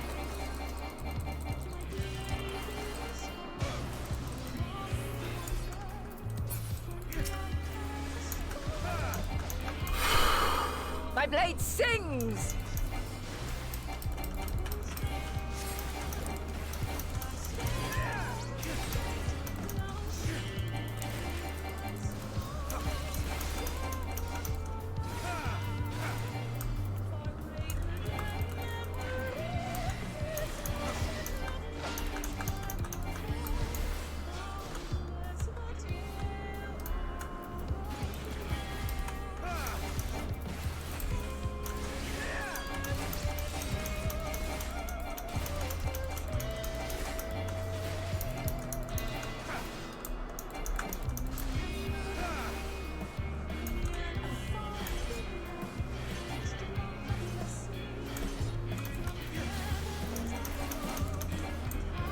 My blade sings!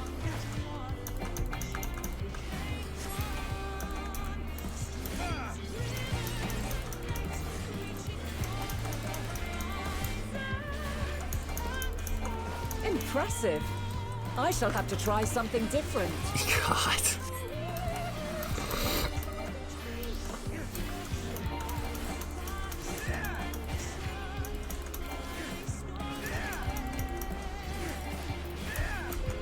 No quarter.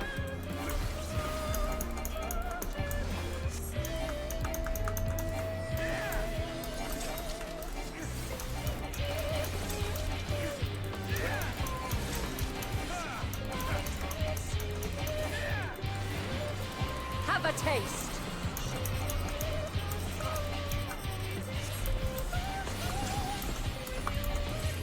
Oh my gosh. Grief. Nope. And move. And move. And move. Move.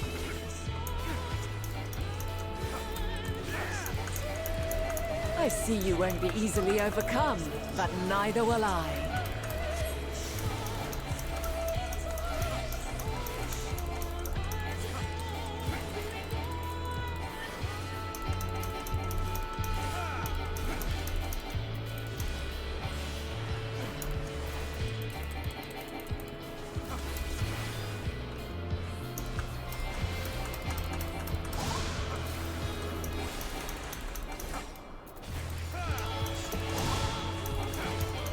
Prepare yourself. Okay, just keep moving, keep moving, keep moving, keep moving.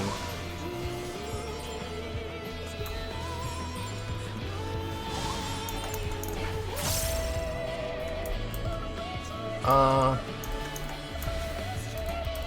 think that this is it, right?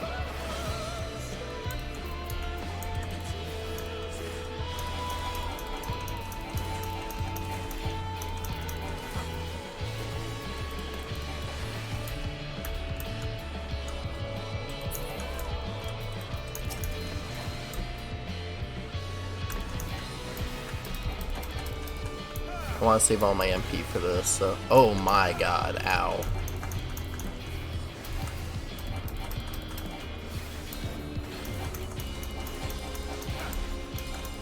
Very well. Let us move to the final trial. Oh,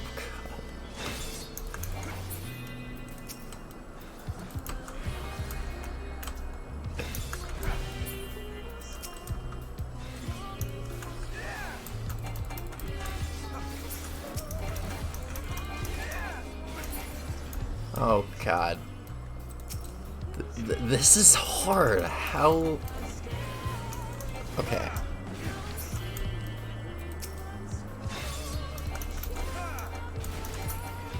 Okay.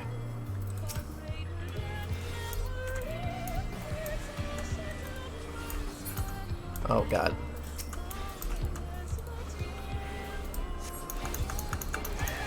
Are you serious? Oh my God.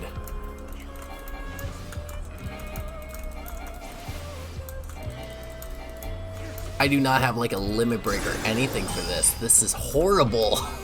How? I don't... Okay.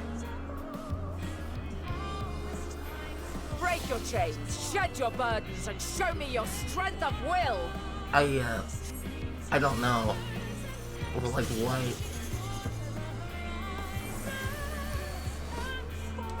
Wow. Yeah, no, I don't. Okay.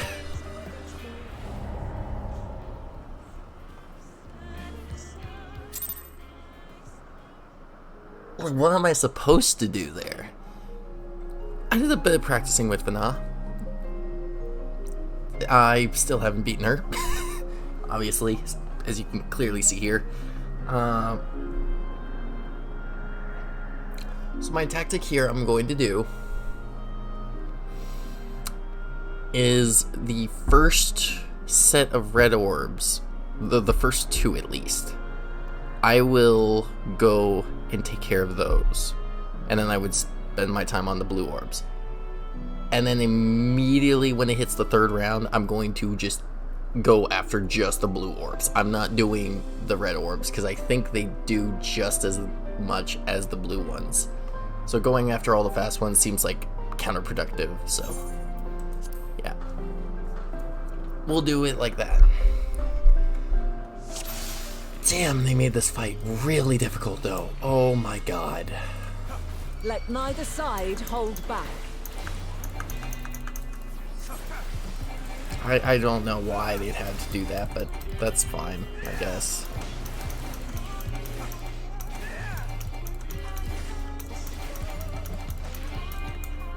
My blade sings!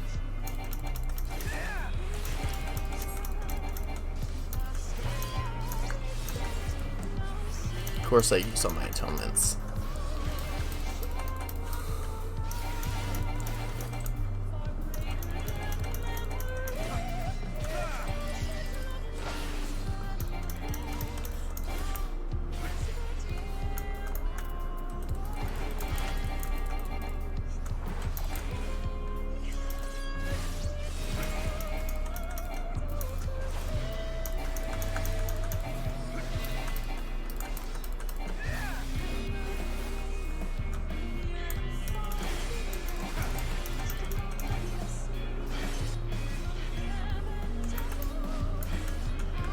My blade sings!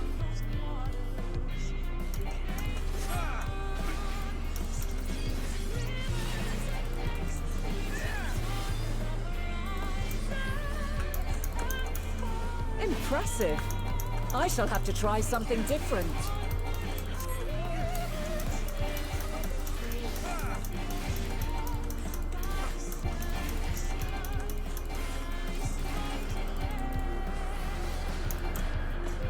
No quarter.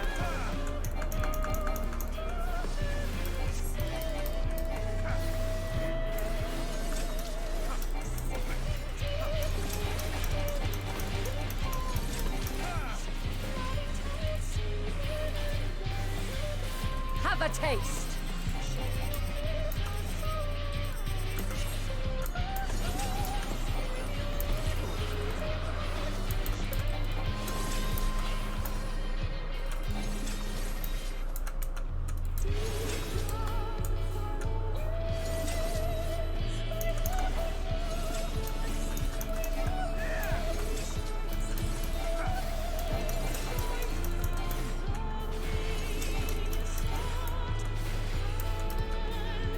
Oh my gosh.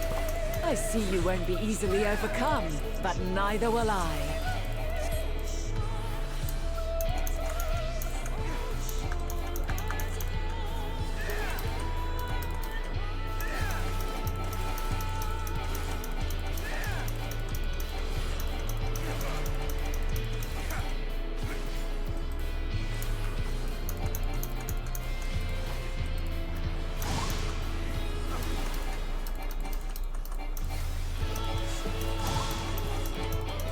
Prepare yourself.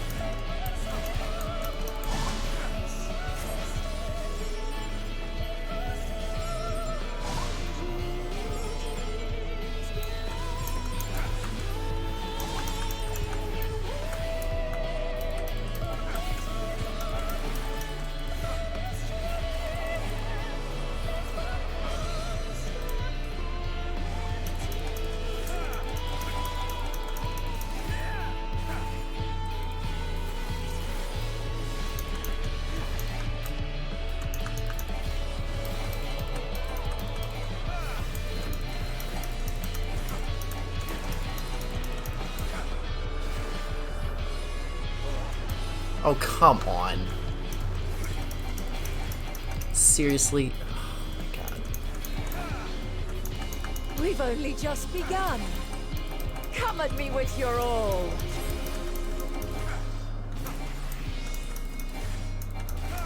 Okay, now she's back to Paladin.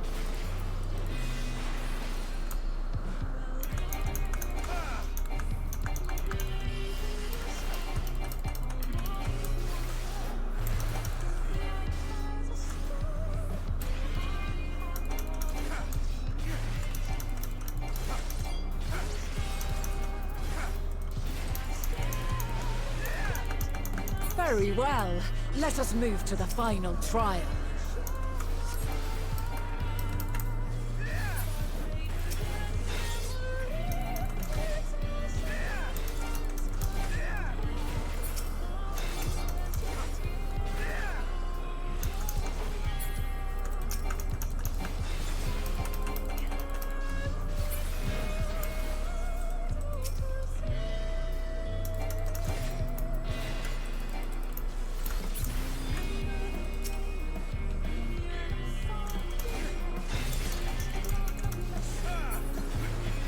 Oh, come on.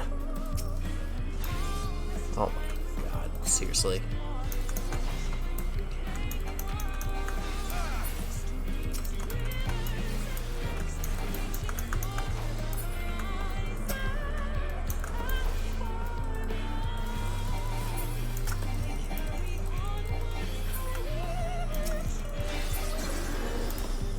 Oh my god, are you kidding me? That's just a waste. It's not actually doing anything on them. What the actual fuck? Oh my god, and I have it damaged down. But since when? When did I get this damage down?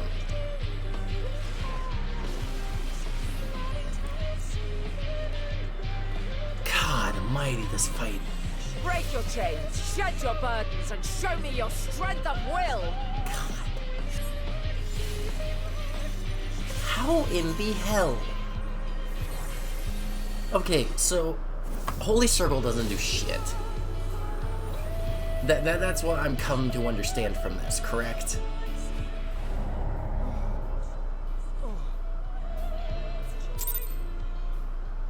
Yeah, Holy Circle is useless.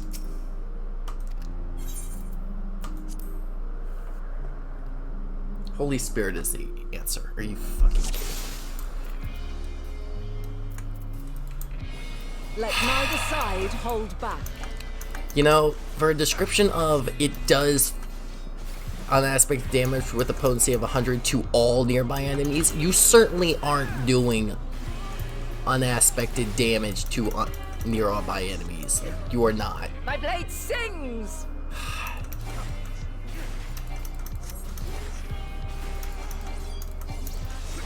I cannot believe this.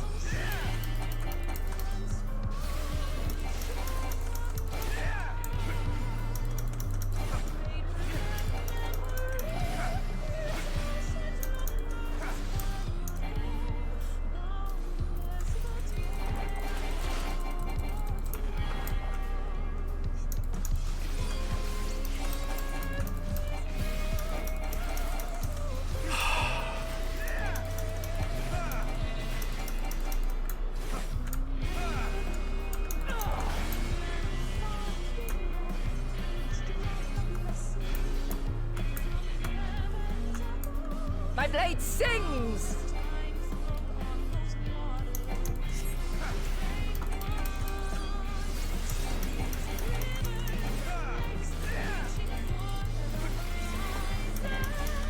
Impressive. I shall have to try something different.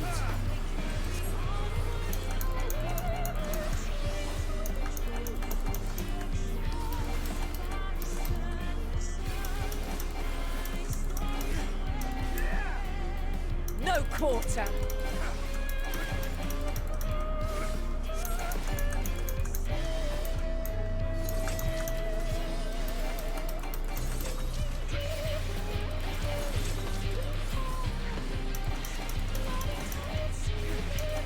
Have a taste.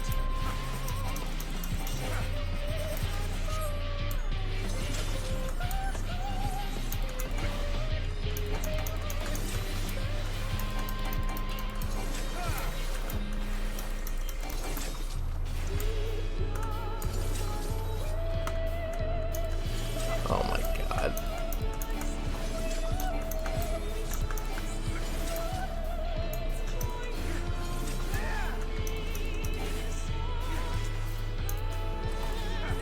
I see you won't be easily overcome, but neither will I.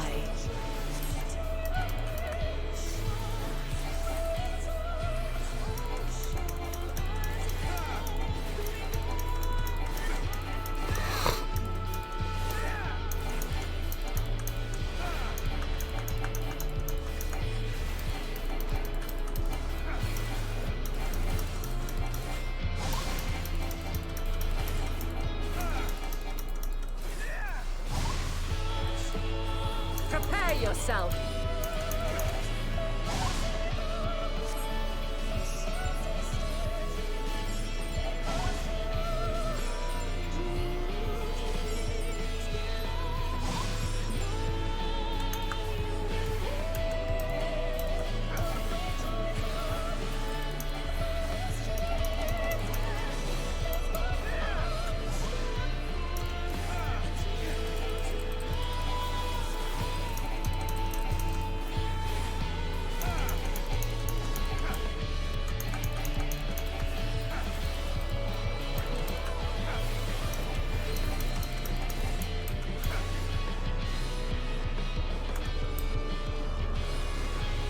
Oh, come on. Seriously? We've only just begun. Come at me with your all.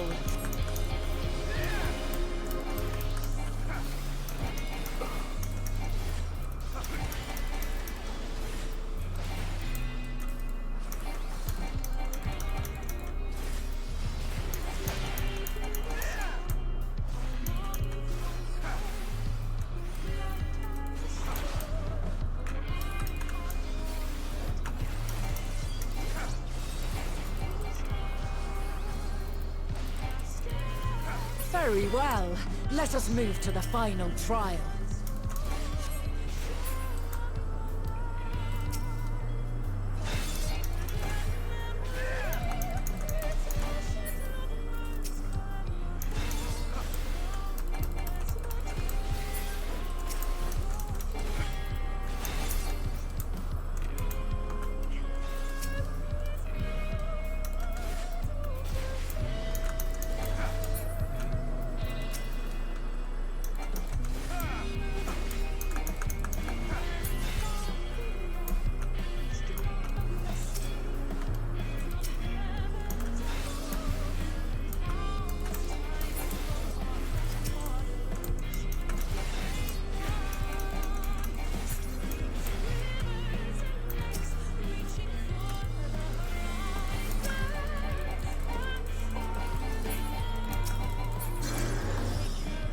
Oh my god.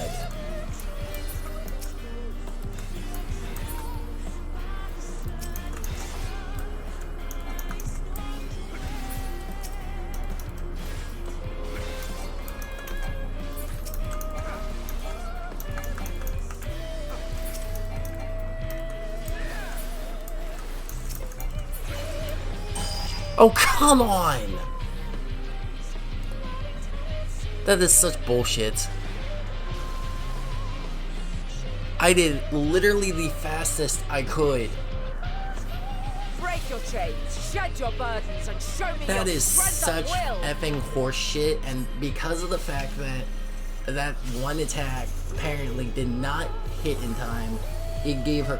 This is such a close call fight. Are you freaking kidding me? I did a near perfect. Near.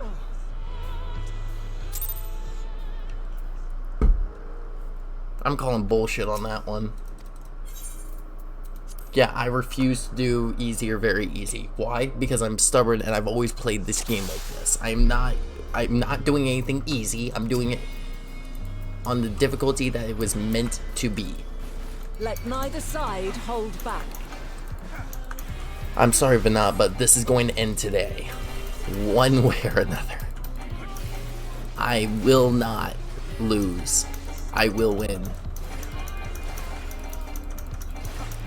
This is my determination you will be up against.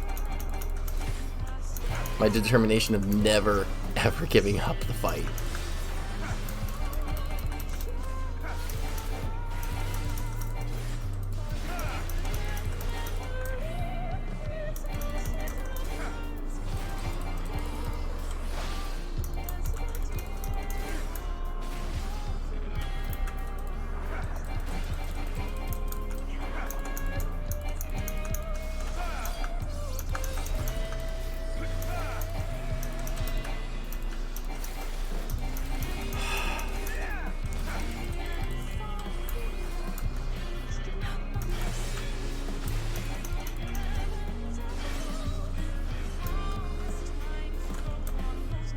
My blade sings!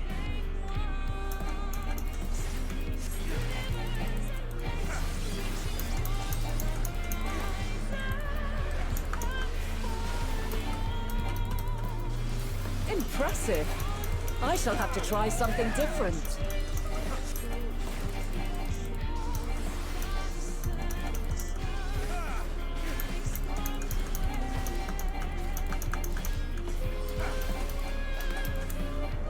No quarter.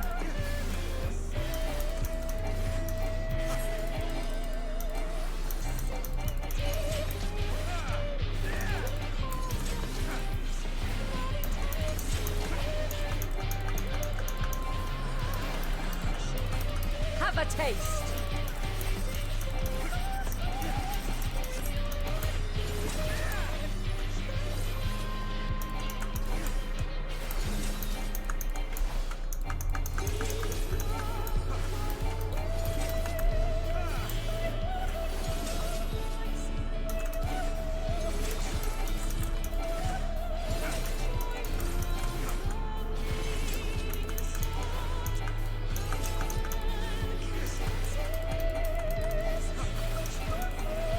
I see you won't be easily overcome, but neither will I.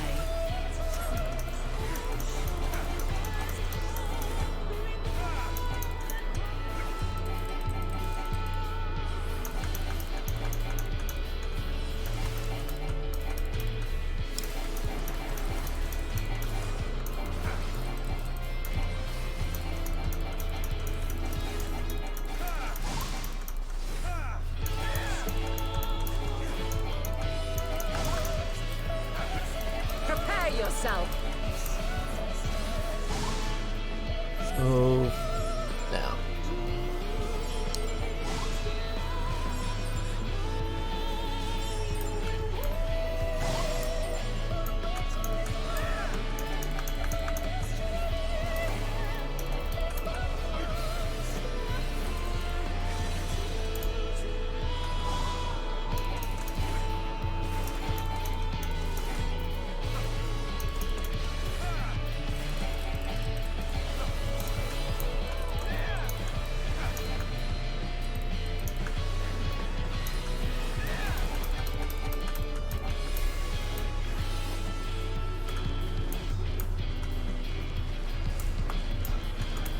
Oh my god.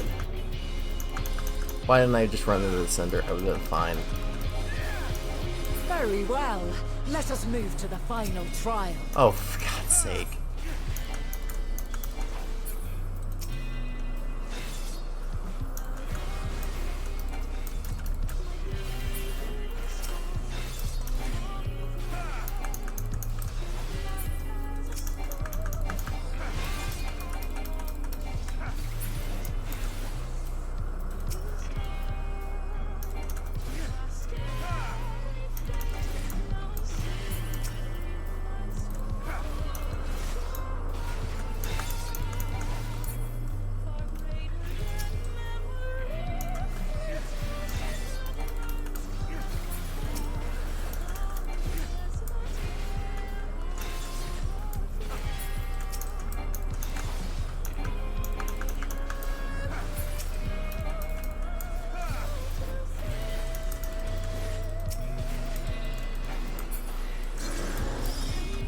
Okay.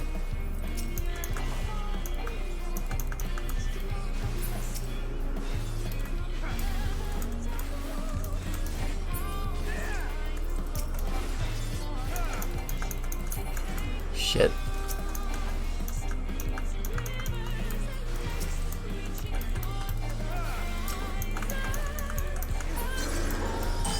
Fuck off! Are you kidding me? How? I am literally using my strength buffs and everything. Oh my god.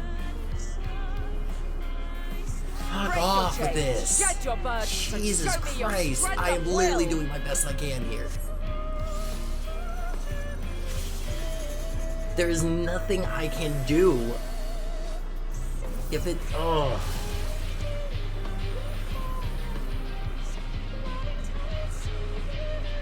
I did near everything fucking perfect. I need boosted strength. I need strength potions, don't I?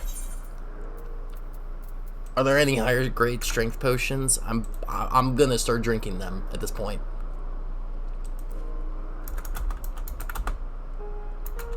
I need to know this. I cannot believe this.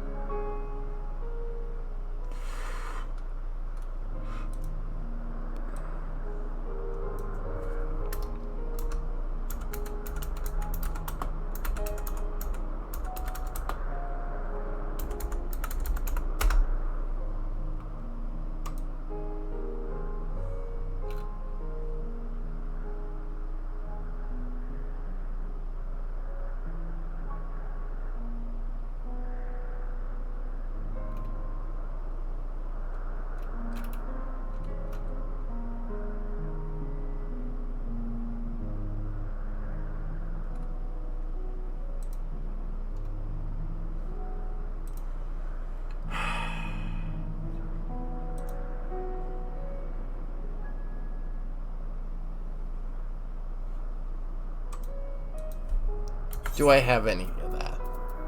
Max potion of strength.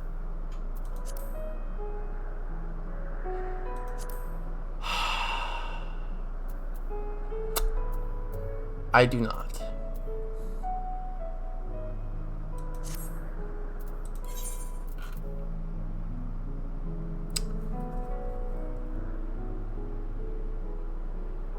I'm gonna drink it so that way like, when I get to orbs and all that, that way all my attacks are just so fucking high, because I cannot with this stupid thing.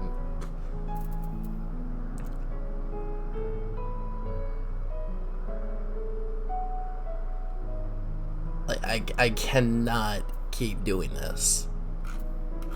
This is getting on my nerves at this point. Like, oh my god.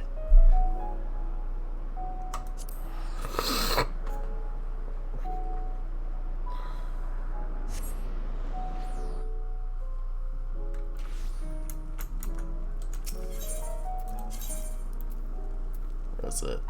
Jeweled Cruiser.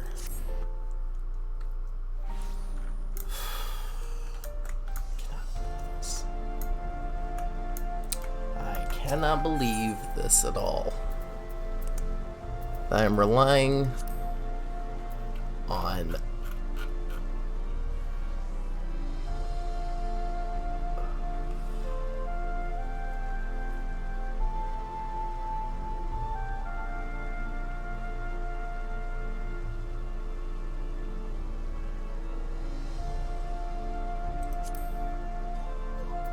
and he's selling it for 15,000.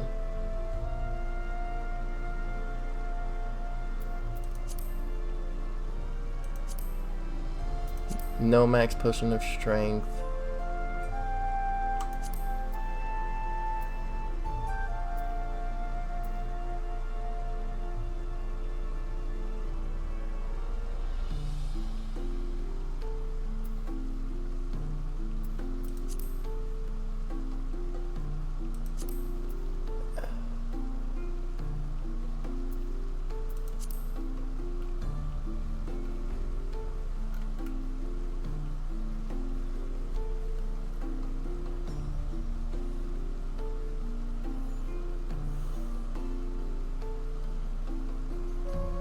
Grade 7 tincture of strength.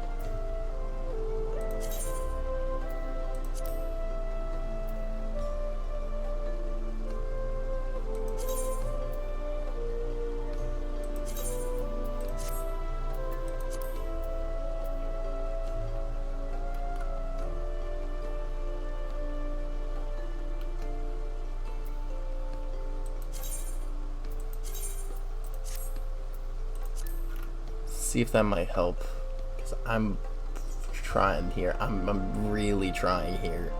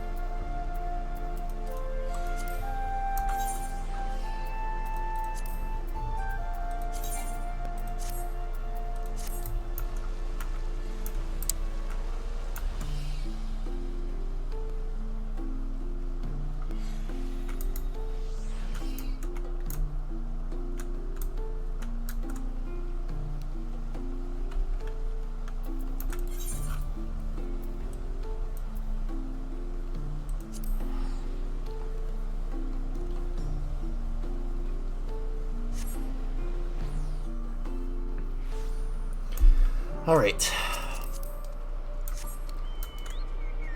Time to stop by the mender, hopefully for the last time, and this will go down a lot easier, hopefully.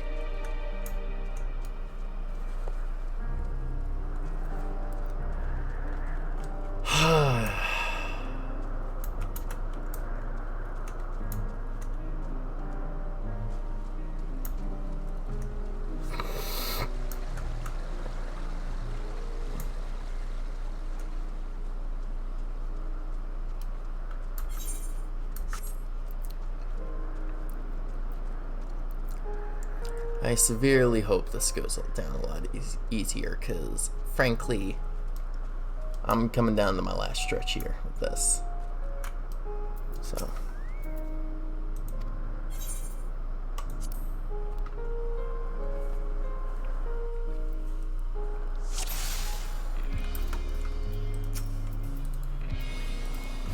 Let neither side hold back.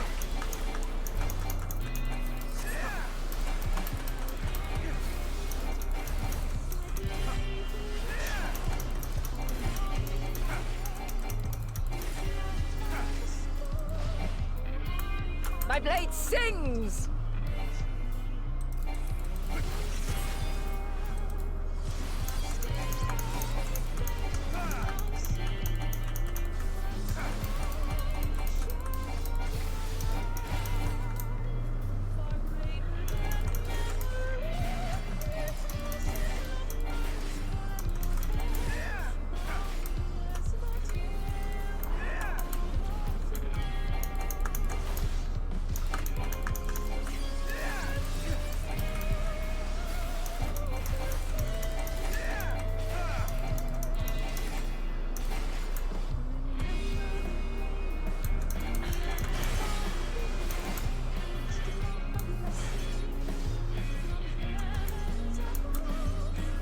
My blade sings!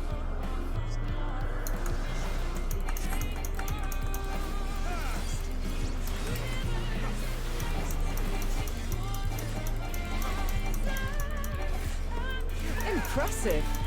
I shall have to try something different.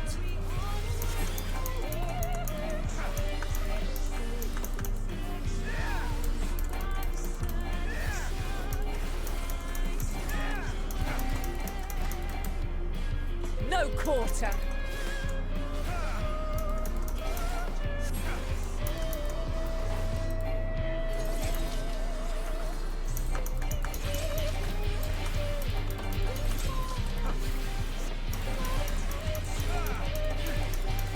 Have a taste.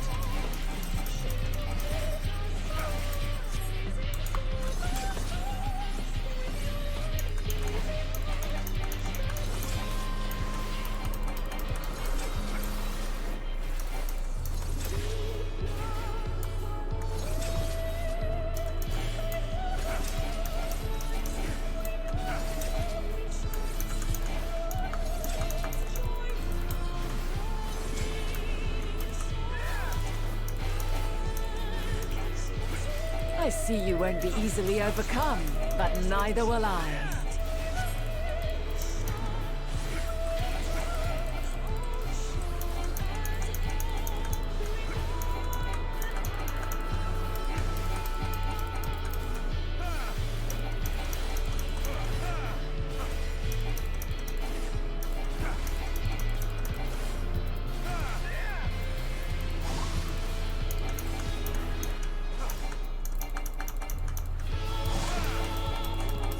Prepare yourself!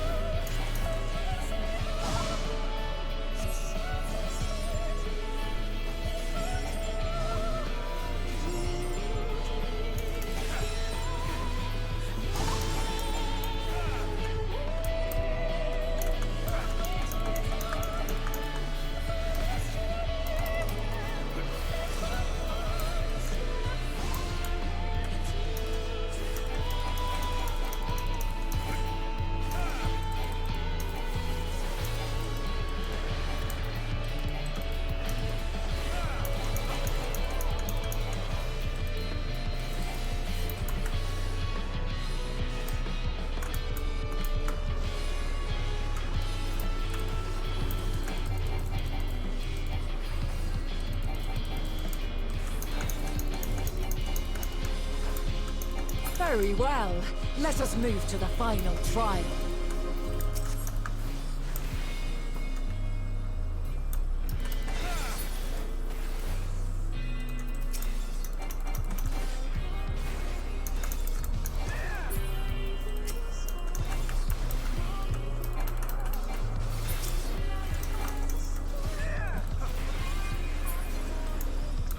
Oh my god. You freaking kidding me?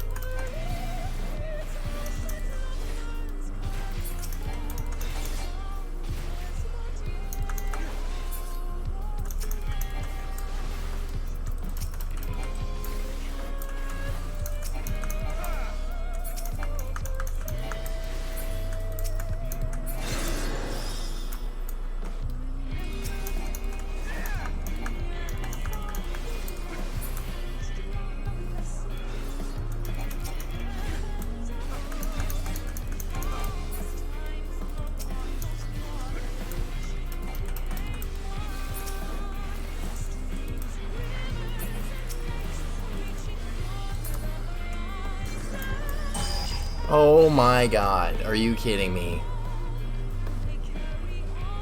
Even 2 of them is gonna be... If that red one didn't hit, I would have lived. I literally would have lived. Break your chains, shed your burdens, and show me your strength of will! God, this fight.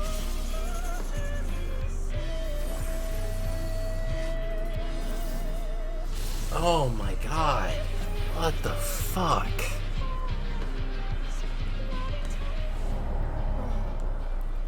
Seriously, Jesus Christ. Even with strength, it still didn't do anything.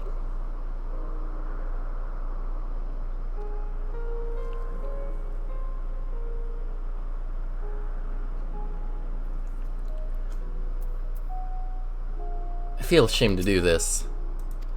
I feel really ashamed.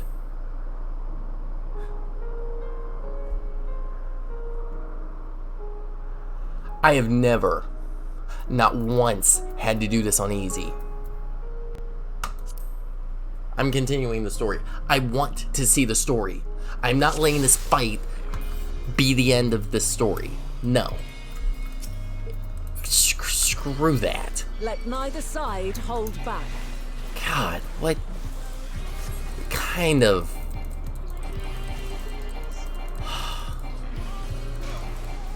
Oh my lord. My blade sings!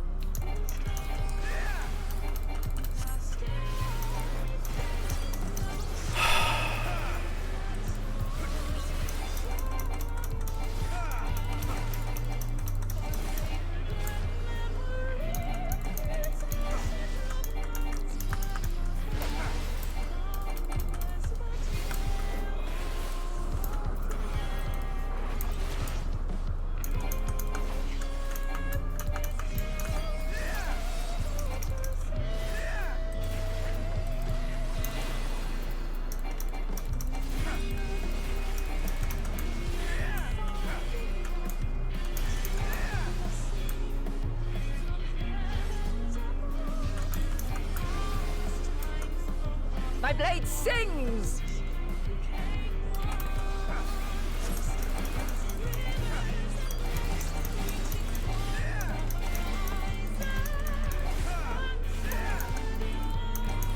Impressive. I shall have to try something different.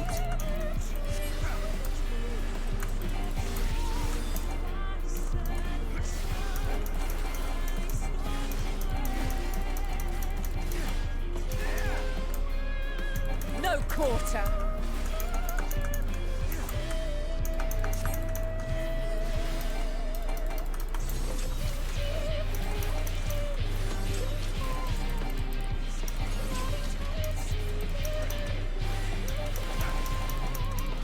Have a taste.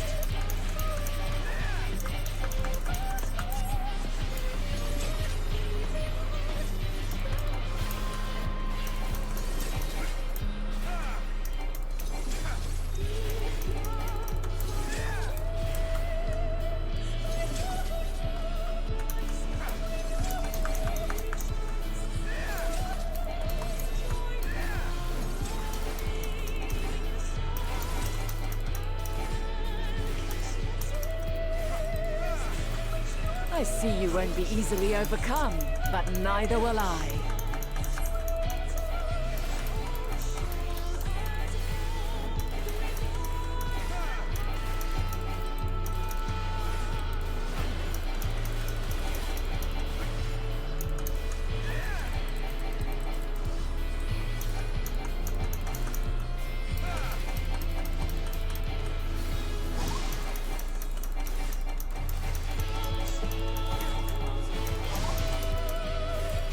Prepare yourself.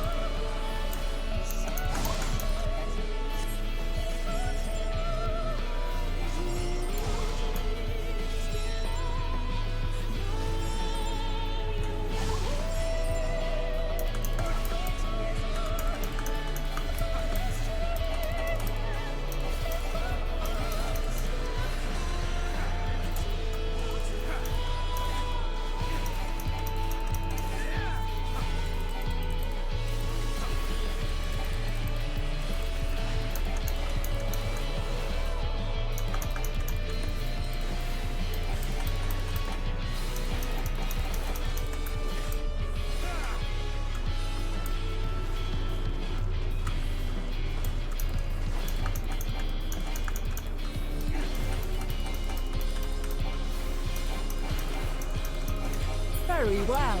Let us move to the final trial.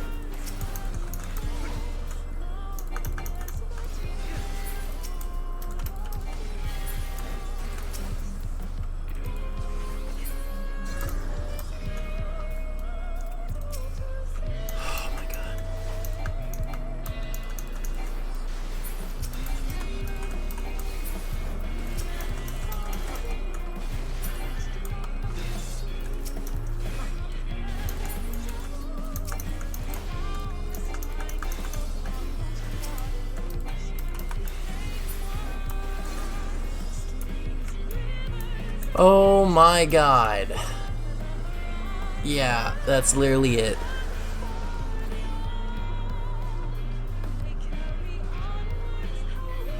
Break your chains, shed your burdens, and show me your strength of will! The first time I've ever had to do that on easy. And it's the only way to beat her. Oh my god. What the hell? Difficulty spike? By a lot? Jeez, really? Also, how much? Oh my. Still stand. The people of your time are more resilient than I had dared hope. I have seen enough. That was it. Oh my god.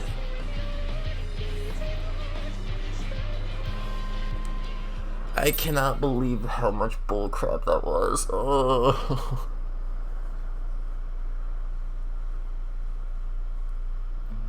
'Twas my intent to finish it, but clearly I underestimated you. No, you didn't. Game developers made this fight way harder than it needed to freaking be. I literally had to switch to easy mode. I've never ever had to do that before. Unbelievable.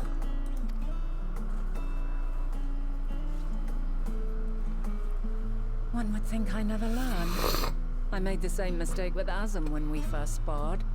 Despite being less than half my age, his strength was astounding. As is yours. 'Tis plain you have weathered considerable hardship. Far more even than your tales would suggest. It seems we have both learned much on our journeys. Yeah.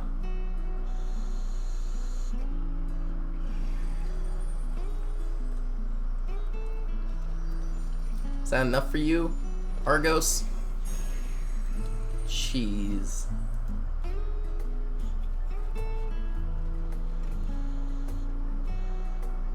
Well now, I dare say he is warmed to you. A boon to be sure. He never forgets his favorites, and is ever eager to come to their aid. Sweet.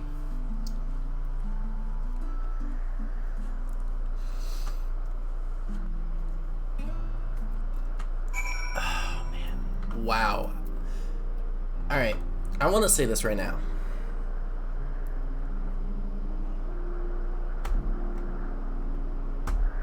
I know this is going to sound very odd, what I'm about to say here. For some reason, I enjoyed that fight a lot more doing easy mode than normal mode. Because normal mode, that just seemed almost impossible. But with easy mode, that fight, I literally knew already all the mechanics in the first place. So getting through that fight was so much easier, and heck, I even got her health down to lower than what normal standards were. In normal, I got her down to 60%. In easy, I got her down to literally 20. Anyone over at the development team want to explain that one? Because I feel like it should be honestly be like maybe 20% less instead of 40% less. Just saying, like, once I knew all the mechanics here, I had no trouble beating her, and the fact that her health was way lower than it normally is. Just putting that out there. The fight then, that easy mode I enjoyed. Normal mode, I find that stupid. But whatever. It was a good thing. I just wish it was balanced more. Which it's not. So, it's disappointing. But yeah. Anyways, for that, why don't we go investigate, shall we? Argos will soon have us standing on the very spot where the Meteion made their departure into the night sky. With luck, we will learn something of Hermes' intentions.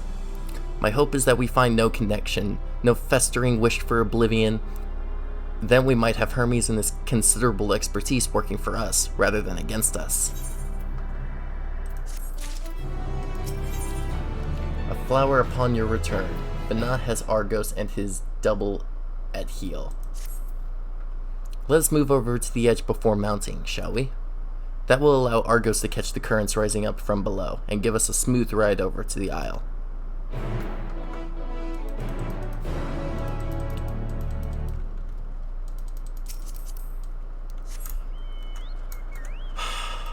Alright.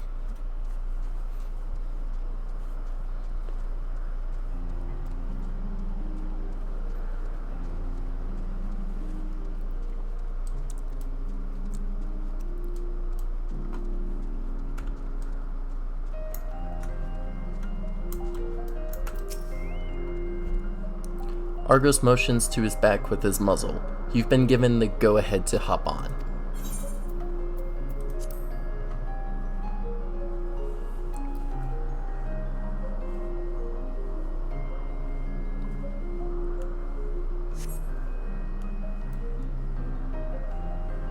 Isn't this pleasant? Argos certainly seems to think so.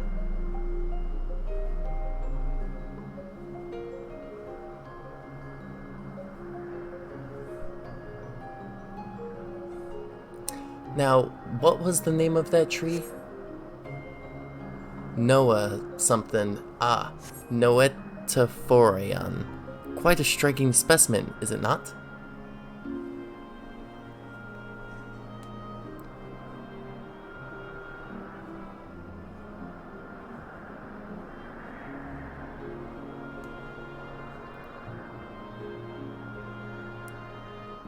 Brace yourself for the landing. I wouldn't want you tumbling off at the last moment.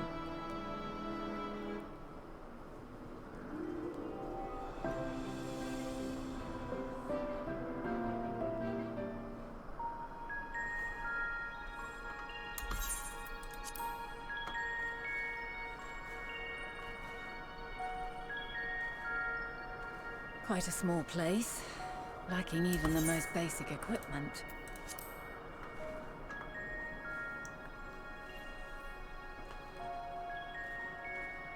The present may yield no clues, but we may yet try perusing the past. Have you done this before? The Echo? Yes.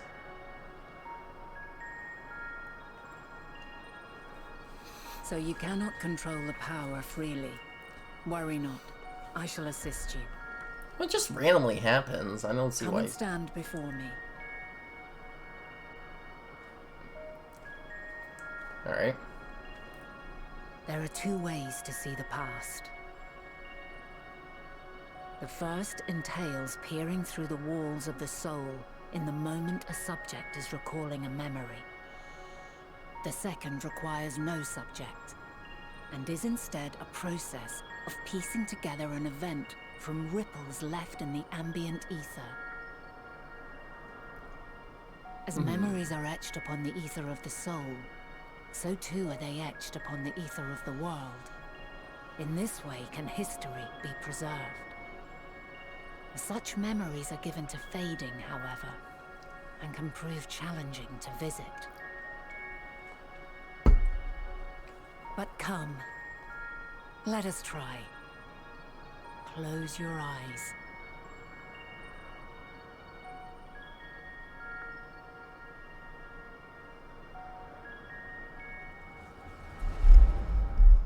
Oh, there we go.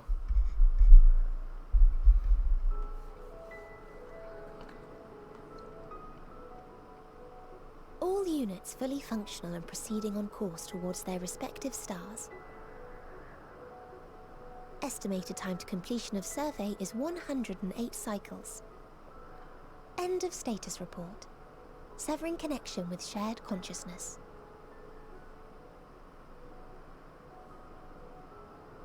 Did you hear that, Hermes? All is well.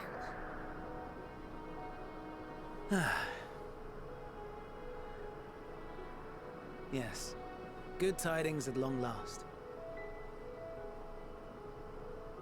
Every step of the way, I've been reminded how little we understand creation. How the universe defies imagination. But soon we won't need to speculate. We'll know the answers. What others live for. Indeed. And we'll owe it all to you and your sisters. I wonder what answers we will get. Whatever intelligent beings that exist out there are bound to be vastly different from us. Diverse in form and culture, possessed of unique ways of thinking. Their conception of life and its purpose will be no exception. Completely and utterly unlike ours. Utterly unlike... how? I have no idea. Yet whatever answers we receive, I will not dismiss them out of hand. No, I will think earnestly on them all. And I will share them with our people, that together we may contemplate our own existence. Perhaps then our star will become a better place. Not only for man, but for all life.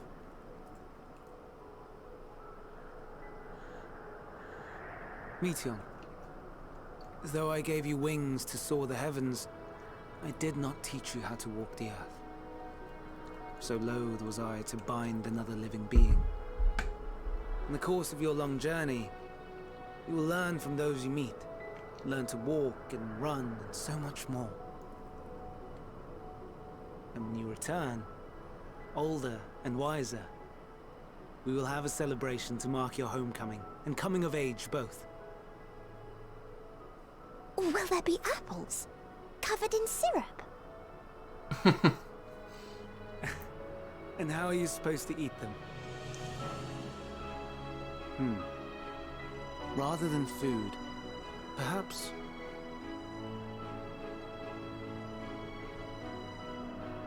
a flower. Yes. Upon your return, I will gift you a beautiful flower.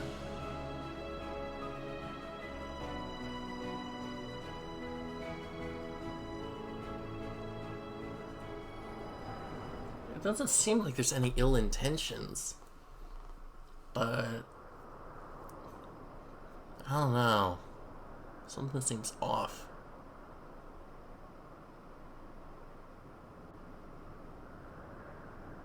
So, what is your opinion?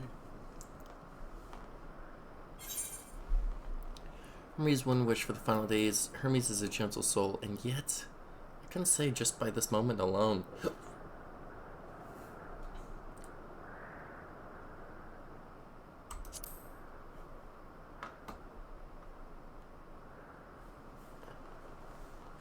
I understand. He is a gentle soul, and well-intentioned. Yet it does not take ill intent to beget ill.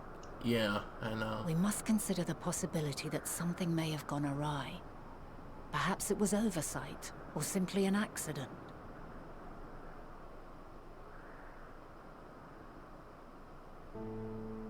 In light of this, I propose that we reveal your tale to Hermes himself. If he does not wish for the final days, as we believe, he may well join us in pursuing a solution.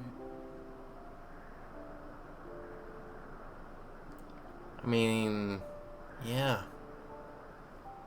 I mean, that's... Then it is settled. Let us seek out our friend with all swiftness. I mean, that's the It would only not thing. do to let such a pure soul be blackened by tragedy.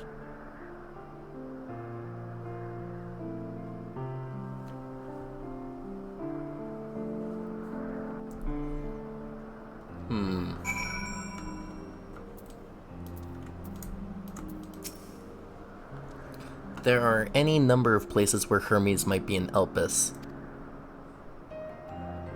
But we could do worse than to look in Tissus Hyperborea, the largest facility. It stands on the Ethos Celeticos Boreas, the northern isle.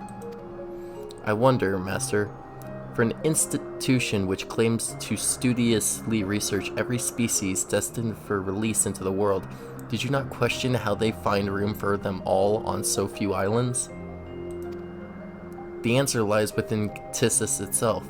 I touched upon the practice before back at the archives, where a vast area is stitched together out of multiple conceptual spaces. The same holds true for the interior of this facility and its magically constructed environs, I guess. 'Tis there, within those sprawling habitats, that the chief overseer and most of Elpis' observers conduct the bulk of their work. Come, the simplest route is via the news north of Poietan Oikos.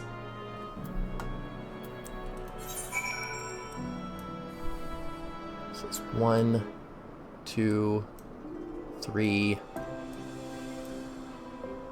4. Oh, okay. Only one aetheryte current left.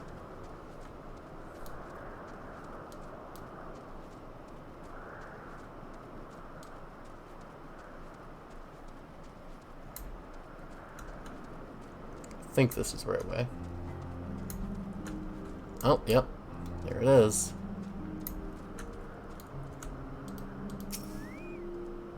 This appears to be the teleporter Vana told you about. The motes of light yet hang in the air, suggesting the device was but recently activated.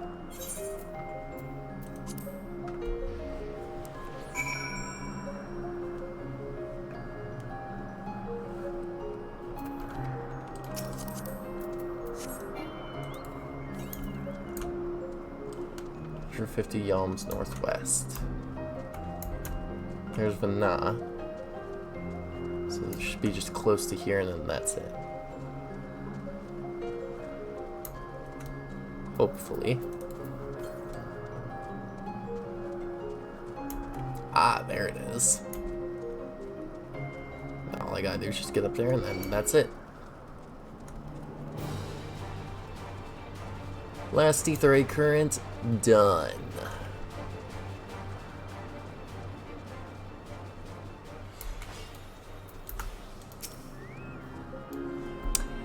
Now, if you ask me to fly again, Vana, I actually can. Oh wait. No, I need one more quest to do that.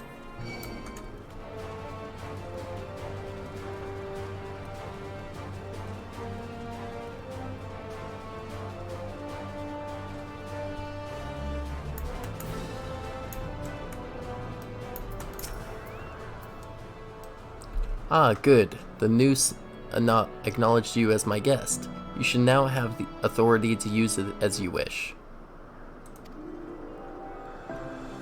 As for the way to Tissus Hyperborea, we follow this path, then turn left at the crossroads.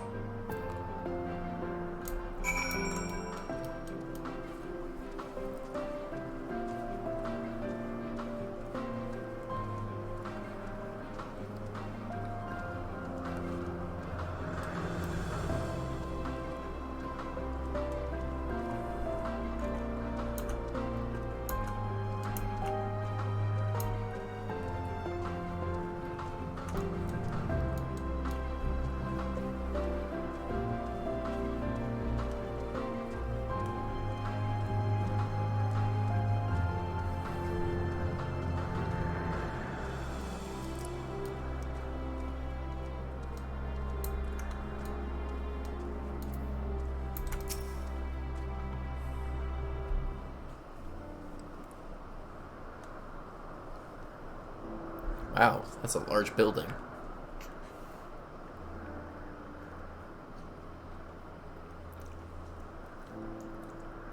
Here we are, the grandest research facility in Elpis. We should head inside and ask after Hermes' whereabouts.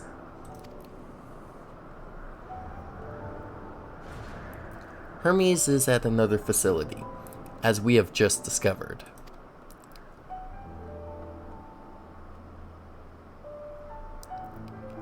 Hi. So you guys aren't angry with me still, right? Furthermore, we've confirmed that his studies into Dynamis, as well as his creation of Meteion, were entirely private pursuits.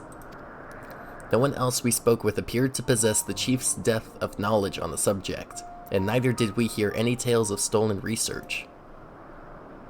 Which means that if Hermes himself harbors no desire to bring down an apocalypse, then he might be recruited to help prevent one.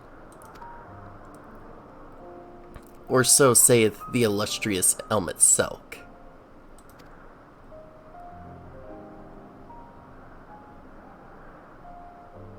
According to your story, the 14 divined the connection between the celestial currents and the final days, but were never able to pinpoint the root cause of the calamity. With our people's greatest minds, not to mention Hythlodaeus' sharp eyes, committed to the pursuit of a solution, such an outcome seems inconceivable. The only possible explanation is if the nature of the catalyst was so inexplicable that even we failed to perceive it. And what better fits that description than the invisible, intangible Dynamis? Which in turn leads us to our next question. How did Hermes, in his role as Fandaniel, not recognize the subject of his own research? We must assume that he either knew and was unable to help, or that he was otherwise prevented from identifying the cause in the first place. At this juncture, all we can do is speculate. To be clear, the Convocation does not tolerate acts of deception or malice.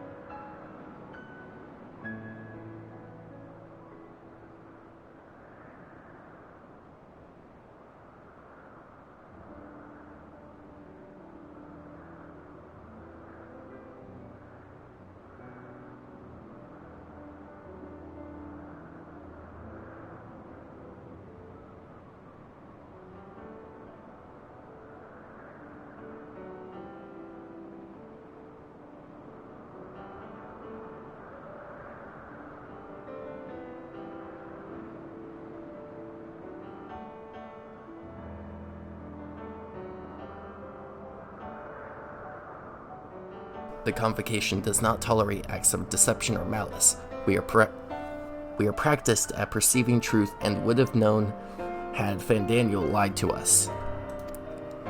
Hermes has no conscious wish for the world to end. Of that, I am certain.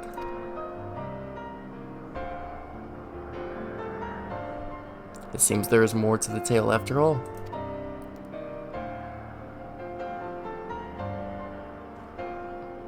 We conducted an investigation of our own, you see?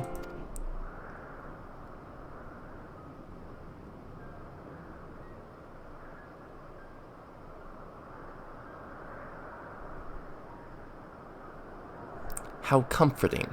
We seem to have reached the exact same conclusion. I see no reason to delay further. 'Tis time we brought Hermes into the fold, as it were. Thank you for your understanding.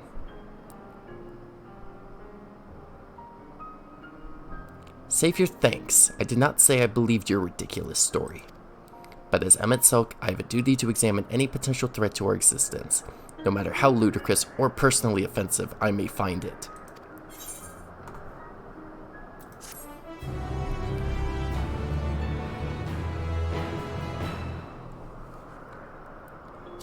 And that is where I will end it. Thank you everyone so much for watching part 8 of Endwalker, and I will continue on with this another time. Anyway, see you later, guys, and you guys all have a good night.